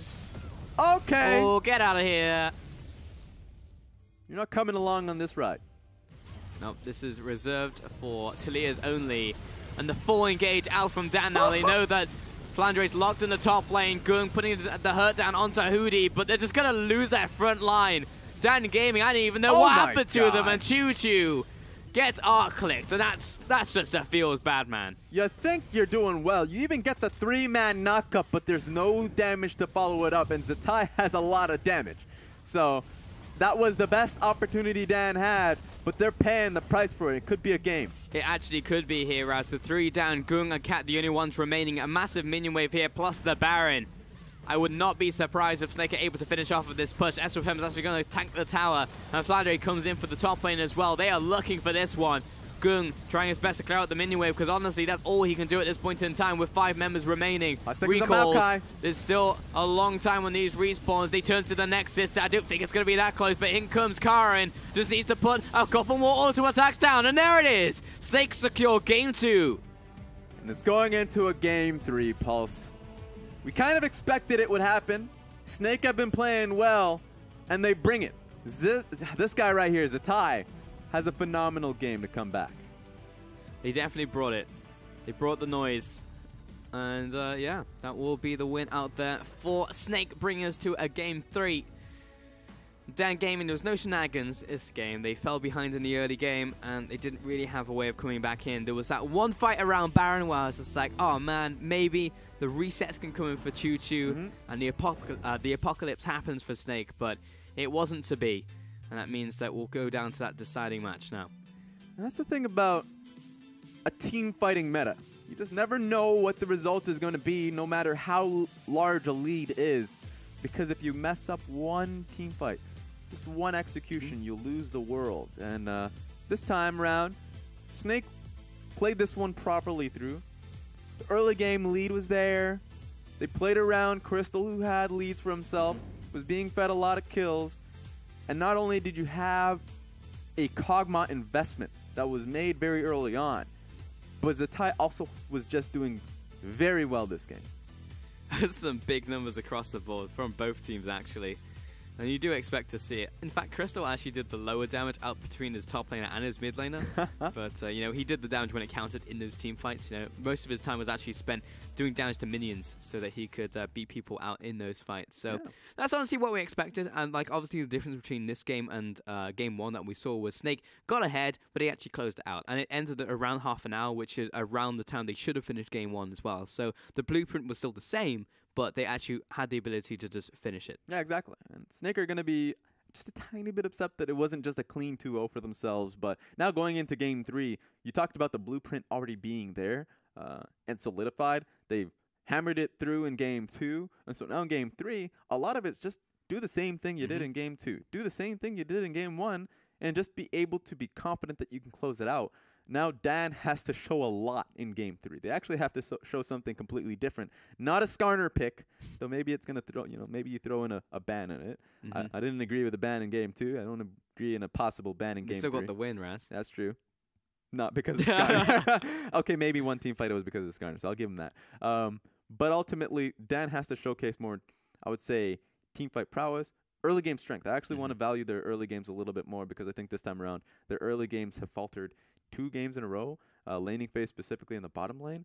There was a 2v2 win in game 1, but then ultimately they still faltered because of that TP play that happened. So a lot of times it just feels like it doesn't matter who the AD carry is, be it Crystal or OQ, Snake are still solidifying leads in the bottom lane of the map. I hope that the adaptation from Dan Gaming is not to bring in a different person in their roster, though. I hope that the changes that they make are just to the draft and how they play the early game and how they play the mid game, not with fundamentally what they do in terms of the roster. Because I think that the A roster as a group, as like a not like a pairing, but you know, as the 5-man unit is. You shouldn't mess with that. I think that you want to change different factors. Because if you change like 5 factors, then you don't know which one was actually the thing that went wrong. Whereas if you just change 1 or 2, then that's a much better way of going about it. And of the 10-man lineups that we have in the LPL, Dan is one of the teams that you can definitively say in each role that you already have the best of that role. You see Stunning Gaming, and it makes sense to be able to swap between both Dian and Fen. You can say that towards the jungle between Hacker and Avoidless. You can't say that with Dan because you've already seen them play. The only standout would be Chi, but Gung has just been playing very well. So Flandre picking up the MVP here, it makes sense. Zetai had a great game, but you just had a stellar performance from Flandre, was at the right place at the right time, was even able to get 2 kills on the top side of the map against an AD carry and a support. So I really liked his drive and play today. Yeah, he was just killing everybody, so it makes sense for him to pick up the MVP in game 2. It's only his 3rd one of the split, though, but that being said, Snake haven't won that many games, so it does actually make sense. But yeah, going back to like the Dan point as well, you know, like this team, The only reason I would see them ever swapping out members is if they swap out all of the members, because it seems like the B squad could maybe work again as a unit because they have that synergy. That's what it looked like to me when the first time we saw that B unit come out, and it was just like, man, Moyu just going on tear in top lane, fantastic. The rest of the team knows exactly how to play around it. And it was a different play style because it was a different team. Whereas a team of Dan Gaming, we've seen what they can do. They can actually pick up the wins within their group. So that's what I want to see from them. We are going to take a quick break though, as will the teams, as we move on to game 3. We'll see which one's going to take it, because Snake, this should be their series.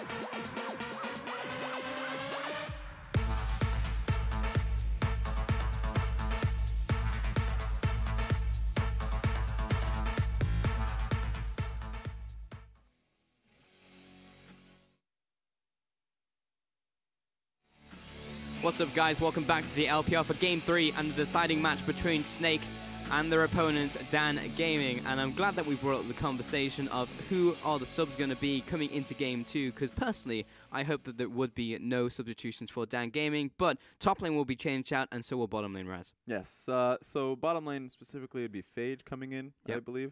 Phage, what we have seen from him, great Rakan play, and I think a lot of the times you would have to challenge Dan in the shot calling that they've had, or at least the calls or decisions that they've made. And so changing it up could be interesting, because the last we've seen from Phage was actually pretty decent. That being said, if I were to make any change, going back to our earlier discussion, it would be none, because I think that of all of these players and individual roles, we have seen all of the members from the sub lineup play. And I think that every player thus far in Dan, the best that we've seen. Goong has been having an incredible last 2-3 weeks of what we've seen from him. And in the top lane, the only real argument you can make, Moyu versus Lies, is that Moyu will have those incredible Jax games, right? He can really carry a game for you, but he can also really just like int out a game. So there's a lot of moments where he's either feast or famine, so it's a risk. Maybe they're trying to go for that risk and see if they can take a game 3, because ultimately they're feeling pretty desperate in getting that first win. I mean, feast and famine is like the perfect way to describe that one, Raz, because with Moyu, it's just like you can have, it's basically like old Huni, right? It's like 10 on 0 or 0 and 10. And while Lies is more consistent, if you are trying to eke out a win at the in the third game, because game 2 looked like this is what Dan will do every single time. So if that doesn't work, then come out of the X Factor and see if this is, you flip the coin and maybe it is that 10 that you get on the day. And that's perfect, because then actually gets you a win, wins you the series. So I can understand that mentality, but I would just prefer if you just kept that original roster for, if nothing else, just learning for them so they can actually stay as a unit instead of just, constantly swapping out players. Yeah, that's fair. And one of the biggest thing about, like, let's say that comparison between Moyu and Huni, at the very least, Huni is the shot calling element as well. If he's going in, the team will follow through. That's not the case here with Moyu a lot of the times, and so that's why if he's going all in on a lot of plays, you have to play around him. And I wonder how that's going to go for this team. With Karin in the jungle, he's going to have to look towards the top lane a lot more often, regardless of what pick Moyu does go towards, whether it's the carry that we expect or the tank that, quite honestly, a lot of times you want to play away from. But Moyu is as aggressive as humanly possible, so it's going to be a weird element. So you'd have to expect Dan to try and go for a 1-4, 1-3-1 composition. It's going to be interesting to see.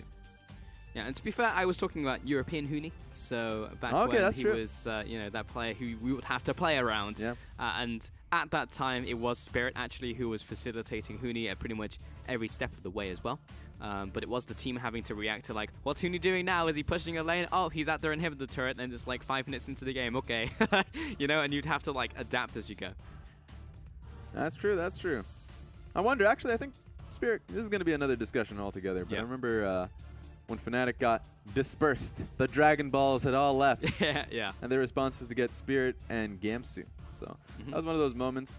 Get the combination, the pairing. There's not going to be a pairing here because it's going to be Moyu with Karin this time rather than Moyu with Fishball, the substitute jungler. So they're making prime substitutions. And a lot of the times you'd have to expect it just being based off of whatever they've seen in practice. Because if it's based off the last time we've seen these individuals, I'm not too stoked on it.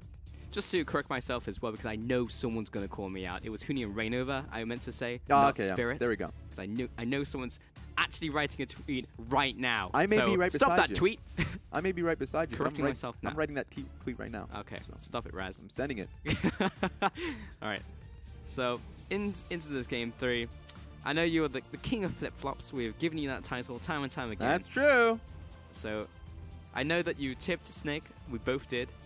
But who are you leaning towards now? I am leaning towards Snake, unless if a ridiculous composition comes through. They've just essentially won 2 games in a row. Yep. 2 early games, caveat.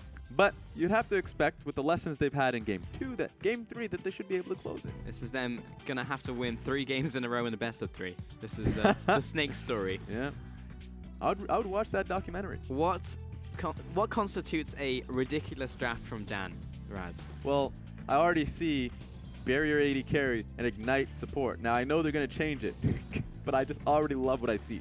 But no, a ridiculous draft from Snake or from Dan. Just either team. Okay.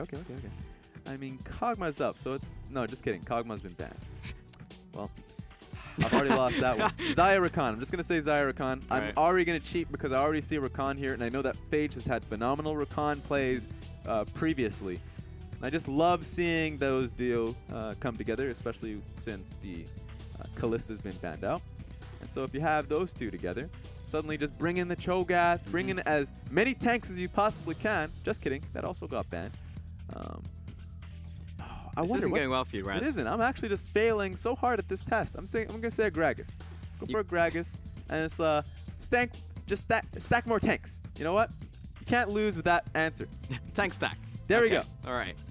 We've got it. It's like you got up to the first hurdle and fell over, and then you got up, and then you hit your head on the second hurdle. I'm the worst Olympic racer. That's quite difficult. The Dubai Olympic racer. Varus picked for Crystal very early on, and there's the duo. So you nailed that prediction, Raz. Yeah, it's very easy. It's just the rest of them was very difficult.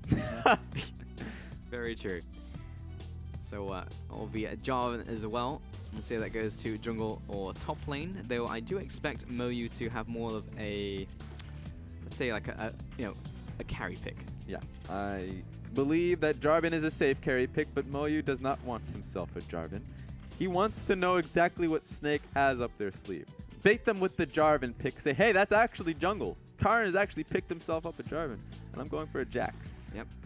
So knowing that the Maokai is here, and that SOFM does not want to play Maokai, I do expect a crazy counter pick just based off the studying that Dan has done thus far and recognizing that they can actually pick whatever they want up against the Maokai. In before Moyu picks like Irelia or something. Ooh. Or something like insanely spicy. That'd be fun. What's Skarner again? Yeah, still don't want Skarner through. That's hilarious. Okay. Oriana for Zatai. Yep. Fairly stock standard. Final ban from Snake. What's it going to be? All right.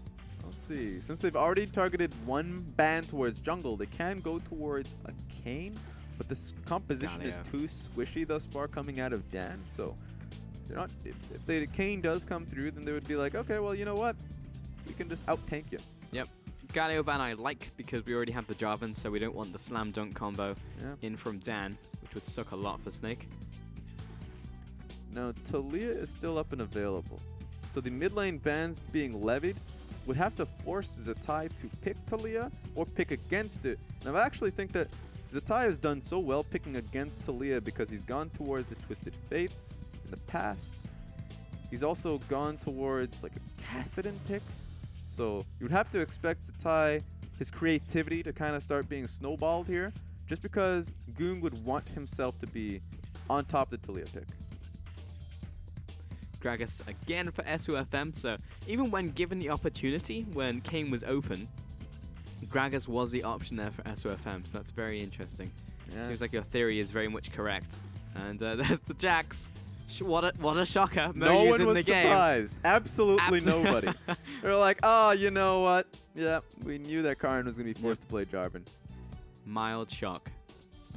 And Corki as well for Goong. So, alright. Makes sense from Dan. Let's look towards the final pick now from Snake. I'm actually surprised they went towards the Corki, because going towards Talia would make sense in supporting the Jax pick, but going towards the Corki is safer depending on the matchups. You don't get the Kassadin picks up against Corki, but it does mean now that their late game is going to be pretty scary if they get to that point. There we go. That's what I like to see. Let's go, Zatai. Zed is the final pick. We've only seen one so far in this split of the LPL, but it has won. He did win that game. Here we have it. I mean, we were going to see a spicy mid pick. It was going to happen. The Oriana and the Cassiopeia bans made it so Goong was going to get a proper blind pick, but there's no such thing as a proper blind pick versus an assassin player of Zatai's caliber. Yep, I'm excited for this one. Zed into Corki could definitely work out well, but we've also got to think about that Jax. That was an earthquake on the Dan side of things. Calm down. There's too much hype in Dan's composition. He's out of control. Someone stop this man. Too excited. You have a hype composition. The fact that you have a Jax and a Zed in the game is pretty great. I'm excited for this one. Yeah, this is going to be a fun one. Now, Zed, you'd love to see him on side lanes once he gets his items, once he's gone past the laning phase, but you don't want him to see him on a side lane versus Jax. That's one fight you don't want to see happen. Yep. Unless if your name's Jax. All right, we'll see if we can see the Zed do well, because I believe it was Xiaohu last time who played it, and he did win that game. But fun fact, Zed has a 20% win rate worldwide right now, so there we have it's not been going particularly well, despite the lethality meta coming back in for a brief stint. But more often than not, we're just seeing tanks. People are realizing that tank itemization, pretty good. You know what's funny about the recent patches, 7.13, 7.14? Great fun. With lethality being buffed in, and then mega tanks being buffed in, you're like, man, both of them are strong. But wait a second, you don't want to build lethality versus tanks. Just kidding. No, just one of them are strong. So it's still great for red side to be able to have that lethality option.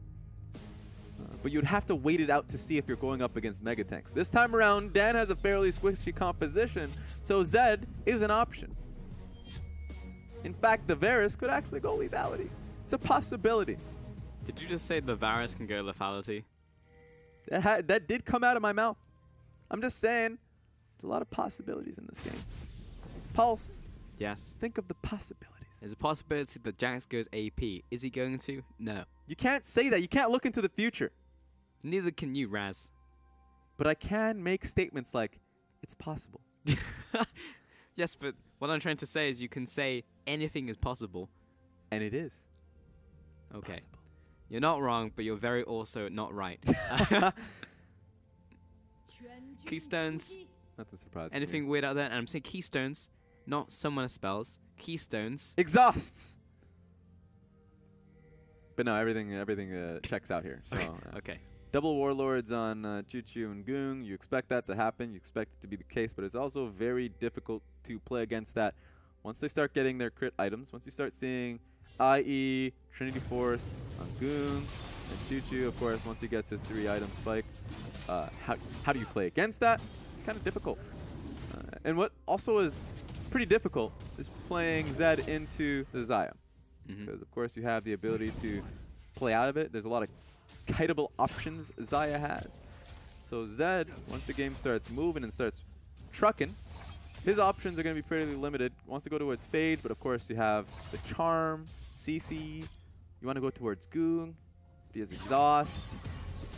Okay. From Phage. There's going to be a bunch of damage onto Crystal. We can get the FLICKR as well. Instant exhaust comes in from Hoodie, and it has to be. Crystal backs away, turns the damage on towards Phage, and they will get some return damage as Hoodie is chasing out Choo-Choo as well. Once this final auto attack for the concussive blows. So it's still an advantage for Dan because potion advantage is still in for Choo-Choo. So for there, I mean, it's still going to normalize in a sense where both are just going to be able to farm it out, but Dan will have more pressure in the lane after that trade. We're back away. Goong actually went down and placed a very deep ward in the Pixel Brush in the bottom river to spot out SOFM for this early game, because of course Zed getting an early kill would be quite bad. So Decisive is just going to get harassed here as well. It's also incredibly unlikely. Zed, even though amazing champion, so fun, fun champion to play, just so hard to execute because, of course, a lot of the times you're an early game champion, but you have such a weak laning phase most of the time. It's so counterintuitive if you want to be find use in your compositions. So it's just hard to play around. You need to really have a second focus in your composition so the Zed can benefit. Let's say usually if you pick a Zed, you get an Elise jungle, so you can actually get picks off you. Like for instance, you can have the Elise go bottom lane. You can set up with the Zed Elise, or you can just send Elise mid. You can get the kills. But if you don't have that option, which they don't have in this game, then Zed a lot of times will just be trying to play the lane as passively as possible to farm up well until you hit level 6, and then you see multiple members come towards the mid lane to see if they can get a fight and support the Zed pick. You're not gonna get a 2v2 in favor of Zed Gragas, especially with Sums still being up and available for Goong, having flash and exhaust. It's going to be hard for Zatai for a little bit. It will be, but he's farming very well actually into this lane. He hasn't even had to use any of his potions, it looks like, against Goong, so Goong hasn't necessarily put his focus on trying to stop Zatai from farming. Yep. Bottom lane, there is a big CS advantage though. Yes, there's maybe like 1 or 2 more minions to resolve for Choo-Choo, but that's still like 2-wave advantage to Crystal. That's kind of weird to see that being happen. Especially with Choo-Choo and Phage winning out in the early trades. It's still kind of difficult to push against the Varus and Braum, especially early on into the game because of the utility that they have. But there's like no excuse for that. Yeah, I'm not sure what's going on. I would like to look at top lane, but we haven't seen it just yet.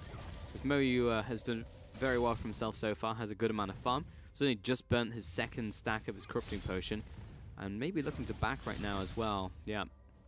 I mean, I don't understand why you want to look at the top lane now. You didn't want to see the tank fights happen the last game. Okay, well, first off, it's not a tank fight this time, and second, this is 5 minutes into the game, not 40. So I'm just saying, not much is going to be happening with the Jax. There's no kill pressure. He's going to be farming. Has that corruption potion? But sure, he has Sheen now. More Raz, because if the Jax gets out of laning phase, and the fact that he's gone Sheen first off means that he is so comfortable in this lane that he can maybe set up kill pressure for himself on the Maokai before he hits level 6. You know what? That's fair, but that just means the Observer has to tune in about 8 minutes in the top lane. Not now. I want to see it though. Alright, SOFM. He just shows his face. Goong, he had Valkyrie up. It's all good. You say it's good, but that man has no mana now. It's mostly good. It's pretty okay. It's okay. It's passable. It's 5 out of 10. And the only thing that really means is that Zed will have an even easier laning phase. So him getting to Serrated Dirk, which he has, and a lot of blades, a lot of swords. These are very cheap items for the Zed, obviously. So for him to be able to purchase this, and for, you know, Corki trying to get that one mega item of Trinity Force before he's useful, you can see it being in favor of Zed just for that alone.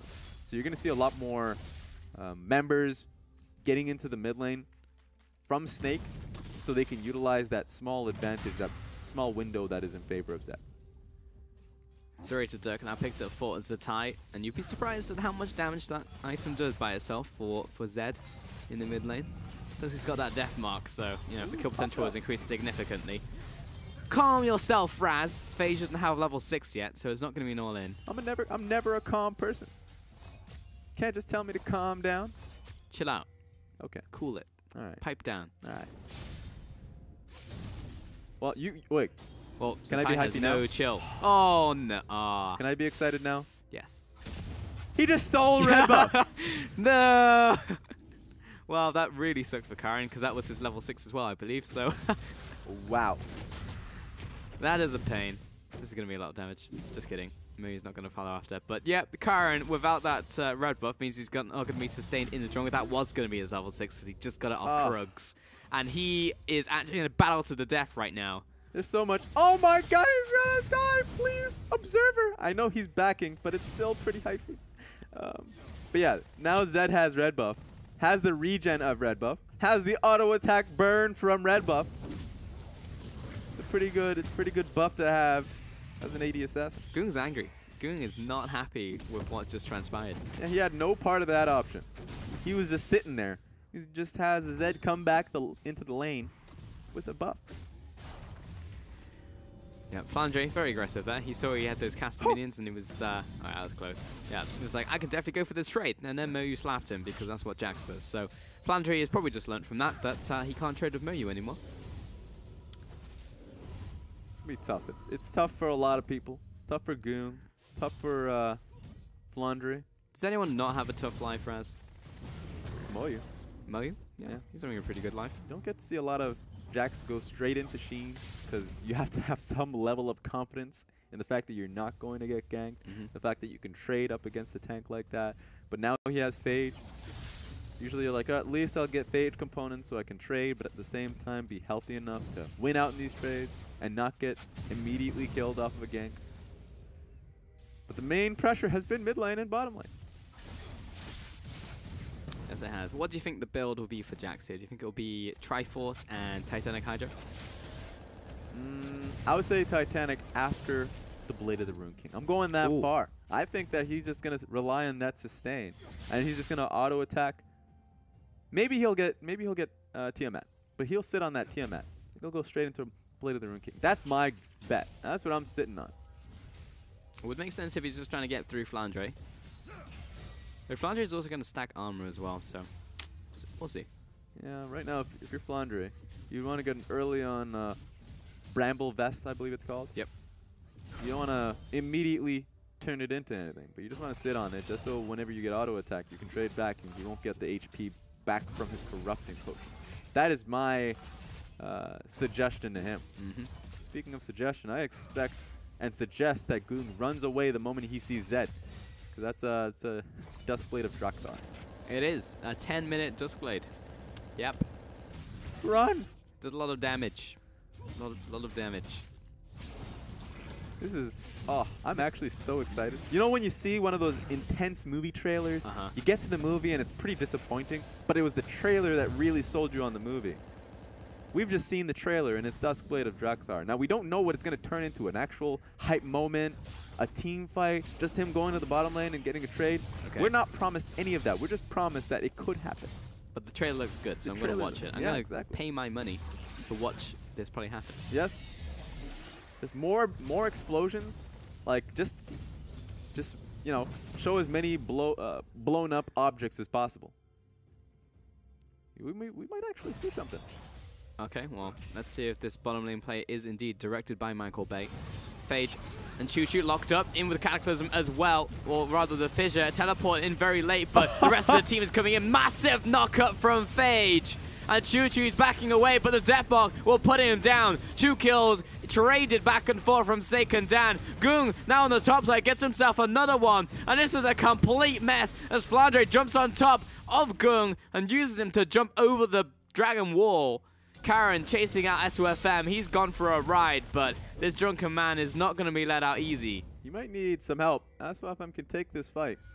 Karen just needs to poke him, make sure he's stuck here, and SOFM trying to buy time more than anything else so he can execute. SOFM can actually book it. He can actually run. He has nothing to worry about, but you know what? All right. Where could he run, Raz? There was nobody the else to the escape right route? side of him. He could literally walk through that tower. He doesn't know it. We only know about it because we have the immediate, vision of the minimap. He doesn't see that. Okay, let's see. We can see the play one more time. Yeah, so Corky's coming through, TP comes through, Jarvan is already moving towards this lane, and Phage gets a beautiful knock-up into a Xayah snare. That was so well done. They end up dying, but they just send the finishing touches for the rest of the team to clean up. So that was just really well done. A great defense, and Dan was prepared for it. Don't often get a chance to say that Dan is ready for the play, but it works out. Yep. I don't think we were disappointed by the trailer whatsoever. I think that definitely paid off. We got our explosions. We got the big combo from Phage and Choo-Choo. Yeah, it was here's the thing. You expect the explosions from Zatai, right? You expect him. I mean, he ends up getting a double kill, so that's good for him. But it felt like more of a just like self-destruct button that was pressed by Snake. Mm-hmm. They get the Duskblade Attractor. They go towards trying to blow up that objective, get a few members. Sure, they get those 2 members, but they also die in the process. Actually, Moyo also picked up a kill off of that, so he's very happy. Plus, the Herald is coming in. Uh-oh. Yeah, I will give you the uh-oh. Because FLICKR, he's kind of put on a bit of a timer, though Karen starts tanking the turret, so does Moyu. And FLICKR miraculously managed to defend that tower while the rest of Snake are taking mid lane. That's not how that book was supposed to go. Wait a minute, indeed. They are not going by the script. FLICKR now caught in this pit, but Karen's the one who's tanking the tower, and then he actually dies. So, still, they get away with it because the tire's coming up. They cannot go for this tower, and Zatai is hungry for some kills. Ooh. His Duskblade is ready. Okay, chase scene ended.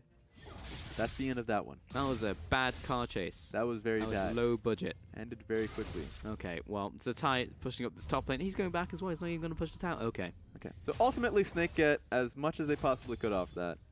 Mid lane push into tower, and FLICKR, sure, he died at the end, but he stalled for so much time and was able to save his own tower. So that was the most awkward dive I've ever seen coming out of Dan Gaming. But ultimately, I mean, Snake does the job and being able to regain a lot of that map. I actually wonder what boot Zatai is going to turn into. Like, of course, he has brown boots. You wouldn't want him to get the boots of mobility. But after that chase scene ended so, needs some upsettingly. New wheels. He needs some kicks. I know. Needs something. Infernal Dragon, first dragon of the game, 14 minutes in. Snake are going to make a play for this one as well, and I don't know if Dan are in position. Definitely not, but they know it's happening. They have an idea of it happening, but it's far too risky, especially with Corky holding the wave mid, nowhere near being able to push that one out. So Dan as a team cannot push forward without the safety and knowing that they're not going to get popped by Zatai. I just want to hit the tower. I want to hit the tower. The wave's been kind of cleared. That one minion. What a hero. Gung's here. Okay, Moyu's a little upset because he really wanted the solo gold for himself, but honestly does need help at this point. Now send Gung away. Just kidding. No, FLICKR's going deep. He knows that Zatai is right behind him. It's going to take a couple seconds for him to catch up, but he is almost on top of Gung, gets the slowdown, and the sapling has come in. Here comes the death mark. Moyu turns it around. We'll get the stun up, but Gung absolutely evaporates. Zatai going very deep before popping back to his original shadow. Yeah, that was, that was a little troll. But ultimately, good defense once again from Snake. No nonsense 2v1 coming from Dan Gaming. You're not going to be able to get the tower. In fact, it's just baiting you in. And again, Snake just preying on Dan's aggression. Will take the top tower while they lose the bottom tower. So ultimately it is a trade in here, but Dan do not get the second tower on top side. The very least, if you're Dan Gaming, they're still going for this push, but they also have 2 Trinity courses completed from both Corki and Moyu. So they should be feeling relatively comfortable in being able to push these trades. There are pinks coming through. They might want to look for a flank play. No, it's not going to happen. That was really big, actually, from Dan. Picking up a second tower, like Xayah will rip through towers, especially with Jarvan there as well. Like, probably the perfect 2 people to have in that push. So Yeah. Dan not only gets the first tower, but the second and the top side is probably going to fall to Moyu in the near future. So I'm a little concerned for Snake now, because as good as that play looked like, just because of the champions that came out and the way that their play eventually worked out, Dan have pulled ahead. Wonder what Satai is waiting on. He's 3-1-0. He has he has 1k gold. He's purchased himself 1 component of the Black Cleaver, but not the second component of Black Cleaver. He doesn't have the Phage. He has a Serrated Dirk instead. So he's gone between both items of Youmuu's Ghostblade and the Black Cleaver. So one of these items are going to get completed. Do have to think it's the second lethality item. It might just be because he wants a bit of health. Yeah. And it's just like, what else could he go for if he wants to go towards Black Cleaver? Well, he'd just pick up like a longsword and health Ruby Crystal. Yeah. So it kind of makes sense in that sense, because you get more health from the Kindle Gem and you get the cooldown reduction. It's fair. He's just been gated a little bit in terms of being able to roam to a position fast enough. So Yeah. Youmuu's Ghostblade would help in that instance. But of course, you're right in that he does want the HP. But if he's looking to rotate towards these 2v1 situations, these small skirmishes, I don't necessarily believe that he needs the HP to do that, just that. But he does have the CDR from it, so that's fine. Yep. It's just the fact that he's sitting on 1,000 gold after leaving base is the curious one. Because usually, if you're going for a lethality build, you just go to, you type in longsword, and then you buy as many longswords as you can with your infantry space. You're really going to turn it to and something. then you leave, because it works for Black Cleaver. It works for, you need 4 of those for any lethality item. So it's just like, yeah, I'm going to use it. I do remember one game. Don't remember who it was specifically. It was a Talon player, I believe, where you just had 4. Yeah, you just had an extra serrated Dirk that wasn't going to turn into a thing because he already had all of the lethality items he could possibly purchase. Because he was just saying, you know what? I need the longswords. Yeah. That's going to turn into something.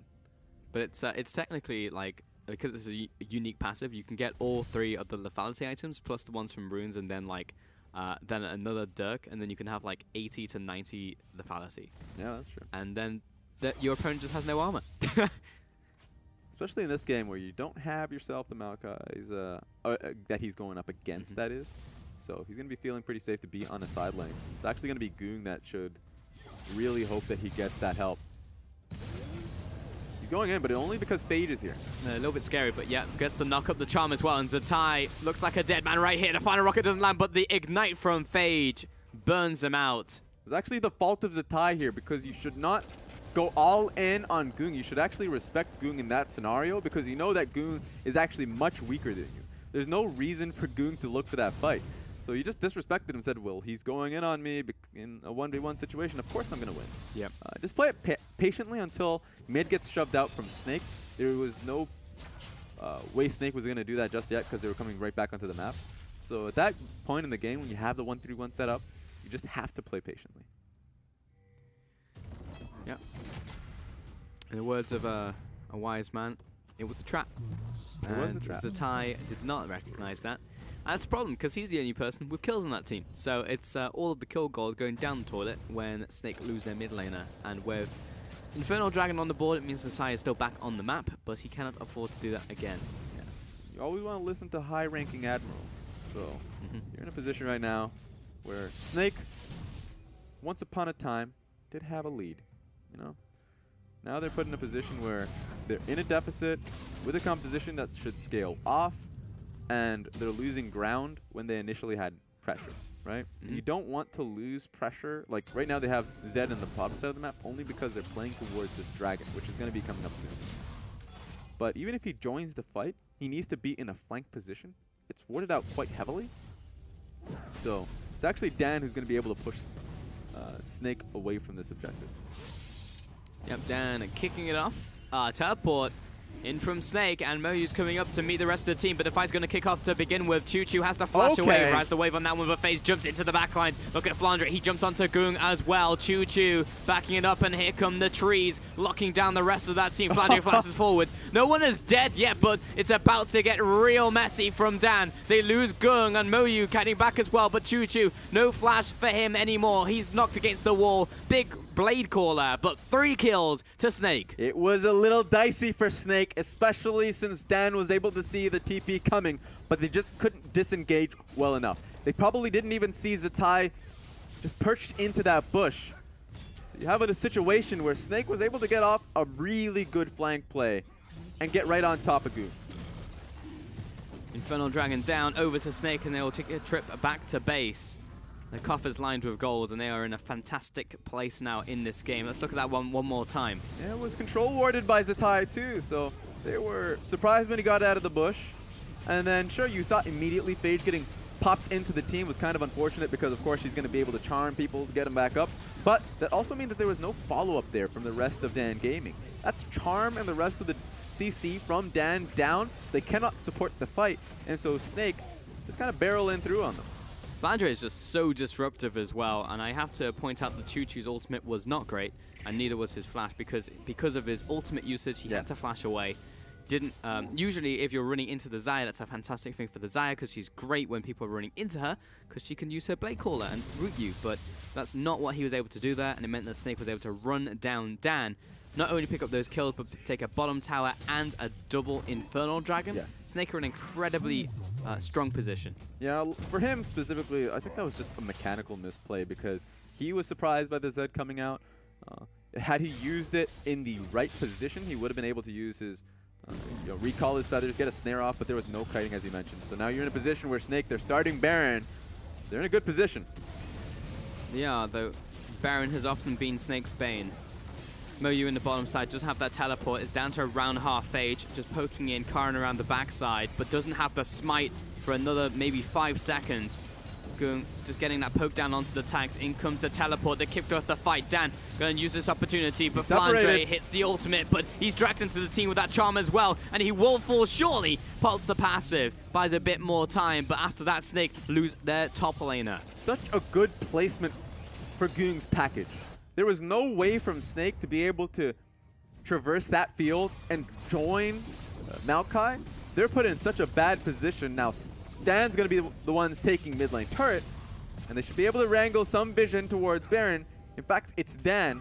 You'd expect them to start it, knowing that someone has to be able to take the wave in the bottom side of the map. It's really dicey. Dan should just start it. They have just started it. Snake coming in from the bottom side with 3. And Zatai on the top with the flank. Look at Phage, doesn't have the quickness, but does have both of his summons available. Zatai sat in this bush, war comes down, and spotted out the assassin. Hootie backing it up. And it was a good stop from Snake, so Dan will not get away with the Baron. Yeah, Snake take the risky route of putting Maokai here and recognizing that they can push Dan off of Baron with just 4 members. They were right. Zatai was perched into another bush, of course, on the top side of the map. And it was in a great flanking position for if Dan decided to fully commit. And so you're just seeing a very tense situation between both teams. Dan are actually starting to hit their real strong item points. Static Shiv on both Goong and Choo Choo. Crit chance is going to be a big thing for both of these members. Goong he's not close to his IE yet, which is a pretty big thing. Once he gets to it, then they should be able to win out these team fights fairly heavily. So it's going to be on Snake to really start to put the pressure on Dan. Oh, Yeah, Flandre, I think he hit the blast cone. Yeah, flag, drag. Will hit the Cataclysm as well. Flandre is very tanky. It's going to take them a long time to kill him. His flash is coming up in around 2-3 seconds. He's buying time. The rest of the team has started the Baron, as you pointed out, Raz. And Dan completely disengaged from Flandre. He does have his teleport as well. You know, that's fun. It takes so long to kill Flandre, who's blast coned in front of you, but you can't kill him because for however long it's going to take to do just that, you have 2 members in the bottom side of the map, and so that's going to be a free Baron for Snake. So there's no way for Dan to look to try and get a pick off of Maokai. They have to commit their members top side and hope that Moyu alone can take down Flandre.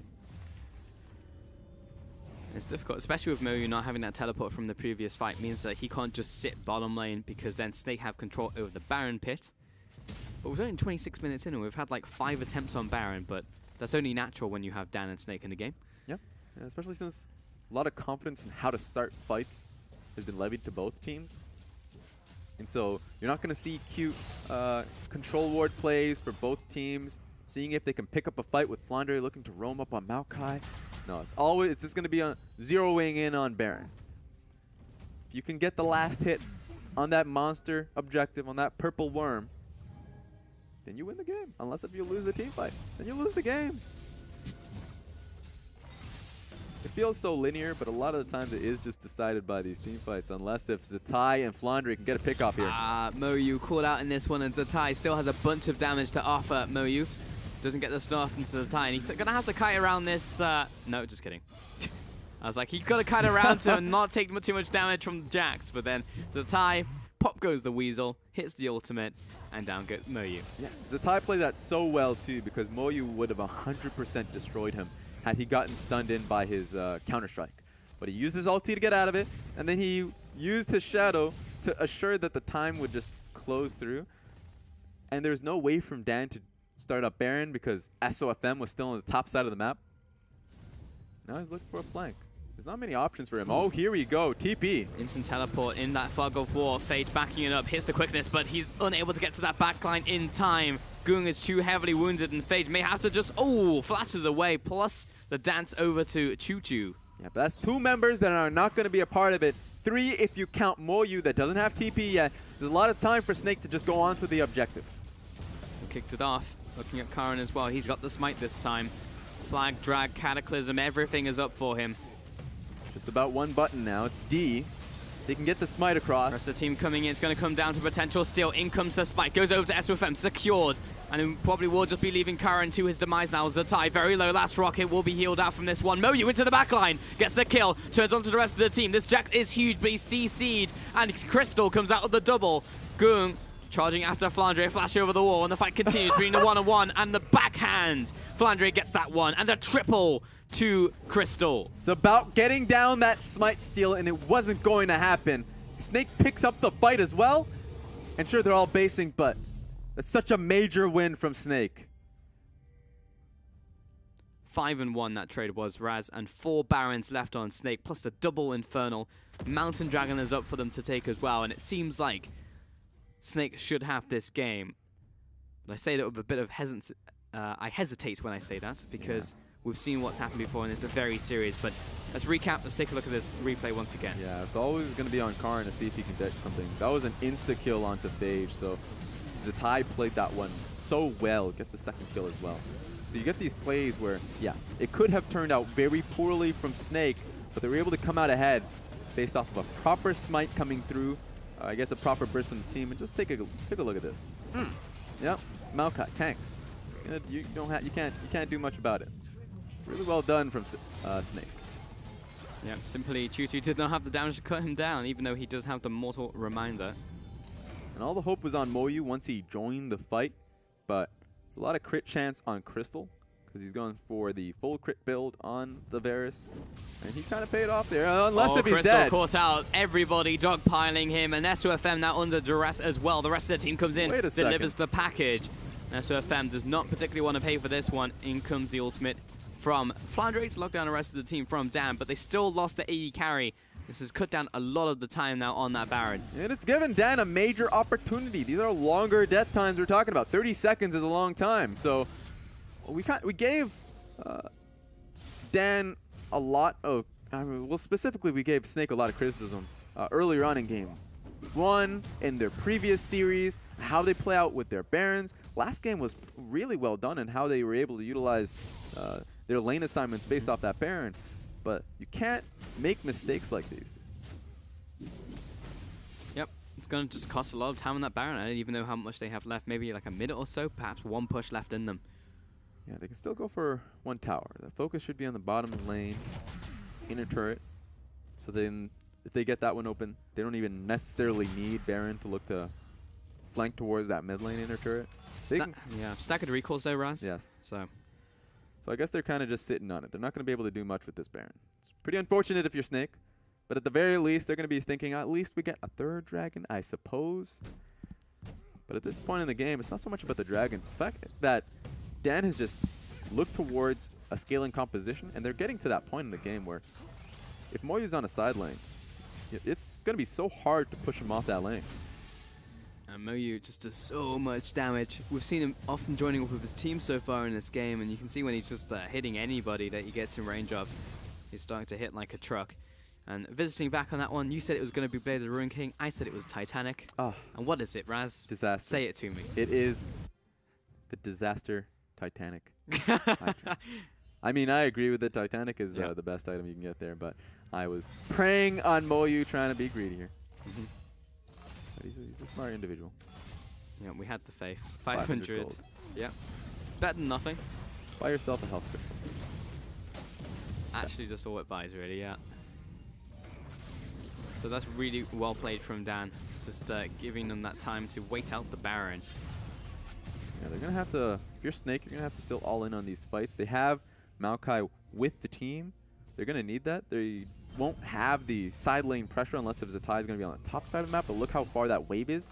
They're just kind of hoping that they can get these minions pushed in and chip down that turret with the 5 members that they currently have.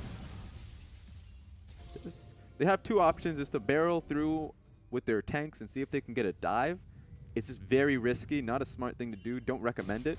Or just have Zatai on the opposite side of the map of the Jax. Flandre catching out Karen. Here we go. It's the ultimate. SOFM jumps in as well, hits the barrel, and that's an instant takedown onto Karen. Zatai backing it up, and he's whizzed to the backline, deletes Gung. Guardian Angel roots him down, and that will be a kill onto Zatai. He went very deep for that one, but Moyu comes back up. It's going to be close, but Crystal has the shielding out as well from his support. So it's a 3-for-1 trade. Yeah, 3 members, 40-second death timer on Goong, 20 on Karin. But these are long death timers, and you have to believe Snake is going to be able to get an inhibitor off of this. It's been kicked off. Miniwave coming in as well. Snake will take this one away. Only Tutu and Phage to defend, so they probably won't be able to stop them on this inhibitor tower. And here's the thing about that last team fight. Zatai played that one so well, but I'm actually going to give SOFM... they're not going to go for the inhib. But I'm going to give SOFM a lot of props for not weaving in an auto attack when sending out his ulti, because he did that in the last team fight that he went through, and he just keeps losing kills when he goes for that greedy auto. This time around, he kept it simple. Got the body slam into ulti, just like this. Boom. Ah, no, he did auto attack. You know what? I'm sad. You know what? Take that. Yeah. Take that praise back. Take it all back. Yeah. But he still gets it through. He still gets the knockback. Hello. Boom. That's nice to see. Yeah, but Phage got a really nice quickness charm off onto him, so he was just kind of stuck. So, yeah, Dan will take away this grab. That's actually really good since Baron is spawning in 55 seconds. But Snake gets the inhibitor tower, but not the inhib. So you said they were backing away. There was 2 seconds left on one of the respawns, 10 seconds on another. So they could have risked it, but the mentality seems to be very clear from Snake. It's like, let's not take any unnecessary risks here. Let's just take those advantages and you know, keep pushing forward. It's just about the payoff on that one. Because had they were been able to get the inhibitor and back away, there was nothing on the map for Dan to take. And they would have been able to play off that super minion wave for the 2 objectives coming up. 30 seconds on the Elder Dragon and 20 seconds on the Baron buff. But they won't be able to do that. They're going to have to, you know, kind of get these minions down that lane themselves. It's going to be a lot harder to do that. So Dan has the ability to contest. So, of course, you're right. Play it a much safer pace in this game. But now it's going to be up in the air to see if Snake, triple S OFM, see if they can do this. There is a ward here to catch him out. They kicked it off. Flandre going to use the zoning branches. Locks up the jungler as well. 2,000 health left on this one. Bought 2 seconds of time. He's knocked away from this one. And that will be the spice kill from SOFM. Zatai jumps over the wall. Turns it onto Gung. He's got very low HP. He goes down to the Guardian Angel. Meanwhile, SOFM caught out with the rest of the team. But he is very tanky. Soaking up the rest of the time for all of that team. Gung backing it off. And Zatai unable to get that assassinate down. Moyu turning it now onto Hoodie. But he jumps away to this cannon minion. Dan following down. Gets the 3rd kill of the fight. Zatai will escape from this one. Gung does not land that. He knew exactly where he was recalling as well, but just missed it by by a hair's breadth, honestly, in the end of that one. So the Baron picked up by Snake, but at a heavy loss. Yes, major. But at the very least, what Maokai did, what Braum did at the very end of all of that, pulling the wave so they don't have the option to just go towards an inhib, 2 inhibs even. Sure, they get Elder Dragon, but at the very least, Snake, they get 2 Baron buffs, and they don't lose too much. They lose kills, and they lose an Elder Dragon that should pop off. So now, it's getting really close, down to the wire. Only 36 minutes into the game. But Snake took risks, and at the very least, they get something out of it. This feels very reminiscent of game 1, but this time you have a Moyu in a side lane. There is no in-betweens for him, no half measures. And just take a look at Jarvan here. He gets popped back. Flandre played that so well. There's no option here from Carmen to go for a steal, especially with Phage getting the knock-up and charm. So had Jarvan been in that pit during the CC, the smite would have went down. That would have gone to Dan Gaming. It was a major risk, but the Maokai was able to pay it off so well. Not only did he stop Jarvan from stealing it, he directly went to the mid lane and pulled the wave. So Maokai, Flandre really saved his team the game off that play. Otherwise, that would have been absolutely disastrous. But still, the fact that Zatai was unable to get the 1v1 kill against Gung as well was pretty disastrous. Yes, he was heavily wounded from the initial engage from Phage, but it just meant that heading into the, the late hours of that team fight, that was unable to get that to happen. And ultimately, he is an assassin. That's his one goal in life, is to get that kill off. Phage jumps in once again, gets a double knock up on the front line. Crystal running away from Phage as well. Doesn't get the charm off on him. Gung with the flank as well, and Phage goes down. Snake looking for the turnaround now. Flandre wants to get to that back line, but has disrupted his righteous glory. Yeah, that was Dan trying to force a fight with no follow-up. They saw Zatai on the bottom side of the map. And also, Phage going inside was great, but they popped up 2 tanks. It was actually Crystal that was super safe, and so immediately they were able to turn it back because you're not going to be doing damage to Gragas and Flandre, or at least it's going to take a long time to get that down. So Snake, sure, it looked like a negative 3,000 gold Baron power play based off of the team fight loss, but they're definitely recouping that gold back off that team fight win and off the objectives that they're taking. They're getting a left from this Raz, but Hootie as well drops very low from the damage in from Moyu. It's still a 4 versus 5, and Snake's objective right now is to take as much as they can off of this Baron push. Inhibitor tower down. This will be a second inhibitor now, and probably all they're looking for on this push. And the disengage as well from Flandre. Can't even call him cats anymore. Man has the wrong skin. Definitely does. Yeah. So now you're just going to see Snake. They should play this one out slow. The reason for that is Dan has outscaled them. Sure, it didn't look like that in the team fight, but that was just a bad execution on that one. So you're in a position where Dan wants to fight once again, even though they will be losing Elder Dragon fairly soon. And it's going to be Snake that will send Zatai to the bottom lane with the super minions. Mid lane works too. At least shepherd the wave in, 2 of the waves that are, it is, both mid and bottom lane, while the rest of the team is dealing with the top lane inner and the top lane inhib turret.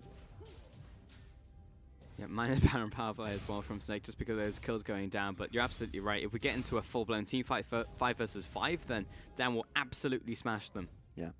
It's the most positive negative Baron power play I've ever seen in my life, where they were able to get so much off what was essentially a negative Baron power play. We lost a lot of kills, sure, but right now Snake, this feels as easy as it's going to get for them. Sure, they will lose team fights, but they shouldn't even be looking for team fights. This is good from Dan to just send Moyu at wherever Zed is going, but that he doesn't have that option for so long. You pull him, push him away from the mid lane, but that bottom lane inhib is still down. Either way, super minions are going to be barreling through your base unless if you send 2 members to these lanes, and you can't do that. You can't afford sending this many members away from the top lane. Yep, Snake just need to dance around Dan right now, honestly, and try and just take their structures. They have those 2 inhibitors down, so the minions are going to play that 6th man.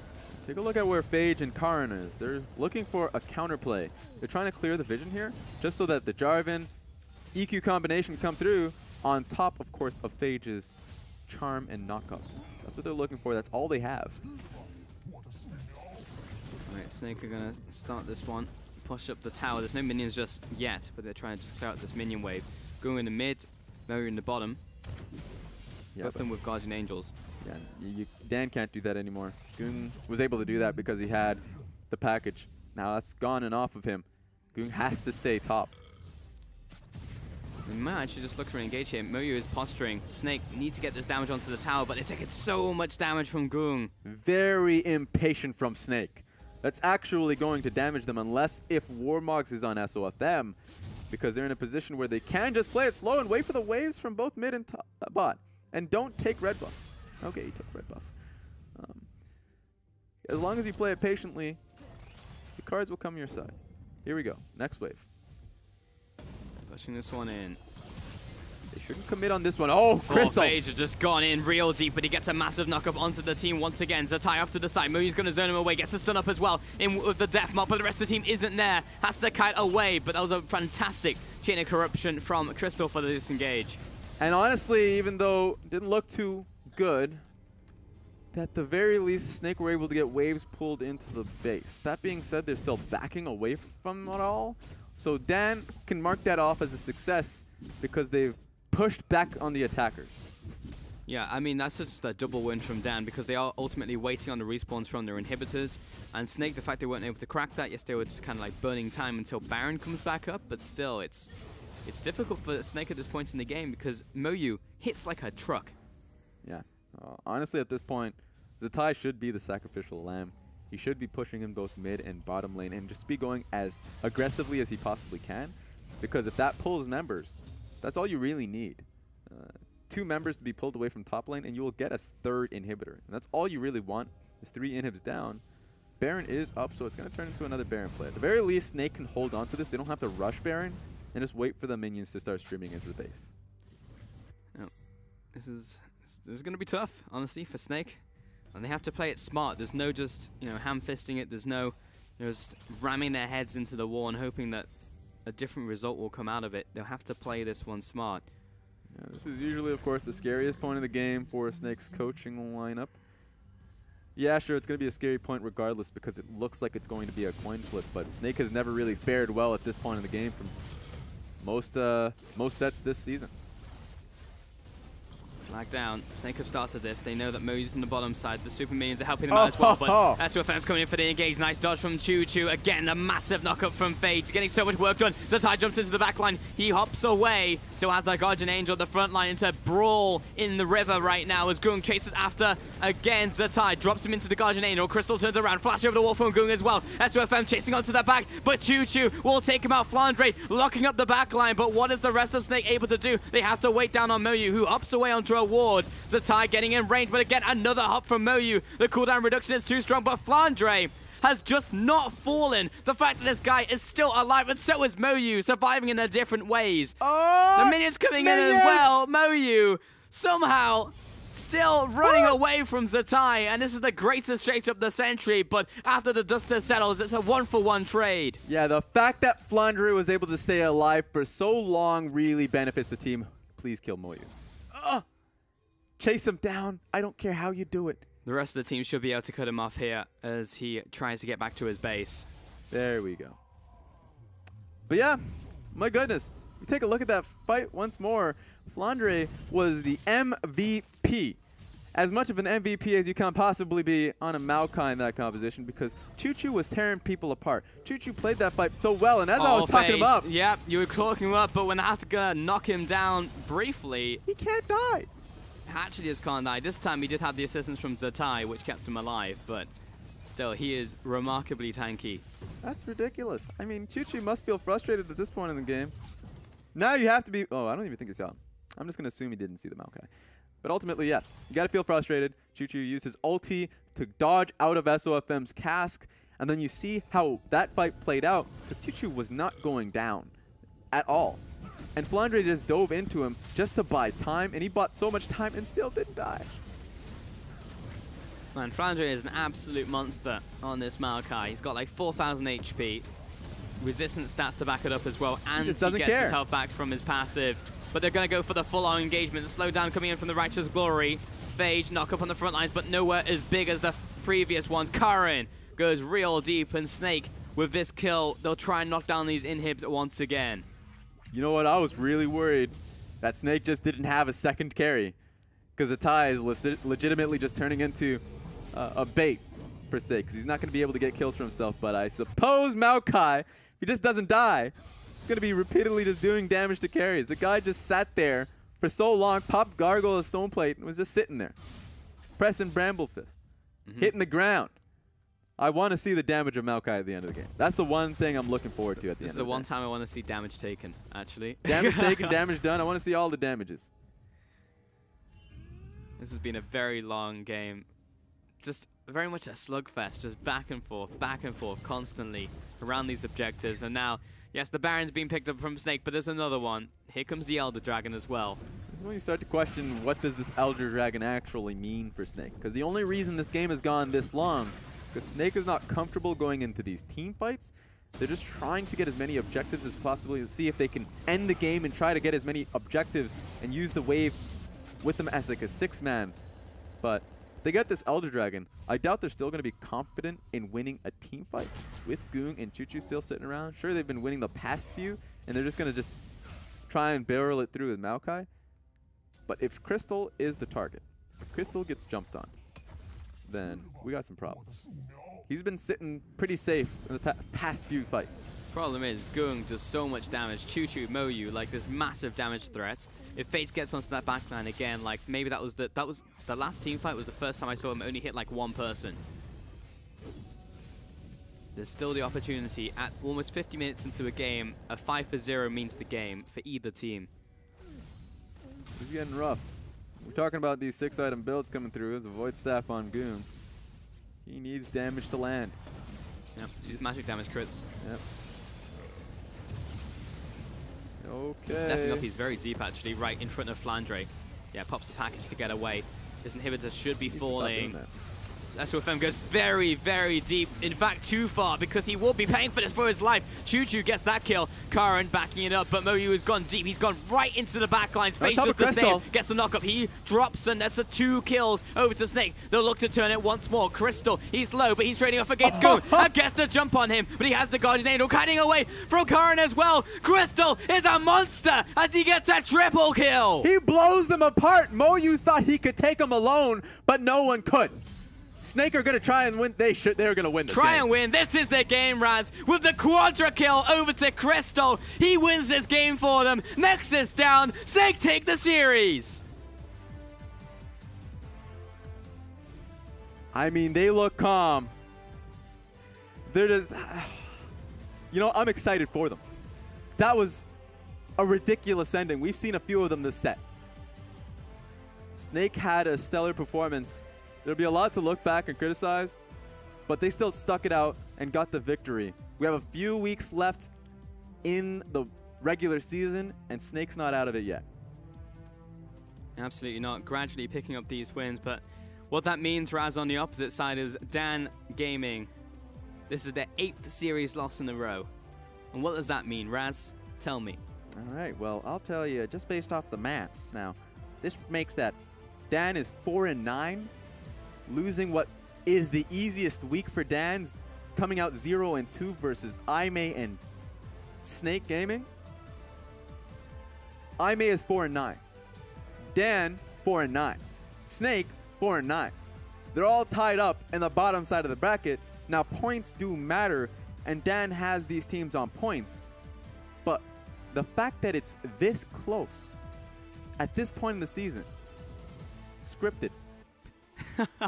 And correct me if I'm wrong, Raz, but I believe that Dan have just etched their name in the history for the LPL because they have just collected the longest loss streak in recorded history for the LPL. Yeah, Raphael's going to be happy that no longer is he in the history books for longest series losses. Hyper Youth Gaming is going to be happy about this one. 8 series losses in a row for Dan Gaming. Once upon a time in week 3, they were 4-1. They are 4-9. I've not picked up a single win since then. And while they've gotten game wins, they got 4 heading into the series. This was their 5th one in game 1. Yes. But, yeah, haven't been able to find those series wins, even against Snake. Yeah, I love the management for Snake. I know we always talk about him. Whenever they take wins, the excitement that he showcases, because if the team's not excited, he's definitely going to be. Someone's got to carry the team. Exactly. It's an exciting time for Snake. They look better. They look really good coming into the second half of the regular season. And it's a good time to come on. You know, if you're showing up, show up late. You still look pretty cool. Necessary victory from Snake. All right, you said you wanted to see the damage graphs from Maokai. I'm ready. Where are you expecting it to be? Maokai, highest damage dealer in the game. Oh, no, I'm lying. Crystal is there. Second highest damage dealer in the game. I'm ready for that. On the I want game to or look the at team? the game. The game, okay. I'm saying game. Second highest in the game. I know there's a, you know, I should probably say third because there's definitely a Zaya. So I'm just going to flip, flop, flop. Fourth. Saying fifth. third. Third? Third. 1, 2, Corki! All right, fine. All right, there is a Corki. I should have recognized that. I should have respected it. It was still a lot of damage, though. Like, you cannot discount the fact that Maokai did 34,000 damage, which is higher than the Jax. Yep. And a lot of it was just the fact that he was just spamming his Bramble Fist. He was just basically able to do so much in terms of disruption in these team fights. And what I see when I see that damage grab, sure, that's damage. But it's also just the fact that he was able to apply so much CC, all right? He was there for his team. He was able to provide so much distraction for the Zaya. And a lot of times, Moyu, when he was on top of the carries, you're like, this could be the fight for Dan Gaming. The team of Snake were able to bide enough time so that it was only Jax versus 4 people. So Moyu found himself on top of 4 people and eventually died. And then finally, the team could rejoin the unkillable Maokai. Honestly, that game did feel like a 50-50, though, at the end of the day. Like, it did not feel like a game that Snake had gotten in their grasp, because once you hit the late game, we actually said that if Dan Gaming have a straight 5 versus 5, theoretically, when you look at just the paperwork, they should be able to just smash them in the 5 versus 5. Like, Snake, they have to play it smart if they have to get that pick initially. And the reason why they won that final fight was all down to Crystal, actually. Like, Crystal, I think, should take the MVP for this performance, because he literally got that quadra kill. You had Corki diving on top of him, but he got the jump on that Corki, turned around. Like, every auto attack was exactly where it needed to be. Yeah, and there is a lot of pressure on an AD carry that is essentially the only source of real sustainable damage throughout a team fight. And if the entire Dan Gaming lineup is just to get on top of them, we saw how many times Phage was trying to jump on top of him with his charm, and a lot of the times it was Crystal who was able to get out of it. Times flash, but a lot of times he didn't necessarily need to, because his positioning was always on point. So, I mean, there are a lot of MVP-able members of Snake. I look towards Crystal, sure. You look towards Maokai. He did his job. I thought that both of those members were fabulous. I guess, I don't know. That's a difficult job for anybody who... Yeah. I mean, You know what? Flandre deserves it. Crystal deserves it. I don't blame anybody who... If it's somebody like... what would be a bad one? Hoodie. If it was Hoodie, then I'd be like, I'd question it. But everyone else, it feels like they all did their part in that game. Yeah, everyone did their part, but some did more, and some made the big plays happen. Yes. Like, you know, I think about, like, it does come actually down to the plays, I actually feel, because, like, Flandre, he just tanked everybody. You know, none of them died. There we Crystal, yeah, like, for me, he is definitely my MVP, certainly for the series. Yeah, there we go. And that's going to be his first MVP coming into this one, as an AD carry for sure. So, really good job for Snake, starting to show up in the second half of the split. And honestly, that's just the same case for a lot of these teams. Aimee is one of them, starting to fire up. Jingdong as well, being able to take the victory versus Newbie. So a lot of these teams are really starting to fire back when it's needed, when it's required. So we had some numbers coming in as well, because we talked about the damage graph, but I also wanted to know the damage soaked graph. You know, how much damage did the tanks take. Okay, I'm and ready for Gragas and Maokai both soaked 60,000 damage each. Woo! And the next highest was 40,000 on Dan. There we go. There we have it. 60,000. There we have it. Maokai. Yep. Maokai. What a champion. Maokai. We can just keep saying Maokai until we go into like a break. We can just keep doing it, and people will be like, great analysis. Because it legitimately feels like literally the game. That's it. Like, how do you kill a Maokai? You have the sustained damage from both the Corki and the Zaya, and even that took so long to do it, because if they focus their combined strength on the Maokai, a lot of it, the reason why the front to back feels stronger is just because that takes a long time to shut him down. I was surprised by it. I actually thought the front to back team fights should have really been heavily won by Dan Gaming at that point in the game. But you start to see why Maokai is such a major threat. First pickable, definitely bannable, because you get to a point where he's great in the early game, whether he's jungle or top lane. And then he starts to get his real items. And it doesn't matter how many mistakes you make, you get to the 40-minute mark, and that guy is a beast. Yeah, and also the fact that everyone picked up mortal reminders. There was 2 mortal reminders on the side of Dan. Still didn't matter. Like, he was still getting health back, and even the fact he's getting health back on the fact that he has like 4,000 health and like 200 of both resistances. He's not going to take a lot of damage, and even if he regens anything, that's still a value add for Maokai. So just can't kill him. Just didn't have the damage. That's why one of my criticisms would be towards Dan in terms of banning, because a lot of the times whenever we see Snake at their height, at their peak of gameplay, a lot of the times it's off the back of Flandre being on a Maokai, being on a very sturdy top lane tank. Because when you see Snake playing the Camille's top lane, you say the Jack's top lane, these like split pushable carry tops, they actually really do falter because they're trying to play the map in a split push situation, and they don't necessarily have that skill in being able to play it very disciplined. But if you just look for these easy fights, just jump on somebody and have the decisiveness to follow through, that's a strength of Snake to be able to go on top of that. And we saw that in this game, that their team fighting was very well played, that they were all very strong players, and Crystal was the beneficiary of that because he was able to kind of sit and spit. He wasn't on a Kog'Maw, but it looked like it. It was basically the same thing. I'm actually really glad to see that Snake are doing well now as well, because a couple of days ago when we were talking about Snake and their history and how like they literally hit near to the top every single time but couldn't quite get to the very top, but could still beat everyone below them, and then this split was really the first time where, or not even the split, this year was the first time where Snake really fell down, and now they're starting to pick themselves back up, and it's been a bit of a slow ramp, but the ramp has been much higher in the last couple of weeks, last couple of games and series. So as you said, moving towards the end of the split,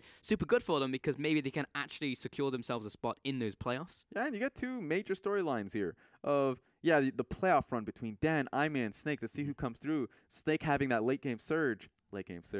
And you have EDG and WE trying to go for first place in the battle between both teams to see if they can hit that first place position, which is going to be great for the next set because, of course, WE going up against IG could be pretty good and see if they can match up EDG. Yeah, that's going to be a real hype one. I'm going to bring FLICKR in as well to the desk for that, but we are going to take a quick break while we set up for it because we definitely need it. We'll see you after this break.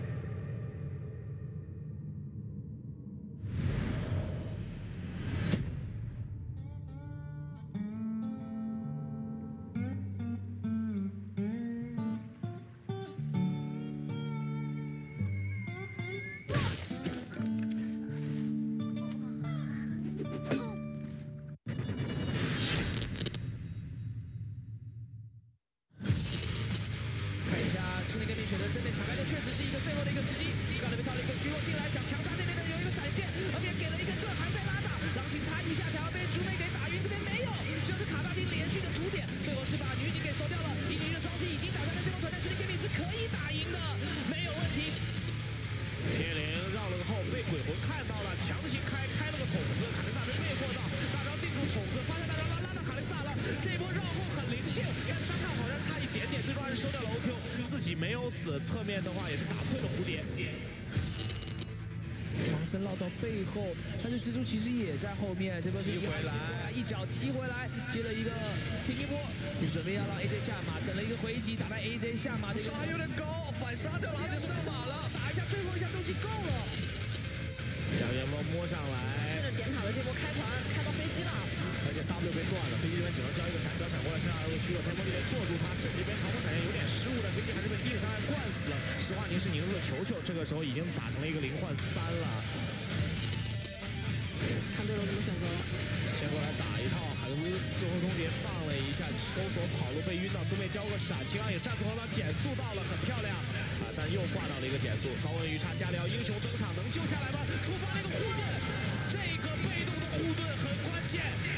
哇，杜朗护盾在嘲讽到，那没了，那这亏大了。大招给大了，没打到，大招，没打闪现大招，把团战开了起来，这里发大招裸男还不错，风什么直接被秒了。这里小虎可能要被大嘴喷死，这边黄金场挡不住大嘴的输出，这波司令打得非常的漂亮，真的回旋阵也是打了出来，一波0换5，姿态的一个天秀时刻，先交闪，然后在 A B 过来的时候再交一波魔影迷踪，确实草丛跟乐芙兰的象限也很气，对，特别是在上路这个地方，而且第一段被动没挂到也很关键，这个在这边大招被魔影迷踪回去，回头还秒了一个辅助，是的，交 Q。然后再魔影迷踪加 RW， 再回到 W 的位置，然后又回到 R 的位置，利用这个草丛落过来，给了个鸟盾，再交到魔影迷踪，差点就给他跑了。轻舞成双给了2段，但是最终被潜力形态的搜寻猎物给收掉了。这波团战一线的血，不他妈拔毛，但是皇子上不去了，但是皇子直接被秒了，反正大概是拉到一个再被秒。但杜玉蜜这边能跑掉，鳄鱼 TP 的位置不是特别好啊，这边鳄鱼有大招，在这大龙圈里面，怎么说能？鳄鱼能进场，一过来 Q 一下，被挂了个虚弱，伤害不够。拔毛这边是拔死了鳄鱼，这边 ED 可能要撤了，惩戒回下血，这边 Scout 还在尽量的输出，在这里想偷峡谷先锋之也是被拿掉了，羽毛这边扑一个双杀 Triple Kill， 卡比这边出来吗？伤害不太够，完了要被风筝了。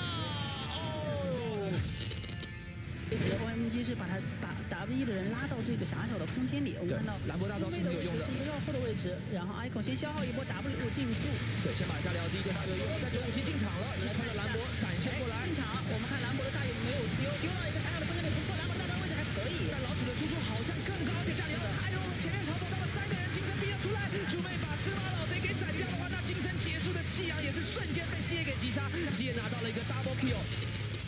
那这个拿到5个人手够长，能回到2个。哎，这个反手来看一下这边的一个团战进场了。如果反手碰到了对方的2个人，下一次得到了一个解扣，小刀被小刀倒了。大舅子这波的一个羽毛非常的一个致命，再一次看到贝的一个翩翩起舞进场以后，趁大这场虽然自己死了，但是挖掘机也殒命，自杀，夸张 kill， 大舅子帅。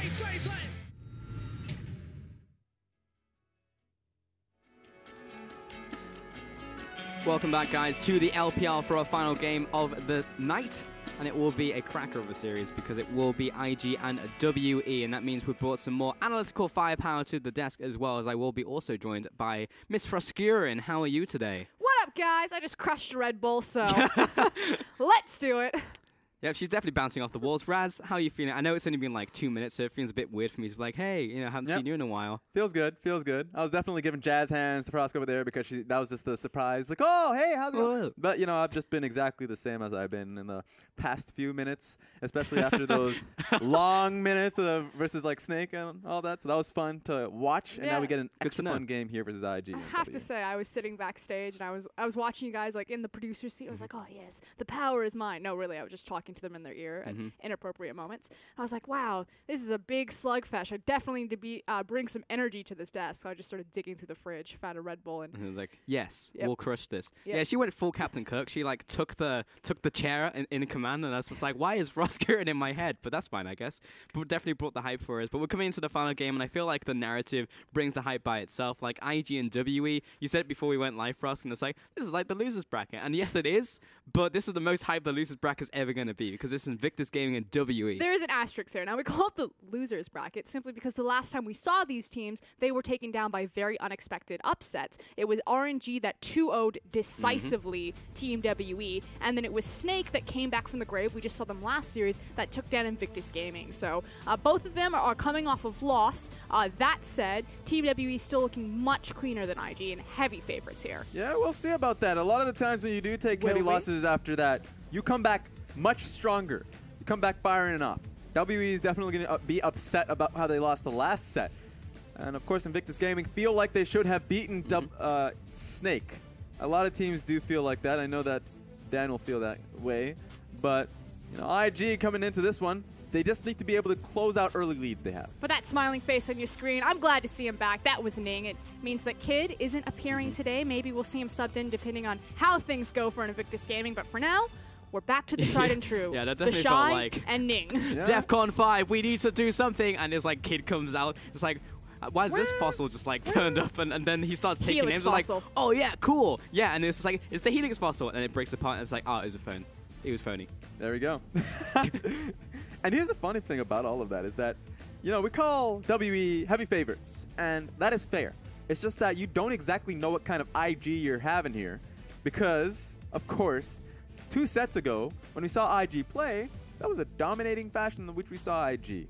And now with Ning back into the roster, we could see that kind of IG again. We just don't know what kind of IG we're about to see. I don't know if I can get my hopes up. You know, IG, I keep going out on a limb. I keep wanting to believe that, you know, they're going to go the distance, and I keep getting my heart broken. Like, I know, I understand. We were seeing some great things. West and Megan were stepping up. The Shy was popping off. Ning brought up the cane. He's like, yes, Invictus Gaming. I'm behind him. And then we just hit a brick wall at 500 miles an hour. I believe last time we cast them for us, we said we both pushed our tickets, but we had not boarded the train. I was on the train. You were on the... Oh, yes, I was definitely waving goodbye. So have fun. I'm going to jump on the WE train, which is departing on platform 4. So let's get into this champion select, Invictus Gaming and Team WE. Maokai, Kog'Maw, and Cho'Gath from Invictus Gaming, Rumble, Zach, and Cassiopeia from WE. What I love about this from IG, remember the last set, they had early leads and they just couldn't finish it. Get that late game nonsense out of their face. They don't want to first pick Maokai, they just want the Maokai and Kog'Maw out of the equation entirely. That means that higher priority does rise on the likes of Kalista or her partner in crime, Thresh there. It makes sense for me why they would prioritize Thresh over Kalista, just because it's West versus Megan. And yes, West has been stepping up a bit more, but Megan has really been the shining light for me on IG's bottom side. Nah, 957 playing my heart, hovering the Garen. Oh, he's never going to lock it in. But He's not AJ. He won't do it. Thinking about the Jarvan here. What we should expect is a Kalista pickup. One of these two picks have to be Kalista unless if IG get the strong duo. My concern is that Mystic has shown a precedent to look for Xayah as opposed to Kalista. Not that he can't play it, but it just seems like he's more comfortable taking Xayah when she's available and even giving away that combo of Thresh Kalista, because then you get the Xayah Rakan. And even though I agree with you, Raz, I would love to see him do it, I'm not a huge fan of Xayah. I haven't checked her win rate in the LPL, but knee-jerk reaction, it's probably pretty abysmal. I can't think of the last time I saw a Xayah actually win. Yeah, it's pretty low. Honestly, I think it's like sub 40 right now. But yeah, it will be Braum coming out there for Ben. So no AD carry just yet, but Rek'Sai as well for Condi. Yeah, you'd have to expect Tristana to be the answer here from WE. They want to be able to scale to that portion of the game. So that's why they're not jumping onto the Kalista train just yet. It's an interesting decision. I know that WE have shown the propensity to go towards that 35, 40-minute point of the game. Tristana would be a great addition to that. Also kind of curious that they decided to look towards the Rek'Sai. I feel like... That's interesting. I feel like Rek'Sai's kind of been teetering off, especially as other higher priority tank junglers are coming in. You know, she's no longer as powerful, although we did see some of those adaptations, the Emax looking for more of that dueling skirmish power, and he's going to need it a lot across from the likes of Elise. Yeah, honestly, a lot of the strength coming out of Rek'Sai could just be in the skirmishing power, as you mentioned it. So you would want at least one of these lanes to be shoving, to be a proper lane for WE, so Condi can work with it. It's a decent matchup into Elise, unless if she gets the first top on. So I want to see how that early game goes between both Ning and Condi. I saw you digging around in there, Pulse. What's the verdict on Xayah? Xayah actually has just below a 60% win rate in How the is that LPL possible? before today. So Okay. we did see some Xayah come out today. I just every time I cast Xayah, she's always massively losing. I'm like, wow, I wish I had any other champion other than Xayah right now. But apparently she wins more often than she doesn't. Yep. So we'd have to investigate specifically with different teams, though. Here's the thing about Xayah, since we're going to be hitting this point a little harder. We saw a hover there, and we should expect a ban for it, unless if IG just say, well, either it's Xayah or Tristana, you're going to get one of these picks, so you might as well not levy either. Xayah, once she gets those 3 to 4 items, she is a massive force to deal with. And a lot of the times, looking to dive into her, you'll have problems in doing so. So, especially with IG wanting to dive in with the composition that they already have with the first 3 picks, it's going to be on WE to recognize that their AD carry is going to be doing quite well on her own. This time we do see the Tristana hover. Yeah, and the thing is with Tristana or Xayah, she has good matchup into Kalista either way. If Kalista wants to come forward into the likes of Xayah, she has her feathers, which she can lock her down. And Tristana, when Kalista tries to make trades with her, drops her satchel on her and means that Kalista's mobility doesn't grant her any favors in the matchup. Quick recap on the bans as well. It was Renex and Jace at IG, and it was Atelier and LeBlanc. So lots of mid lane respect from both of these two teams. As you said, Tristana was picked up, and we are looking towards an Orianna for Rocky as well. There you go. So I just wonder what CA has cooking here, because now he knows what the matchup is. When CA has found these matchups, he's gone towards the Lucian, for instance. And they have a good enough front line that he can just look to win out his lane in this specific Orianna versus Lucian matchup. He's gone towards it before. Pretty, popular. He was the one who started it off, getting a solo kill onto FLICKR with the pick. How did we go this far down draft phase without Galio being considered? Galio's made it through a lot of ban phases nowadays, actually, and pick phases, and just people have forgotten about him. I don't know if it's forgotten or finally moved past. You look at WE's composition, a Galio would suit really well here. Yeah, they could do it. A lot of times it's about getting the pick for the composition, and at the same time being able to get through the laning phase. So Syndra's going to be picked up as a good lane versus Orianna. So they're going towards that rather than buffing up the composition with the Jarvan and even with the Rek'Sai as well, and having the Galio jump on top. And it's also interesting the fact that Xie is opting into the cleanse as opposed to looking for more of an aggressive summoner spell, so giving a lot of respect towards Ning's Elise in particular. I hope that means that Team WE are going to look for some aggressive 2v2s with Rek'Sai Syndra against Ori and Elise, since he has that. I feel like that is the case because it was an option for Xie to pick up the Galio right at the end there, and you'd have the Galio Jarvan composition, everything's all good, you have the comp right there. However, Xie has put himself in the Galio situation many a time, and right now he's facing down Rookie. And everybody wants to take Rookie's name, and time again, Rookie completely destroys the mid lane. So it feels like Xie, this time he's gonna indulge himself and let him have a carry. The other nice thing is that Syndra offers a great bridge from early to mid game to compensate for when Tristana is going to peak and spike. That is an incredible sign. Beautiful. That is the Chinese version of drawing a mustache on somebody. Big fan of that. And ultimately, just looking at the compositions, IG has a lot of options early on in the game. Elise is going to be a powerhouse to deal with. Could be through the mid lane, but the cleanse being there is going to make it a little harder. But top lane, you have a Camille. That's going to be a major focus to be able to get the Shy ahead. And the bottom lane, you have Kalista Thresh. Immediately, you have to be able to get vision on top of Ning, so you recognize where he is on the map, because there's a lot of options, a lot of kill threat there. And there's a ton of pick as this game goes later and later, which means we need to keep track of Team WE's vision game, how they can protect themselves against the pick of the Thresh, of the Elise, of the Camille. Walking into any dark map is going to be very dangerous for Condi and Bin, and unfortunately it's been a trend that has been creeping up on them and kind of whittling away at Team WE's perfect score record. And here's what's fun about both of these teams, that you get to see the compositions line up here. IG picking themselves up really strong early game compositions and have been finding themselves in really early leads, but throwing it all away at times. WE, honestly, going for late game comps, bit them when they went up against RNG, and we'll see a little bit of that with the Tristana Braum here. So we get to see how WE plays it out, and if they get to that point, if the Rek'Sai is going to be able to bridge it forward.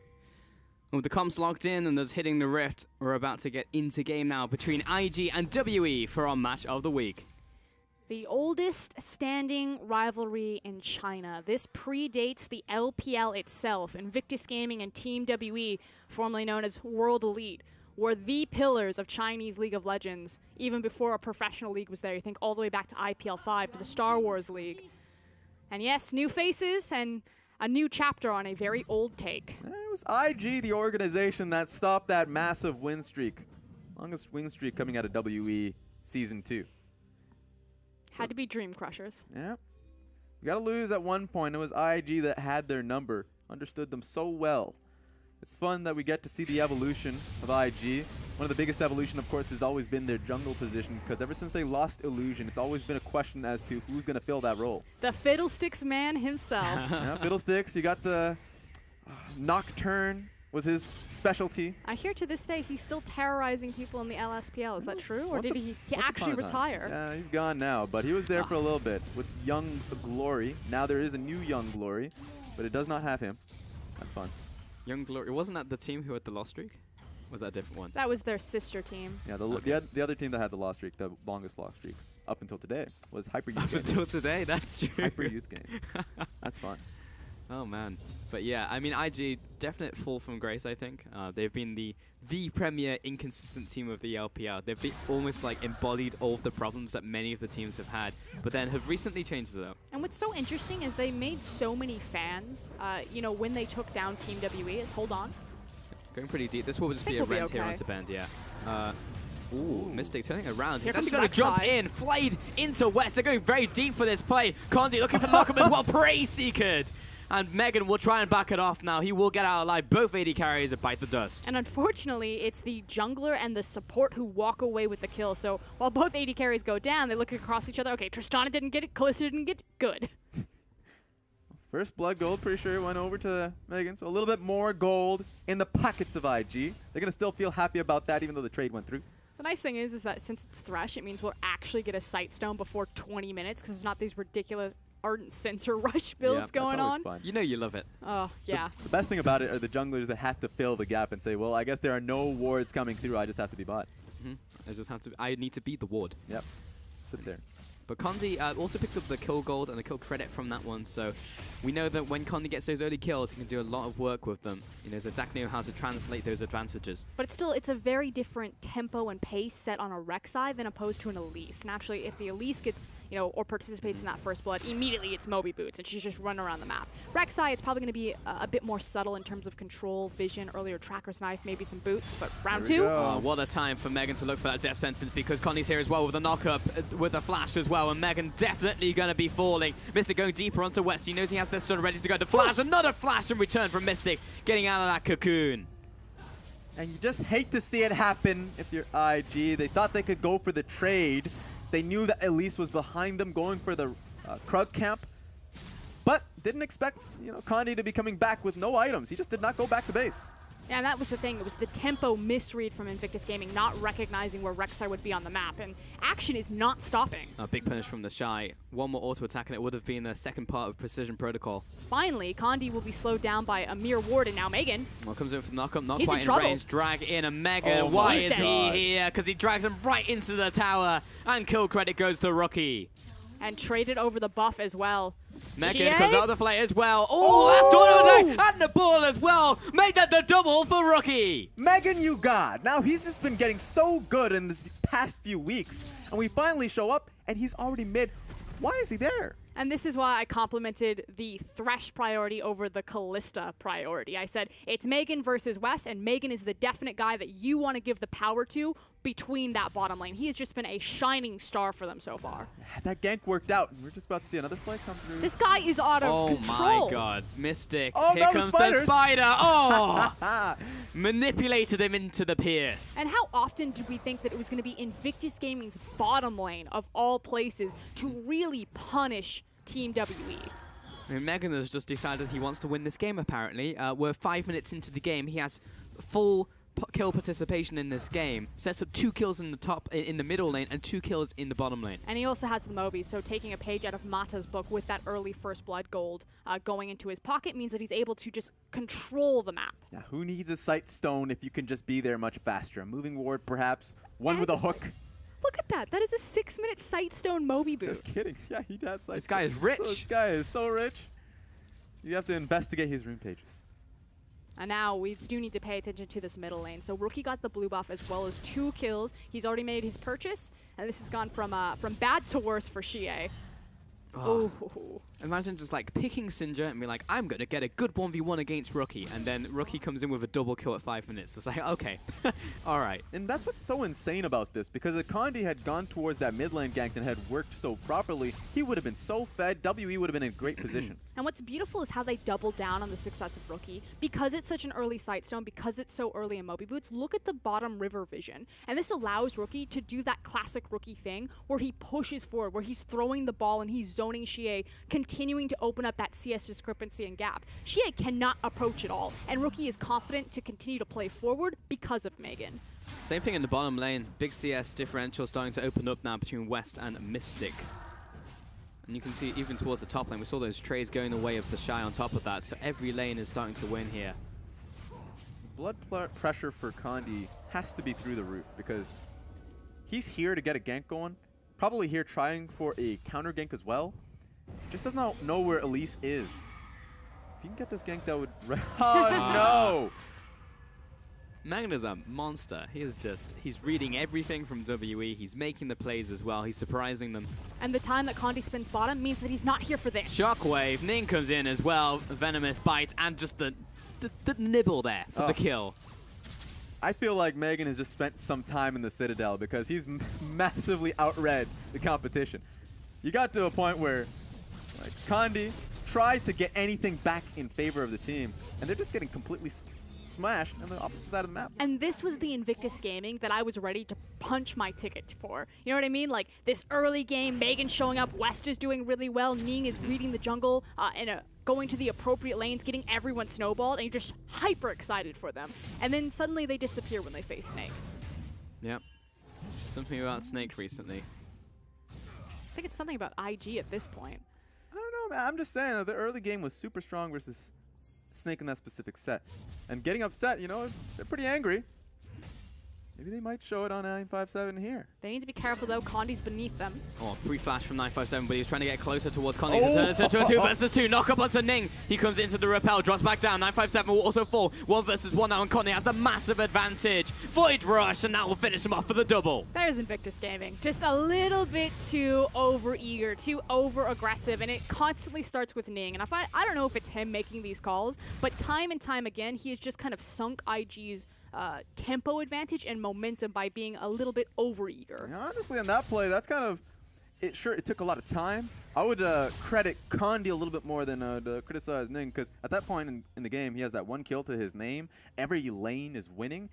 Any play he makes honestly feels like he's got at that point, because look at this. 957 should not have gotten away with this, but Condi was able to read Ning so well, and 957 was just waiting for the cocoon, and he got to a point where, yeah, he was able to get the knock up onto Ning. IG didn't expect Rek'Sai to come through, and so that was a surprise counter gank. If you're that far ahead, take the extra mile, figure out where Condi is, and then make the appropriate maneuver, because you know Rek'Sai is all of their gold. You don't have to risk looking for a situation where it's a 50-50, the counter gank will come through. Yeah, it didn't feel like it for them, but they learned that lesson pretty quickly. It certainly hurt. It's now there's a 4-in-1 Rek'Sai running around. Yep. We've seen our fair share of 4-killed Rek'Sais. Yeah, we have out of Rift Rivals. So we'll what see. do we say about 4-kill Rek'Sais? It's a curse. Yep. 957 just getting completely blasted by the Shy, though. That Sheen rush with Ninja Tabi. Yeah, turns out. Ning's heading up to the top side as well, perhaps setting up a potential dive. Yeah, 957 does not want to leave. But he doesn't have flash. It's all down to this cocoon as well. It's the 50-50. Is he going to duke? Is he going to not? He's lined it up as well. Allows that kill to go over to Ning. And that's Wave on the tower as well as Elise in position. With Camille, if they want to, they can turn to burn this, which is why Condi is trying to race top, but safely. Yeah, Condi honestly doesn't have any options here. He's in such a poor position, having to deal with both Mid lane losing out so heavily, 20 CS behind, a lot of gold too, and of course top lane being the constant pressure point. Okay, Nick. 957 has TP. He's now back up. Condi looks for knockup, doesn't quite land on Condi. Well, I thought he was tanky, but apparently not. 957 jumps in, but it's the ultimatum plays down onto Condi for the first kill. 957, he's only just come back. Oh, the flash, Cocoon, and Ning, he will fall for this one, but it's the 2-for-1 trade. And that's another wave that's just about to hit this tower and turn into nothing. ID are just getting massive advantages 11 minutes into the game, and they're already 3K gold ahead. That is going to hurt so much between Camille and Jarvan. 82 to 66 now, as well as all of the experience. That's already level 9 to level 8. And it's another full, wave and a half that Jarvan's going to miss out on. Meanwhile, mid lane also being shoved in. Okay, we're going to take another gander out of that play. And it's Condi just trying to get something done way too early and not accounting for the time that it takes for the TP to come in. Yes. You could see that the communication was there. Let's go in. I'm going to teleport. I have the buy advantage. We can fight. But turns on its head. Nothing he can do to set up for that because both of them were full HP too. So he just needed to wait for the TP time to come through. But if he waits for the TP time to come through, then both Camille and Elise leave, and that's TP wasted. So it was a lose-lose situation for WE. It just feels like they're desperate at this point. It was a good Dragon Strike from 957 to actually get something back there, but Chie under attack in the mid lane. Rookie's out of mana, and Condi turns up as well for the save, but mid tower is about to fall in this 1v1. Especially with Ning there. They can either just kill Condi or Elise can walk behind and take it for free. Ooh. He's coming. She actually stuck around. And remember this, for the past 5 minutes, Thresh has been moving towards the mid lane as well. It has been heavily warded, so WE would have known that has been happening, but it doesn't stop the pressure coming through and streaming through towards the mid lane. So Chie is just not having a good time. Feels like Condi's just playing goalkeeper right now. Yes. I mean, top lane's hemorrhaging, mid's hemorrhaging, bot lane's kind of stabilized. Oh my god. Yeah, you're right. Like Condi is definitely the Mika Kiprasov to the Calgary Flames. You have a great goalkeeper, but no, your offense just isn't there. Okay. All right. He's just sitting there. Rek'Sai cannot farm his camps because his lane will die. Pretty much. Rookie is just getting absolutely everything. 30 farm advantage. You actually saw him take Raptors as well, so he's been stealing that from Condi's side of the jungle. And he's literally holding the wave now. I like how Ning didn't even bother to go around the scuttle. He just walked straight through it. Yep. Well, he can do pretty much whatever he wants. He's a big Elise. He should upgrade his trinket though, so when he does get the opportunity to back, that does have a lot of value, just so you can secure topside a little bit more. Yeah. To be fair to him, he just dinged 9, so here comes Megan. Hasn't had a chance yet. Everyone is converging on this mid lane right now. Both of the supports as well as the AD carries. The only person not there is Kalista. Condi flashing after. Response from Megan. But there is a time frame for WE. Both Mystic and Ben do have to answer to bottom lane at some point. So their 2 members do have to leave, while Thresh will have the ability to rotate at any point. Oh, and again, 957. He's feeling the camp right now because Ning, here he comes, looking for this cocoon, the flag, the drag, playing it very patiently. Cataclysm comes down, but I've got my own, says Camille. And that'll be another kill over to IG. We often talk about the strength of the dynamic duo Renekton and Elise, but Camille and Elise are doing a very similar thing. Their ability to juggle the tower aggro through Hextech Ultimatum as well as Repel makes it all too easy. Yeah, and honestly, it's so easy to get these dives across that with a 4-death Jarvan at this point in the game, that tower does need to go down at this point, because the Jarvan's not protected here. And we know that WE are not infallible. The early game can be exploited, and while they often give away a lot of advantages in the early game so they can get later into the game, again they have another hyper carry in the form of Mystic on Tristana. As they will try and open up a play here, but Rocky actually just walks through all of it.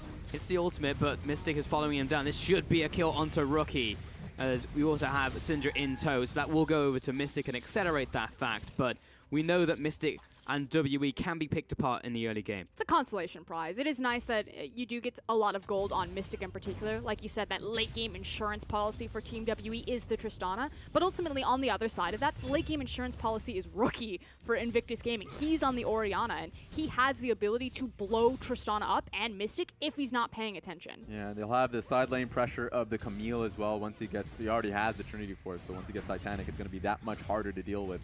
and then immediately the monster objectives are always going to be in favor of IG just having the Kalista Rent. Yeah, it just feels like they have more versatility and more options on how they want to play out mid and late game than Team WE do. It's a very, I mean, I guess they have some pick potential, but it's a pretty standard cut and dry composition. At this point in time for IG, we talk about it being really oppressive. At this point forward, they just need to be able to close this one out. It just needs to be through Rookie and Nick. They both were able to upgrade their red trinkets. They're moving together as one. It's a good idea, so they can make full use of it and take full control of this dragon side. They can clear this one out, and they can turn into, like, just roll the dice and see what the next dragon is. They'll just continue to pull forward objective pressure. It's going to be on to WE that they need an option or at least an answer to this. Which is why I actually really like this call from WE, so they know that they're going to be trading outer for outer. You can see that Thresh and Kalista, they're just going to trade that bottom tower for top. But the caveat here is that you're trading up Ocean to Rift Herald, so it's helping to balance a little bit of the deficit that Team WE have fallen into in regards to their outer structures. And here's the thing about that. That may be fair, but IG has understood this. They're keeping Camille to that side of the map, and Rookie's just been pushing out mid. So that Rift Herald feels so impossible to take because there is going to be a response coming in from the Shy. I would almost just prefer Shy TP bottom and actually just make a run for this. It'll be a risk once we have this. Going underneath this tower is a risk at this point. Rookie, oh no, goes too far and pops the sombrero on himself. This tower is still alive though, so Shy facing down the rest of the team, but Rookie just takes a bunch of damage out from Condi. Double kill, however, to the Shy, and it's just complete disaster. 3 kills, 5 kills across map, and bottom lane, this is an inhibitor tower being sieged in. They're making a run for it, Frost. They're going for it anyways. It may have been a little bit messy, but if the execution had come across from Rookie being able to get that ulti across after Shockwave hit, then that would have been so good for IG. Either way, they still get that inhibitor tower down in the bottom side of the map. Yeah, and the caveat was the fact that Rookie made the rotation. So despite the fact that Rookie did completely whiff his Shockwave and that looked awful, he needed to be there. He needed to make the rotation under and be standing next to Camille, otherwise they would have just dove her. So good heads up from the mid laner, maybe not so much on the execution. Yeah, I still love the idea because the Shy was sticking around. They couldn't look to kill him. A lot of HP underneath him and just see that happening. You hate to see it happen. You hate to see a lot of things happen, but Rookie has a lot of damage regardless to be able to get the damage onto 957 and kill him through. Pretty sure. Yeah, the Shy does here. Oh, I actually did not see him take the kill onto Braum. That was a good count. Oh, wait a minute. Precision protocol, true damage. Gandhi. A lot of damage. All right, so Herald has been picked up by WE. Condi actually has that one, so he'll go back to base on that front. But yeah, the Shy was able to salvage something, and I believe that was probably just like the outside radius of the ball latching back onto Rookie. Yes. So it was literally a game of inches right there. But in the end, yeah, definitely feels bad. But IG is still going to take top tower, and they have 5 towers to 2 at 18 minutes. Yeah, they're still incredibly in the driver's seat. Remember what we said much earlier on, that the Shy being on side wave, no one can really contest him. There needs to be 2 members to push him off at all times. Now that he has the access to the inhibitor, and that Baron will be coming up in a minute. I mean, IG can just stick to this playbook for the rest of the game. And what's the problem here is that you would want Condi and 957 to be the 2 members responsible for dealing with the Shy. Maybe you get some assistance from CA, but the issue is that you need CA and Tristana, Mystic, to be catching all of these waves. You know, they have to protect the siege from IG from the top side of the map, while the Shy is just causing problems for the bottom side. But if Condi goes bottom to help 957, then that makes the Baron so much easier. So it's a really tricky, very volatile situation for WE to be in for the next kind of 3 to 5 minutes. Yeah, honestly, at this point, we saw it in the last series that you would put your mid laner towards this position. So it's going to be up to WE to construct a play where they push out mid with Syndra, and they have good enough push to then bring CA towards the bottom side to be able to 2v1 that. But even with that, they still need members to be on call for the inevitable Baron to push them off. So it's definitely tricky. It's pretty much like, do we give up Baron or do we give up all of our structures? You can't have both, or at least IG should be able to punish one or the other. There should be no way that IG don't get something out of this. They are setting up in the mid lane now, as next jungle will be Infernal, so looking out for that one. I'm looking towards these item purchases as well, because Ning has just completed his DRG's Torment. Mid lane has sat on those 2 items as well for Rookie. Here's what WE does have, though. Now, they have double blue Synergy. trinkets. Oh, yes. They have 2 blue trinkets, so they should be able to keep this Baron caught up. And they also have a Rift Herald still on top of Rek'Sai. It's going to be up to him to place a Rift Herald at a decent spot. Wait a second. Shy has gone real deep onto Mystic and 957. Bit off maybe more than he can chew right here. Flag drag, knocked up and put down. And that is one of those small windows where Mystic can be the guy that responds to the bottom side because IG aren't pressuring the waves in forward. Again, theoretically, Syndra and Tristana should constantly be tied up by IG creating pressure, trying to siege those structures. So that's miscommunication between IG and the Shy saying, hey, we're not really pressuring anything. You can't be overextended. Yeah. Whenever you see these 1-4 comps, and he's going to use it right here. I can only imagine he was just about to lose it. That being go on a bit of a walk. Yeah, it's going to be at the a very least, he'll have a friend I haven't seen in the Jarvan. grub before. He's going to see Jarvan. He's going to say hi to him, make a friend. IG's going to start this one off.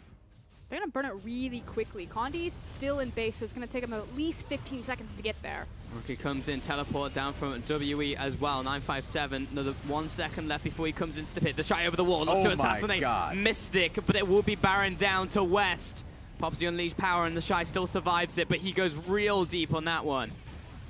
That's a major win from IG. They found that window, and even though WE had it warded so they knew that IG were starting it off, you mentioned it, Condi was back at base. They just didn't have the time to be able to get over there and steal it. IG are definitely coming to that throne right now. They see W at the top and are just dragging them back down. And again, the differences between this IG and the one that we've always wanted to see is the bot lane. You know, it's up to West and to Megan to step up and to be relevant members. It's no longer just the Rookie and Duke show. And this time around, it's not even Duke, it's the Shy, which, you know, I was a little bit hesitant on at first. I wasn't fully ready to commit, but he's having a hell of a performance on Camille right now, and I'm pretty happy to get behind him. I feel like it is just communication, honestly, because it seems like he works with Ning so much better than Duke does. Ning just comes alive when the Shy is on the Rift with him. I don't know what it is. It's weird because they're still Chinese and Korean, so theoretically you'd still think that there would be some sort of language barrier. Yeah, honestly, it comes down to the outright mechanics, and the Shy has the mechanics, and he plays these Hyphy champions like Fiora and Camille. And so it just seems like there's more faith to play around that because the Shy has just been doing so well in these 1v1 situations. It could also just be the evolution of Rookie. You know, at this point in his career, spending so much time in China, his Mandarin Chinese is so strong right now. You know, close to fluent. He streams in Mandarin and Chinese, and so maybe he's just a better conduit now for his other Korean members. Maybe, but then if you extend that logic, then it should be the same for Duke doesn't talk. Duke and Ning, right? Duke doesn't say a word. Therein lies the problem, right? Like, yeah. I'm unsure about that. I remember the honeymoon period with Duke, and it's not to say that Duke is a problem, because I remember... He was doing a lot by himself there, Raz. He was doing a lot by himself in that honeymoon period. That's true. And the thing about Duke in that instance is that, I mean, he was once upon a time best top laner in the LPL. Remember that period? Him and Kabe had great times. Now he has real competition, especially since he was in a slumping period, in his own lane. Now, I honestly, yeah, we were skeptical about the Shy coming in as a Korean solo queue player. How is he going to react in top lane competitively? Pretty well. And, you know, then maybe it comes down to motivation. Duke had been looking a little bit lax, you know, maybe tilted a couple of games. That Fizz game comes to mind where he just got 1v1'd. Maybe he was the Fiora and he tried to engage on the Fizz. Someone got blasted. I remember it was embarrassing for Duke. Yeah, I remember that one. But now IG just look very revitalized, honestly, I think is the best word to use for them. What is that empowered caster creep? It's fun. You can't kill it. I mean, there's a cannon minion right next to it, Raz. Like, can't do it. Why not use it on the cannon minion? It's sometimes Cannon Minion Jr. You gotta use it right now. I mean, this caster creep is going to town. Like, this is the most hype caster creep I've ever seen.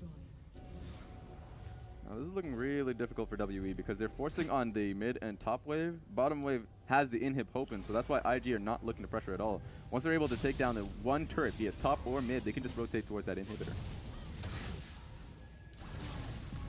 I mean, as much as we joke about it, that caster creep is getting work. Like, it's just so much damage to the turret. Of all the stats we see, caster damage to towers. It's what we need. I'm pretty sure that doesn't exist, but we need it. I've seen some weird stats. I have some.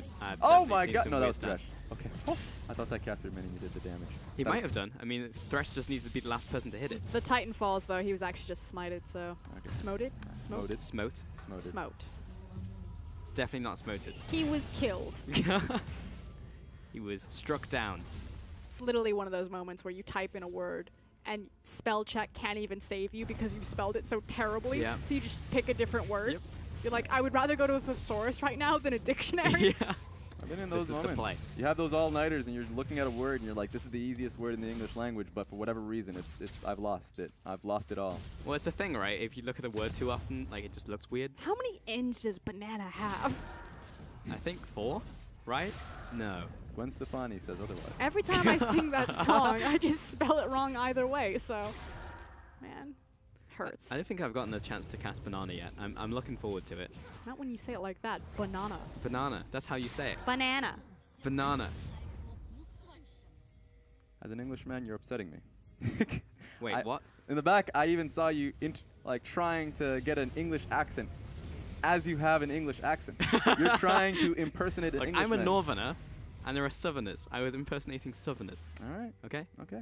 I do want to point out to the little trap that Team W are actually Hard trying advance. to play right now. And it's with CA. He's Tom Clancy'd his way up here Okay. That's a reference. I like that. behind 957. They do need to find any way to cut tempo here, and a kill onto the Shy would do the work, but the Shy has already been in that position before with the Mystic. Yeah, and he's also just communicating much better with IG, you know, making sure that when he's applying pressure, they're also applying pressure, so not leaving himself exposed like he did last time. Yeah. One member, they leave this current area, and definitely you basically lose the inhibitor. And Jarvan looking to pressure, you think that's fine, but the Shy is going to be able to crash onto this wave. And so that looked like a small window in which 957 is able to move, but he's not going to have that many windows. He's taking tower shots. There we go. Yeah, he knows he has the net gain here in the top lane, though, regardless of what he does. And because this bottom tower is cracked open at 17 minutes, IG come back to reap the rewards. Here comes a deep teleport, however, for 957. It's Yes, late. home guard. Now it's the dog passage as He's well. gonna Get get him. West out of there, but 957 flag drag comes in with the flash combo as well. Looked for the ultimate, but it's not there just yet. Megan blocking up the front lines, and here comes the Shy as well. Massive shockwave, double kill. And Rocky absolutely destroys WE. Invictus Gaming just bought WE. Cataclysm wasn't even able to go off. 957 was consistently CC'd for the entire duration of his health bar. Jarvan, Condi, how many flashes went through to be able to get on top of West and he's still surviving? This is the game. 28 minutes and WE have been dissected by Invictus Gaming. 18 kills.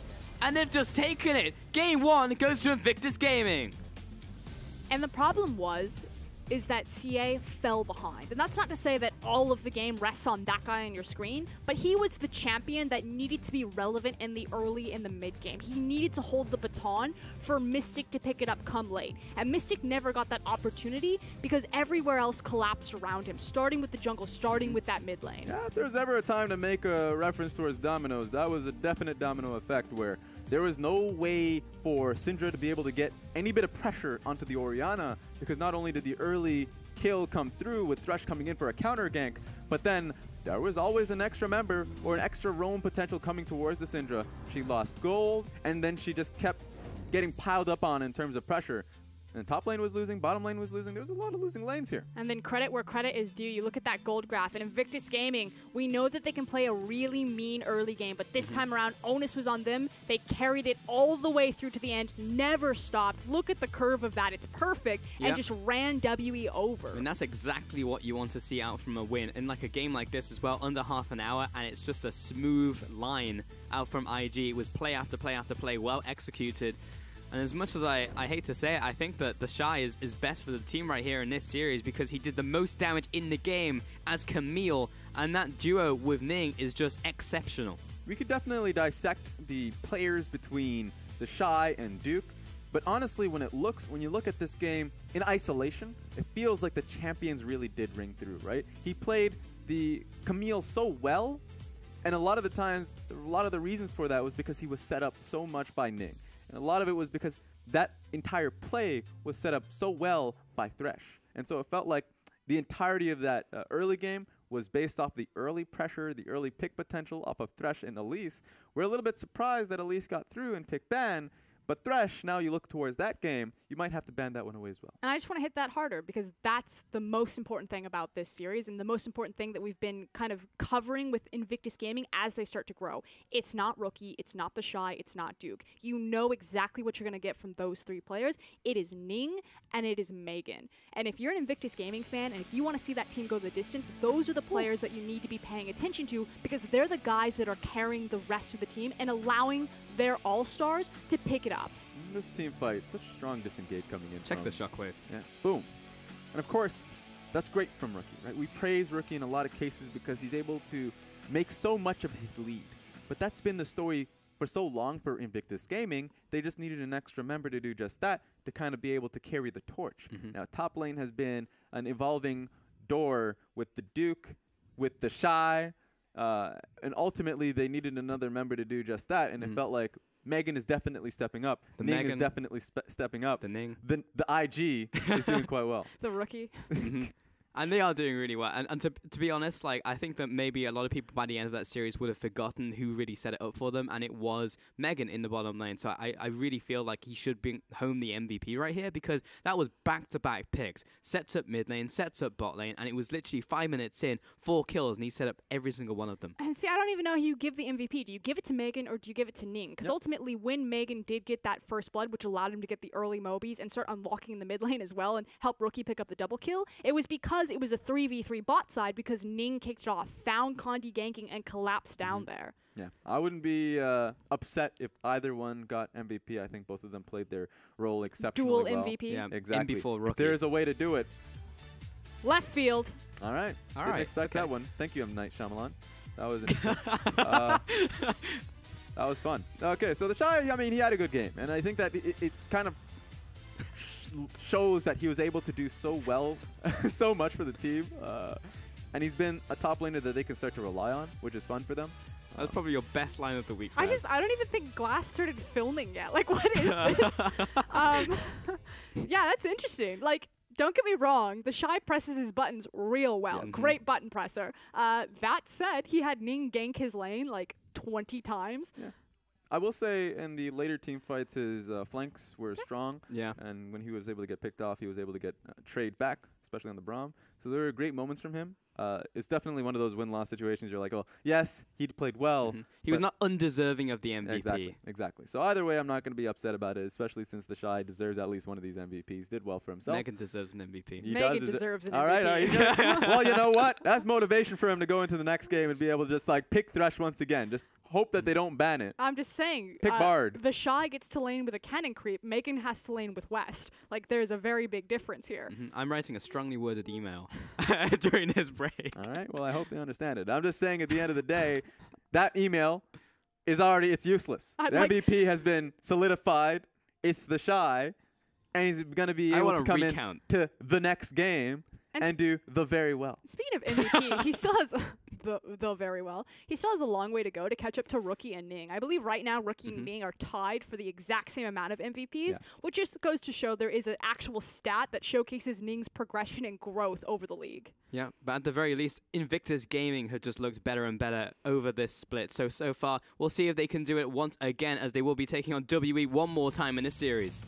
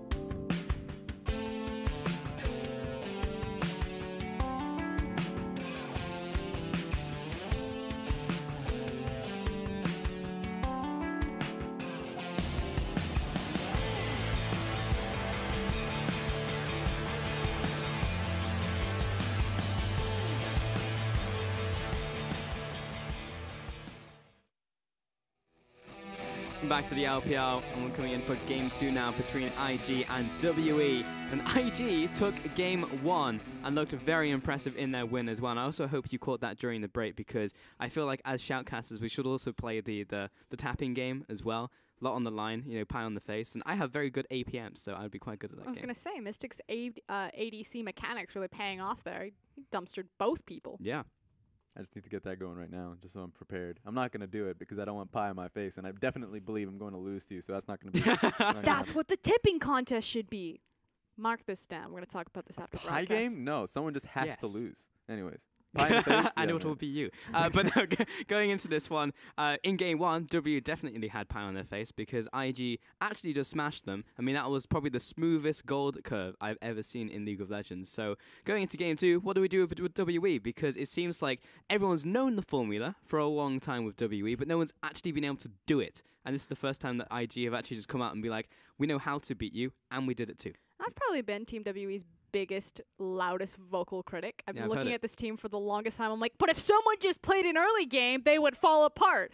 And I'm actually really happy that it was my team in Invictus Gaming that finally just sucker punched them and put them in their place. Oh, there we go. She's in my team. Now she's on the train. I mean... I told you I was already on the train. He was the one who was, like, waving goodbye and blowing kisses to Duke and the Shy. Who did you tip today? I definitely tipped WE. There we go. You know, you jumped off the train, and when it's moving that quickly, you can't hop right back on. And so the thing is, and just to look back at this, talk about the blueprint, because it really does come and start off at the pick and ban phase. WE is not a late game team by just being, you know, forcing themselves to be. They have great early game compositions that they've ran time and time again, especially when they went to MSI. And so they just need to be able to play it, want to play it. And it comes down to the pick ban, because this time around, IG had a lot of tank bans on blue side. They didn't want anything to do with it. IG, as of late, has been a very early game focused team. Getting a hand of that Elise had a lot of strength. Getting a hand on that Thresh did a lot of good for them. So W going into this game, they don't want to fall this far behind, because in the past, it's been fine, and they've been able to claw themselves back into the game 35 minutes in.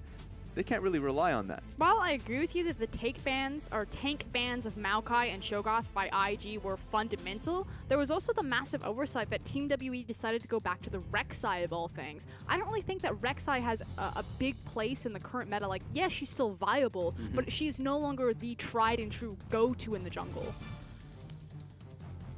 Okay, back into this one. W now on blue side, so it will be Elise and Thresh bans coming in. So yeah, definitely had to be the Thresh ban against Megan, but it was just respect against Ning and Megan from that last game. What this does mean, now that WE can do this because they're on blue side, IG have to start banning out the tanks here. Cho'Gath is one. The next one has to be Maokai, unless if they have something against it. I would suspect that they would ban Zac before Maokai, though. I think they can leave Zac open. There have been compositions that have been tailored in dealing with the Zac. Gragas is a major focus on that one. We've seen so much Maokai, especially in the last series, where it's just so strong as a first pick, so strong in terms of how you flex it. So. And I know that there are compositions that have been built to defeat Zac, but ultimately, if you take two of the top teams in the world, like KT and SKT, and one of them gets Zac and the other one makes a composition around defeating Zac, you still lose to Zac. Ultimately, they're in a difficult position if you're IG, because you want to at least leave both of them open. If that is the call, and it is. WE should focus on towards the Maokai. Going towards the Zac, I think, is going to be pretty shady, just because IG can go towards the Maokai, get themselves a Gragas, and honestly have a very tanky front line. So if Zac does jump in, his follow-up are not going to be coming in anytime soon. I just think that this puts priority. Like, I agree with the fundamentals there of having Gragas and Maokai, and you would have to take Maokai away. You can't afford to give away both Zac and Maokai, but it also just puts higher priority on Jarvan and Orianna. If you have the Zac and you get J4 and Ori, like, that's devastating. Yep, the dunk comp. Ooh, this is interesting. They're going left field. This would be in an IG fashion, too, because this is early game / playmaking. Rumble has been such a large, massive pick for a lot of these teams. Newbie, IG, all of that, because they just have assured blind pick push in the top lane. Rumble was also banned in game number 1, and we look at the Rek'Sai, and that was kind of a big question mark for me. This time around, Team WE banned it from blue side, so it tells me that it was actually just a takeaway from Ning, and they were trying to limit the type of champion that he was going to get on. Now, with trying to throw so many limitations on Ning and Megan and taking away their teeth, it leaves the Shy open. Here's one thing that is left open. Kayn. especially since Kane and Rumble do so well together, being able to get an assured blind pick push topside, you get Kane, and suddenly you have an early game focus centric counter jungling early game coming out of IG. So WE should recognize this and not hope for second phase bans. IG can pick it up here. Definitely said Kane. I wasn't expecting to be right. WE will lock in there. Lulu and LeBlanc actually for Xie as well. So going for another carry pick in the mid lane for him the second time round. All right, it's gonna be the Xayah. And honestly, seeing the LeBlanc pick up, the real fear of your IG is if you do go towards the Kane pick, you have a very squishy composition. And you're going to be hoping to be able to get a lot of damage down once the charm comes through from Rakan. And so it's going to give a little bit of time for IG to think about it in the second phase. They do need some beefiness, and it would probably be towards the jungle pick. Maybe a Gragas. A Gragas? I don't know. Like, I agree with you, I would like a tank, but IG have run so many of these compositions where it's just damage threats on every single member, and Ning's identity is still around the likes of the Kane, of the Kha'Zix, champions like that. And you can go towards it, and at the very least, they should feel happy that they can see the LeBlanc pick coming through, and they can pick against it. Karma comes to mind, for instance, and if you have the Xayah, you can go towards the supportive style of composition. The only real worry is, once again, you have priority in your mid, top, perhaps maybe bottom lane, depending on what WE picks up for their AD carry. But it's still a bit of a worry on who that tanking force can be. Now, Galio is up and available, so they could be a Galio mid. It's possible. Cassiopeia ban there as well against a rookie, so he wouldn't be able to play it into that Galio, but LeBlanc has already been picked up, so it will be Corki. So much damage. That's a lot of deeps. That comp spikes so hard in mid-game as well between Rumble and Corki alone. Invictus Gaming, if it's an even footing through mid-game, or excuse me, early game into mid-game, they will just absolutely blow WE out of the water. You'd be forgiven if you thought that this wasn't a 7-14 comp, because there are no tanks on IG so far. A lot of AP coming through from IG. And it feels like if they want a tanky jungler, it would be a Gragas as well. I wonder what their pickup is going to be, knowing that you feel real strong about this Gragas, and I understand why. I just have a sneaking suspicion that it's going to be something like a Kane or a Kha'Zix. It could be a Kha'Zix. I think Kha'Zix would be better in this case, just to be able to get mixed damage across, but then you'd have a weird way in approaching team fights. Why no Kane? Why not Kane right now? It's all about being able to get onto Rost Kane. If you get Rost Kane, then your composition's just fine, right? But that's the real worry, and knowing that LeBlanc gets picked up mid lane and will have pressure.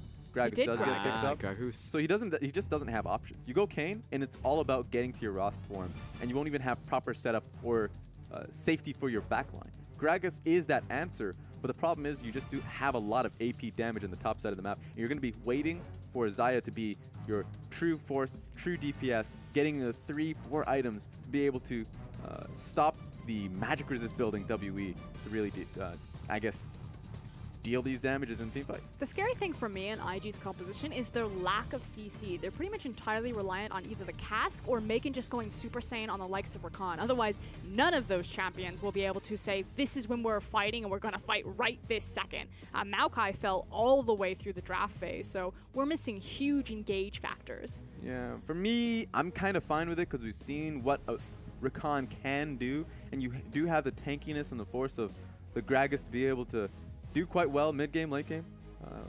The only worry, of course, you mentioned it, is going to be in how you follow up on that damage once the CC comes through.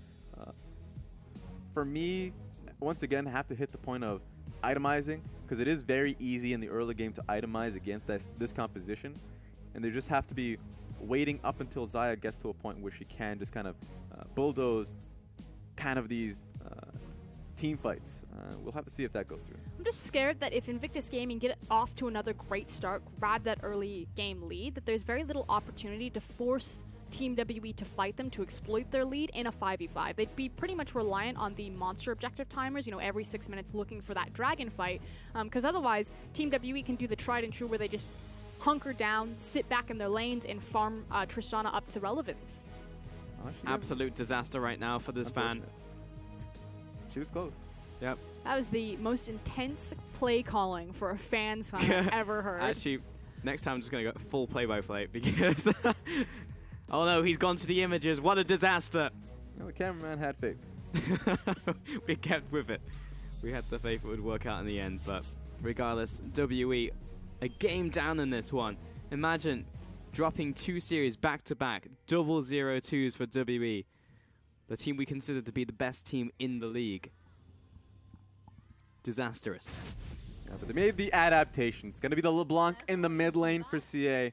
An amazing LeBlanc player at that. So they have strong early game elements, including Kled, who we don't see a lot in 7.14, but he has made a name for himself on this pick in international events. Should also point out that Mystic and Ben looking for the heal barrier and using the Windspeaker's Blessing in tandem with that. So, you know, I wasn't super sure of it when I saw Aime use it a couple of weeks ago, but it's slowly starting to grow on me. Yeah, and I mean, it's all going to be in the Ardent Sensor rush here as well. I mean, Ben getting onto the Lulu pick. The only thing you can say for IG is that there's not going to be a lot of vision on the bot side of the map, but that just means that Mystic's going to be online a lot earlier than you would think. There is going to be a delayed invade here. Smart from Condi to just move towards the red buff, because ultimately if they were able to contest the Raptors, he's not going to be able to get level 2. It would be a disaster if they take enough Raptors. And so just saying, okay, fine, we'll just go to red buff. That's not going to change too much of my pathing. It's gone yellow Zach today. Stay golden. Yep, interesting color. The only answer, the only right answer is pink Zach. Yeah. Majin Buu Zach. Yep. So I know that Lulu's been around for a couple of series now, but I really want to kind of touch on, because I really love the ninja ecosystem in League of Legends. It's one of my favorite things to talk about, is how things change in the ecosystem and then it creates ninja buffs to certain champions without them directly showing up in patch notes. And Lulu and Janna were kind of the biggest benefits of the 7.14 patch, or particularly the coin changes. And not just the coin changes, but stacked on top of that, the locket and the redemption changes. So it's these 3 changes together that have brought Lulu and Janna really back into the meta and made them very strong. Ardent Sensor now is probably the best item for supports to really rush because of the changes to Redemption and Locket. It no longer doesn't feel as good, and then you get so much gold and viability to do that off of coin, and then you have hyper carries standing next to you like the Kog'Maws, the Tristanas, and the Caitlyn. So even though you didn't see Janna and Lulu getting buffed, they got a massive buff, and kind of the last 3 patches all chained together. And it's, honestly, a lot of it's in how absurd the gold you get back on terms of the coin. A lot of people are actually just kind of stacking along the gold pretend rune pages in a few of these supports, and it's just because with Ardent Sensor being such a cheap item, if you can get to it as fast as possible, aka like 10 minutes into the game, that's a major power spike. Ooh, he missed it. Yeah. He also doesn't have distortion. Yeah, Ning as well follows up with the flash and follows down onto Xie. First blood again to Rookie. And it's not Megan this time around, but it is Ning. Just books it towards the mid lane, and like last game, Rookie is now on the board before 5 minutes. What a fantastic prediction to recognize the flash is going to come through, and he gets the body slam anyways. So Ning, perfect gank for himself. And then honestly, a lot of it was just the fact that he recognized that Xie was going to be aggressive in the matchup. So he catches him sleeping, and he gets the kill for himself. Really impressive as well, because there's only a few frames in which you can do that, and it's all down to when you start your body slam as well to try and chase down Xie. So just really well played in terms of the mechanics. And again, it's the fact that Xie used the distortion to try to play around the trading window since Corki used Phosphorus Bomb. Distortion's back. He knows that the flash is going to be the only way that Xie has to make the escape, and then reads the prediction beautifully. And again, it's Ning. When you've got the Shy next to him, regardless of whether he's ganking his lane, he just seems to perform better. And honestly, mid lane was our focus early on in this game because we wanted to see Xie thrive here. Getting that first kill against him going to be pretty devastating. In fact, Rookie being able to get himself the kill gold went for an early Sheen, so you're not even going to see the respect coming through, and the Hex Drinker doesn't want any of that. Recognizes that it's looking pretty good for him. Shy right now as well, pretty much drawing even in the top lane against his Kled, but you can see that in terms of the pressure, one about to be descald, the other one can't lose his mech, so the Shy in a good situation. I actually really like the Kled to Rumble matchup after first back when he's able to compete with Rumble's clear by having the Tiamat, just because Kled will have kill pressure on Rumble if he ever gets any sort of advantage because of his ability to chase him down with Bear Trap. Well, that's been the case for a lot of these matchups is, you know, it's calling for Scarlet's not going to be able to get it. Scumbag. Shoots him. But yeah, Rumble has a lot of those matchups. Camille is one of them. Oh, Deathfire touch, please! Get off of me, por favor. That feels bad. So, yeah, he just gets a lot of those matchups, but Rumble just wins out through trading. Here we go. That was the Valkyrie. Connie turning it around and come back here. Oh. Rookie drags back into Xie. Lockdown as well. Heal comes up and Rookie wanted to kill in return, but Condi will slap him to death. And just so unfortunate on some of the mechanics there. The fact that Rookie had his Valkyrie cut short and interrupted meant that he immediately had to go for Flash, and then Xie connected the chain. Ooh. Ah. I mean, all right, you know, you joke. But that was gorgeous. What was gorgeous, Raz? Gorgeous. Explain it to He me. just Gorgeous. dodged the W from Megan. You are crazy. You know, if I have to hype up the play, we've gone a long way. I liked it. You don't have to like it. Ooh. Ah. E? Learning the alphabet with the LPL casters. Yeah, pretty much even bot lane right now. Nomad's medallion even picked up by Ben, so he's soaking up all those juicy 40 gold coins. Which is absurd, by the way. That's 2 minions. Just making money. You just feel so wealthy with that item. It's raining amazing. money. Oh, what is this? He's making as much as his AD carry. And I'm actually keeping eyes on Ning. Gragas has gone for quite a little stroll. He cleared out a control ward, but he was also deep warding on red buff, and now he's heading back to his own jungle. So Ning has started to plant the seeds of some sort of aggressive play happening bottom. Yeah, it might make it easier for him to get a play towards mid lane so he can set up towards that. He needs to be able to free Corki in doing so. Might do it now in a few seconds once he recognizes that Condi's here. This is incredibly dangerous from Condi in 957. I'm curious how close 957 is to 6. There it is. Condi is also very close, so they need, you know, a couple of these creeps to go down, and then the trigger will be pulled. Yeah, he should be able to get the kill. Remember, the Shy does have flash. There he goes. Charging it up. The Shy's going to see it. Pops down the equalizer. Good positioning so far. Drags them back in. They're both on top of this. And the Shy should be able to turn this into a 1 versus 2 play. Skull comes back. Flash away so the minions don't kill him. And the Shy still has those minions raining down onto 957. Has to use the ultimate to get out of there. And the Shy wins the 1 versus 2. If he has to get Skarl down twice, he'll do it. The man is crazy. It's a lot of damage coming through. And we talked about it. He was level 6, and he's able to push back on the dive. WE loses so much on that because Ning is ready to pounce. Yeah, with the information of where Condi was, they're now going to bleed this over into the mid lane. So Team WE losing out both top and mid. And quite honestly, we saw it coming as soon as the Shy had that massive minion wave and the equalizer so perfectly placed. WE were not going to come out of that one alive. I will say this, though, that while it was a beautifully placed equalizer, you can see that 957 knew how to play around it with the timings on Skarl and how he used his flash. But there was a miscommunication or Condi getting separated from him. If Zach hadn't gotten separated, they may have been able to take the Shy down. Yeah, I wonder. Because the Shy, he knew that he had flash up. And being able to dodge out on Condi's elastic slingshot, he recognized that he can take that fight. He was willing to plant down his foot and just go for that 2v1. He knew the damage. I think it shows discomfort, because I agree with you, there's still going to be outplay potential both ways, but I think it shows discomfort of Condi on Zach. You know, he hasn't gotten to play this champion much. It's almost always banned. Oh, coming into this mid lane, Ignite comes down, and Megan is going deep for this one, forces the flash from Xie. He felt that. The wind. Brushed his hair back. Yep, he would have wanted more, but job is done. The threat has been placed. And the lane swap comes through. Yep, 1-1 on the scoreboard, but IG still leading in terms of gold. Look at this cheeky gank. I've seen this one before. We'll get him now. Oh, here we go. Right onto that control ward. Here's the thing about this. IG, sure, they haven't gotten a push down in the bottom lane, so theoretically they should be slower. But yes, Rumble does have ulti, so that means that they have to wait for an extra wave, and that wave is so far back, it's still in their base. And that allows Ning all the time in the world to walk down there with the big creep wave, as well as the added benefit of speeding up both Rakan and Xayah's attack speed with W proc.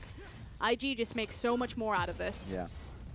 Yep, 957 going back to base, and the Shy also gets some tempo advantage in terms of going back. Or he could just stay in lane right now, honestly, because he can stop that tower from falling. And IG, again, pick up the pace in the early game. And this sucker punch you were talking about last game for us that landed is happening once again. And it's so important that IG are driving tempo, especially on this composition. We talked about in draft how quickly it spikes in mid-game, and so they want these towers to start falling to ramp up towards that mid-game so they can really exploit WE. Yeah, and honestly, it was just WE that really misread that entire situation. They're just going to have a hard time to deal with this first turret, only just getting it just below half, while IG has just been able to take 2 turrets down. And it's so funny that we're almost coming up to the eve where Invictus Gaming are looking to 2-0 WE. If you think about, you know, the tales of old, although hold on, this dive, not going to be pretty. Xie jumps back, Rookie's going to find him, delivers the package. Here comes trapped. Condi. Nice juke, but here comes Condi in the 1 versus 3 now. Slaps 2 together, and West caught out by 957 and Xie, but he gets the heal off and he runs away from this threat. 957 turning onto Rookie now, who looks to trade off against Xie. Flash forward. He's out of mana. Meanwhile, Megan trapped up by Condi and again lands the stretching strike. 957 with the kill onto Rookie. 2 kills over to WE and looking for a third now. Xie gets the heal off. Absolute disaster. At least the shot gets something back. But he comes in so late, such a late TP, and it turns into a 1 for 3. That is the definition of the caster curse. I was just about to talk about how their histories had gone completely different directions. Invictus Gaming managed to break the win streak of Season 2 WE and then never really did anything after. You know, never achieved or found former glory again, whereas Team WE were back on the rise. And then as I say that, WE were like, hell, hold on, we're not out of this yet. Yeah, CA played this one very well, able to dodge out 2 people. And so this is very interesting to see that the rest of WE comes through and they find themselves West. That's their AD carry crying out for help. And so the rest of the team was like, oh, well, we're not really getting much over here in terms of killing the LeBlanc. So that's not looking so good. And this is absolute chaos. It's actually just impossible to look at every single skirmish that comes through. It's just the rest of the flank in terms of LeBlanc and 957 that gets a lot out of this. I believe the technical term for this is fiesta. That is a fiesta. This team fight was an absolute fiesta.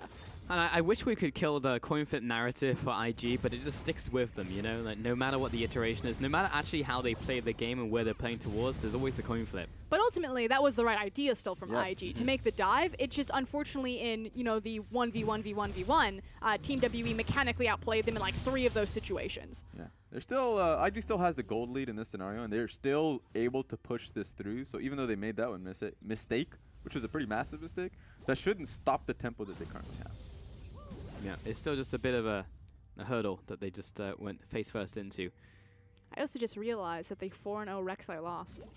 Yeah, the curse continues. The curse continues. There we go. The reason why I noticed it is because Condi again, 2-0-2 on the Zac. Just don't get 2 more kills. Looking for 3. Chasing down onto West. Someone else pick up this pill, please. Double knock-up again. Mystic following after with the damage, and the satchel is about to explode, but the untargetable comes in. Still the kill until West goes over to Xie. And it looked like Ning just killed his ally, but it was in fact Ben. Zac, everyone.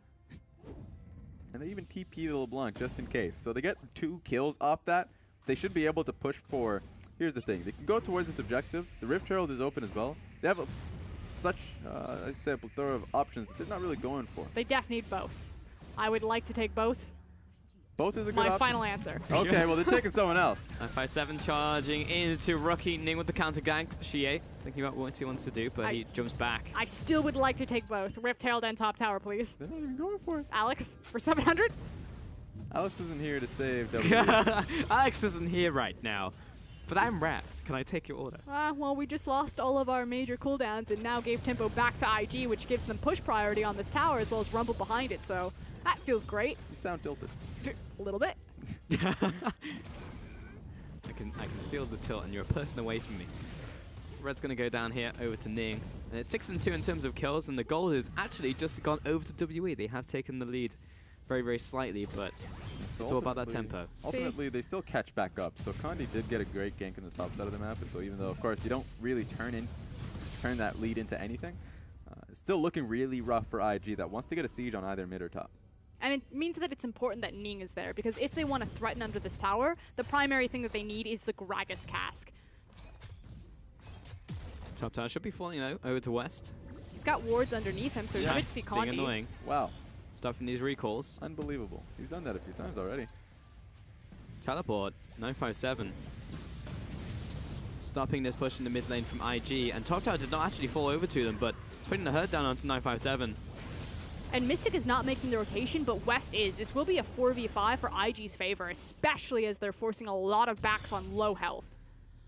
Yeah, they may now look towards the dragon area, but unfortunately it's just a cloud dragon. There's not a lot of priority on that one. And Invictus Gaming have sunk so many cooldowns and so much time into trying to siege this structure. I think they've been sitting there for like 4 to 5 waves. Yeah, and with top wave being pushed out pretty heavily by Mystic, just before heading back. It was a good play ultimately from WE to repel that pressure that was constantly coming through. So that was one good thing, even though they could have gotten that Rift Trail. I just feel like both teams just lost their mind for the last 2 minutes, but now we're kind of back on the rails. As I see the assist pings go down for Rift Trail, they're like, wow, it's really hard to siege this. I wish we had some sort of objective that would assist us. Ah, well, too bad we're not in Season 7. Oh, wait, Herald does exist. Maybe we should do this. Nope, we're backing away. The Shy's in bot lane now. And he went for a more defensive build in the early game. He went for that early tabbies, which allows him to go to that 1v2, by the way. Went for the blasting one on top of that, so he's going right towards that Leandri's. Yeah, he's in a pretty good position. Across the board, you have these CS advantages coming through from IG. It's ultimately just because WE has found themselves into awkward lane matchups.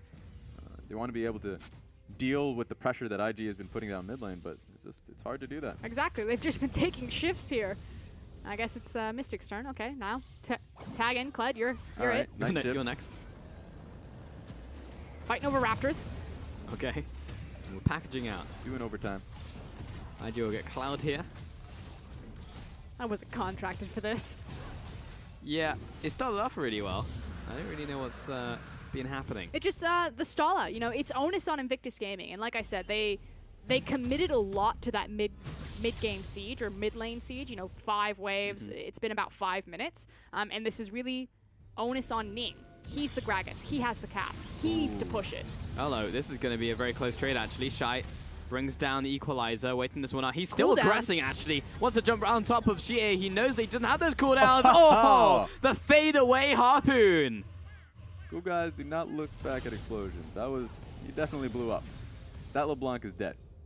2, 2, and 3, not looking too good. Was in the top side of the map. It was a good look for him. It was a good pick, quite honestly. But the Shy once again outplaying another scenario. I'm not actually sure that I've ever seen the Shy lose a 1v1 before. But that's one of those instances where Team WE make calls like that all the time between Mystic, between CA, and it finally punished them.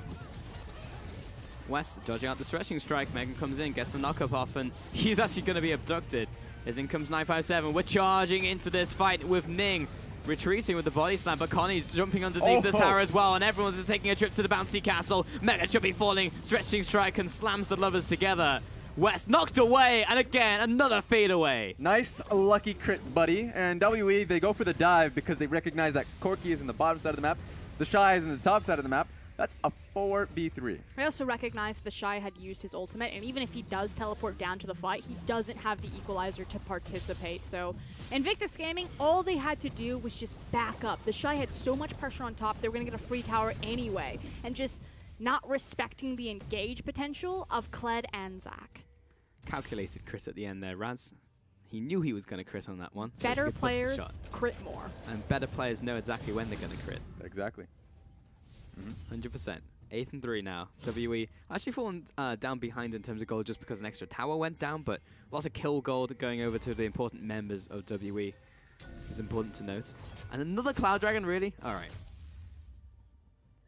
It's looking like the summoners on the Rift definitely want the objectives that's going to be focused solely to be towers. So we're just going to be seeing siege offs. That's legitimately what we're going to see. And that takes a lot of power out of IG's comp. You know, they have the Rumble. They want to fight around these dragons. And if Team W are fine to be like, maybe not. You know, 2 ultimate or 2-level ultimate Rumble, I'd rather not. Yeah, perhaps. I think that they do still have the double AD carry range to be able to go for it, even though it's a little harder for them. Just makes it very hard for LeBlanc, who, when you do go for these monster objectives, you can have that option of looking for flank opportunities. He's not going to have that because he's just on side lane duty, mid lane duty. A lot of them just have to play that defensive line. Yeah, don't get me wrong. They'll definitely fight for it later, but it just means that it's easier to stall out for Mystic to become relevant. Yes. Can we finally crack mid lane? Nope. Oh. Condi comes in, stretching strike, gets it onto 2 once again. West and Condi drags him in. Ooh, Megan on the front line. Oh, what a barrel. Ben retreats behind the tower, and we're just killing all the bloblets. 2 kills to IG, and they will finally crack this outer mid. Devastation, 4v5, and not a good look from Team WE, but masterfully executed from IG. Props to Ning on that barrel. Yeah, not much you can do if you're a Zach. You jump right in, but who's going to follow up? There's just so much disengage coming through. And West was going to just press ulti, get out of that. Now they're on top of Baron with no AD carry and no jungler to try and stop him. IG will take Baron as well. 20 minutes on the spawn. Dan would be proud. And now they have massively swung in the lead. 4,000 gold now. Another phenomenal early game started by Ning and then kicked off by Ning in this team fight. Again, all eyes on this Gragas. So Condi engages. He actually gets some good CC and pulls key members back, but the equalizer placement just absolutely destroys what he lands onto. And then the barrel straight into the Flame Spitter. So Ning and the Shy are just on a completely different level. Yeah, if you just ask WE who's going to follow up onto that Condi engage, it really isn't an option because you mentioned it. The equalizer comes through, the Gragas body slam, ulti. There was so much there that made it so hard for WE as a team to try and do anything off of that. Seems like another game where they're not being allowed to get to when they're usually strong, which is around that 35-minute mark. The Elder Dragon team hasn't spawned yet, and IG are taking all the chances that they can right now. The criticism that we've levied towards WE with the compositions that they've had, a lot of the time, we'll see what happens Connie here. jumps in, but Ning saw it coming. He had that warded. Equalizer comes down once again. Again, the gigantic barrel obliterates 2, 3 members of WE. And this is going to be a ton of damage to the base. 4 kills, 5. Could this be it? That is absolutely the game. The Shy flashes forward, uses the Zanya's Hourglass, and just obliterates Team WE. 22 minutes. That could be game 2. IG just blew WE out of the water. Absolutely unbelievable. Baron minion coming in, and it's 22 minutes. Invictus Gaming, 2-0 WE. The clean sweep over the leaders. Pop goes the Weasel. That was decisive, clean, methodical, and flashy from Invictus Gaming. Yeah, they don't even have to wait to cross the aisle to give a few handshakes out. That was the Shy and Ning giving each other props. And you have to. It feels like that duo is coming along well. I feel like we haven't even started the game yet. I feel like a couple seconds ago, I was like, hello, welcome to Summoner's Rift. And then 2 seconds later, the game ends. Yeah, get out of Summoner's Rift. That's it. That's the show. They could have barely surrendered. Like, what was that? I feel like Rookie has just reinvented the KT arrows in this iteration of IG. We are just moving at a breakneck pace right now, just hyper aggressive, very skirmish heavy, and very in your face. And I am eating my words for Ascurin, because at the start I said, is this a fall from grace? And it definitely, in my opinion, was for IG, since the days of old, this ancient rivalry between Invictus Gaming and WE didn't feel like it was going to be anywhere close. But in the end, Invictus Gaming come out of the 2-0 and show me that it certainly is still burning. It's still alive. We outlined both of these teams coming into this set having to be a little angry because of their previous performances. RNG being able to dismantle WE. IG having real problems in losing to Snake. And now, both of them have come towards it. One of them had to be the victors, and IG came out smashing. Look at that. That was insane. And his WE now have back-to-back 0-2 losses. That didn't even look like W, honestly. But again, 22 minutes. We call them the Elder Dragon team. 35 minutes. They simply didn't get to that stage in the game. And for Oscurin, you drew up the blueprint, but no one has been able to execute like IG right here today.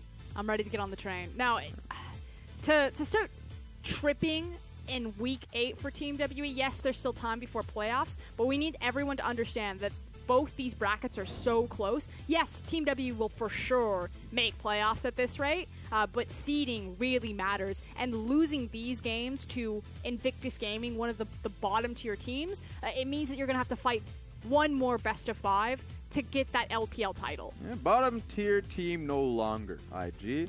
They're now 7-6 off this. WE still 8-3. They are now in shooting range and being able to usurp them. EDG feeling a little comfortable now at that first place spot. WE needs to get wins. I mean, we say that a lot of these teams, funny enough. But it just comes down to, as you mentioned it, you go into the playoff gauntlet, and they're going to be sad going into this week thinking that they could take second place, and they have to go that little bit of extra legwork. But now if they continue to fall as they have done recently, now they have IG just sitting right behind them. I just wonder if these teams just get tired. You know, the LPL is such a marathon because we play so many games, and Team WE, RNG, OMG, and EDG, our Rift Rivals representatives, never got a break. You know, even though it was just 1 week, it does mean quite a significant difference in terms of burnout for a lot of these professional players, especially when you play as much as the LPL. Like, League of Legends globally plays a lot, but the LPL, even in their off season, they're doing the IEMs, they're doing the Chinese, you know, the Demacia Cup, the NEXT tournaments, things like that.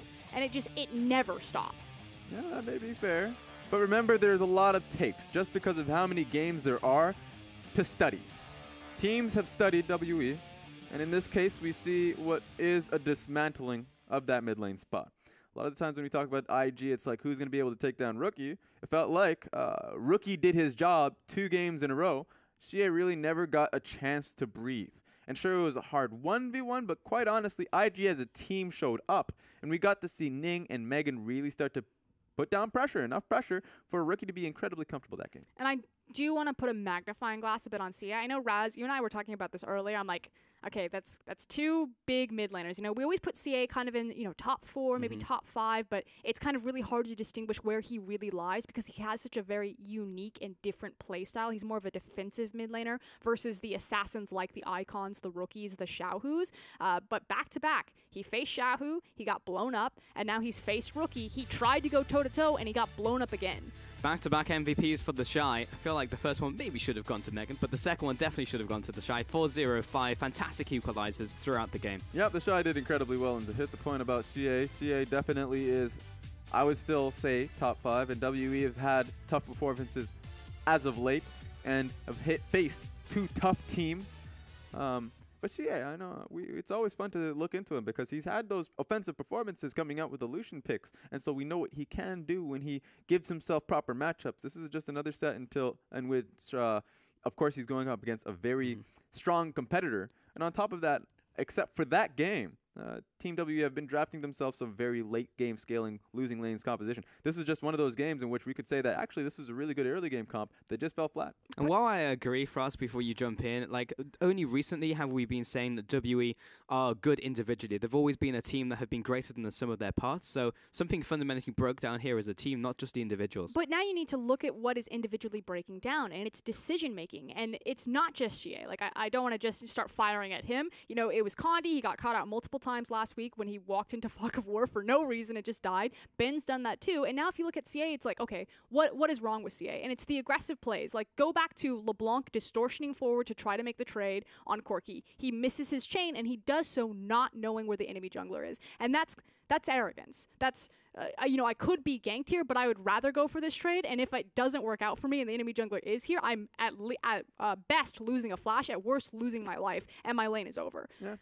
I mean, that's fair, and I think there'll be a lot of people who will be dissecting WE's performances as of late. I think change in meta has a part to do in this. I know that the Kled pick it's always fun to see Kled being picked up by 957. I think that's a difficult road because there were a lot of options. Maokai is one of them in which they can pick it up for themselves. I think 957 has had fantastic Maokai plays up as of late.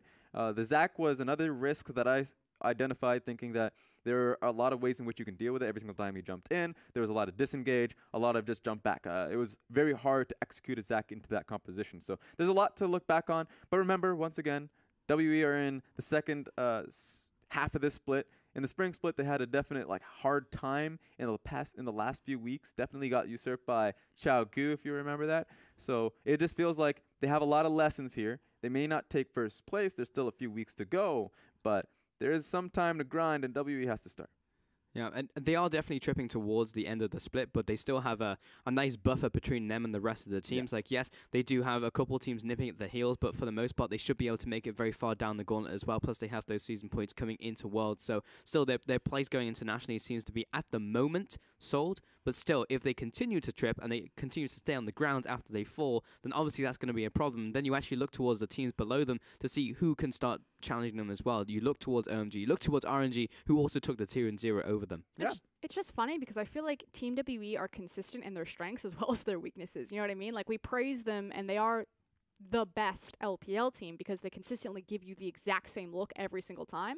But now it's consistently being the same problems every single time. And we know that they can play an early game, but they don't always do it. And when there is a lot of tape, when you're facing Invictus Gaming, you know that you're going to have to play an early game, or you at least need a plan to deal with theirs, and they didn't have one. Yeah, and so we'll have to see what happens. I think what is fun about this is that you talked about looking back that IG, is going to be able to challenge them. I think there is now suddenly stronger competition. I know that there's been a lot of weeks to kind of learn along the way in the split. I think IG has started to showcase more consistency. I mean, sure, there was that Snake game, but other than that, I still think that they did well in the early game based off that point. Now, IG is showcasing that now going into the second half of the regular season, now even, let's say, playoffs, that they are a team that you do have to respect. So there are a lot of teams that are jumping up, and we're only talking about Group A. Going into Group B, there are quite a few competitors as well, newbie included. It feels like it's double bad for WE because not only are some of the teams making late season surges and teams who really want to make it into playoffs, but WE, perhaps you are right for us, Kieran. Perhaps it is part burnout because they play so many damn games of League of Legends heading up to this point. It's just like we have this buffer. Maybe we can sit on our laurels so we can just get into playoffs and then we go again. But if all these teams are making late game surges, then they go up and they go down, and suddenly there's a massive gap between them. Yeah, there's a lot of League of Legends in the world, and honestly, you don't want to have that as an excuse if you're playing the game, right? You understand that that's the case. You have teams like G2 that have those, like, let's say, extended vacations at the start of the split. WE just need to stick it out until the end. So we have a few more weeks left. This is, of course, what happened today. EDG being able to take a 2-0 victory over IMA, not a surprise. Snake over Dan Gaming. Kind of a surprise. Depends on what outlet you look on that one. That series was very turbulent, very up and down. Definitely a turbulent win on that one. IG, on the other hand, taking the win versus WE. That one's shocking. Unless if your name is Razzle the Plasm. Who tipped them? Were you the only person who tipped IG? You probably were, actually. Yeah, pretty much. Absolutely insane. We can see what that's done to the standings as well, since WE are still at the top there, but you can see EDG have just edged them out slightly, just because they had that one win over WE. They haven't played the rest of the games this week, though. And let me remind everyone, because I know the North American LCS are ramping up for their playoffs as well. Our playoff format is very different. It is the most grueling playoff format you have ever seen. It is a 5v5 gauntlet, and each seed means you are that much closer towards the finals, so you can see directly into semis. If you come in fourth, you are playing 5 best-of-5s over the course of a single week to purchase that ticket to Worlds. Potential 25 games, but tomorrow we have more League of Legends. JD Gaming taking RNG, Suning Gaming and LGD, and Newbie and OMG will round out our week. See, now that one's going to be fun. That was your match of the week, I believe, Raz. It definitely was up until Jingdong tripped up Newbie. That could have been Newbie taking first place, but shoulda, woulda, coulda. Newbie now has to recover, go up against a strong OMG, and just find themselves at parity with RNG. It's also a check-in on our other top 2 teams of the top 4 in RNG and OMG to see if they can keep face with Newbie and take down a surging Jingdong. This is so fun. I know we still have a few weeks left, but you got such a massive tie between both of these groups. You have Suning Gaming, LGD, they're all kind of tied up for 4th place, seeing who can get into the playoffs. And then you just have that 3-way tie in Group A. It's just classic LPL. I can't think of a single LPL split where it didn't come down to like the last week, the last day, and the single wire. It's always a photo finish with our teams. Yeah, I'm pretty sure last split as well, it was like literally until maybe the last game that didn't matter. Like in other regions, it's like, oh, the whole week doesn't matter, but it's literally just like, oh, this final game actually probably could decide who goes into playoffs now. Yeah, last split was the last game that decided who was going to take first place between EDG and WE, so it just feels like you just have to pay attention to every game that comes through. Yep, all the time, and that puts even more onus now on WE, who are starting to trip at the final hurdle. Either way, we are going to close the show there. So thank you very much to my analysts for sticking with me today, and thank you very much to you as well for watching the entire day of League of Legends. We'll be back tomorrow as well for more LPL action.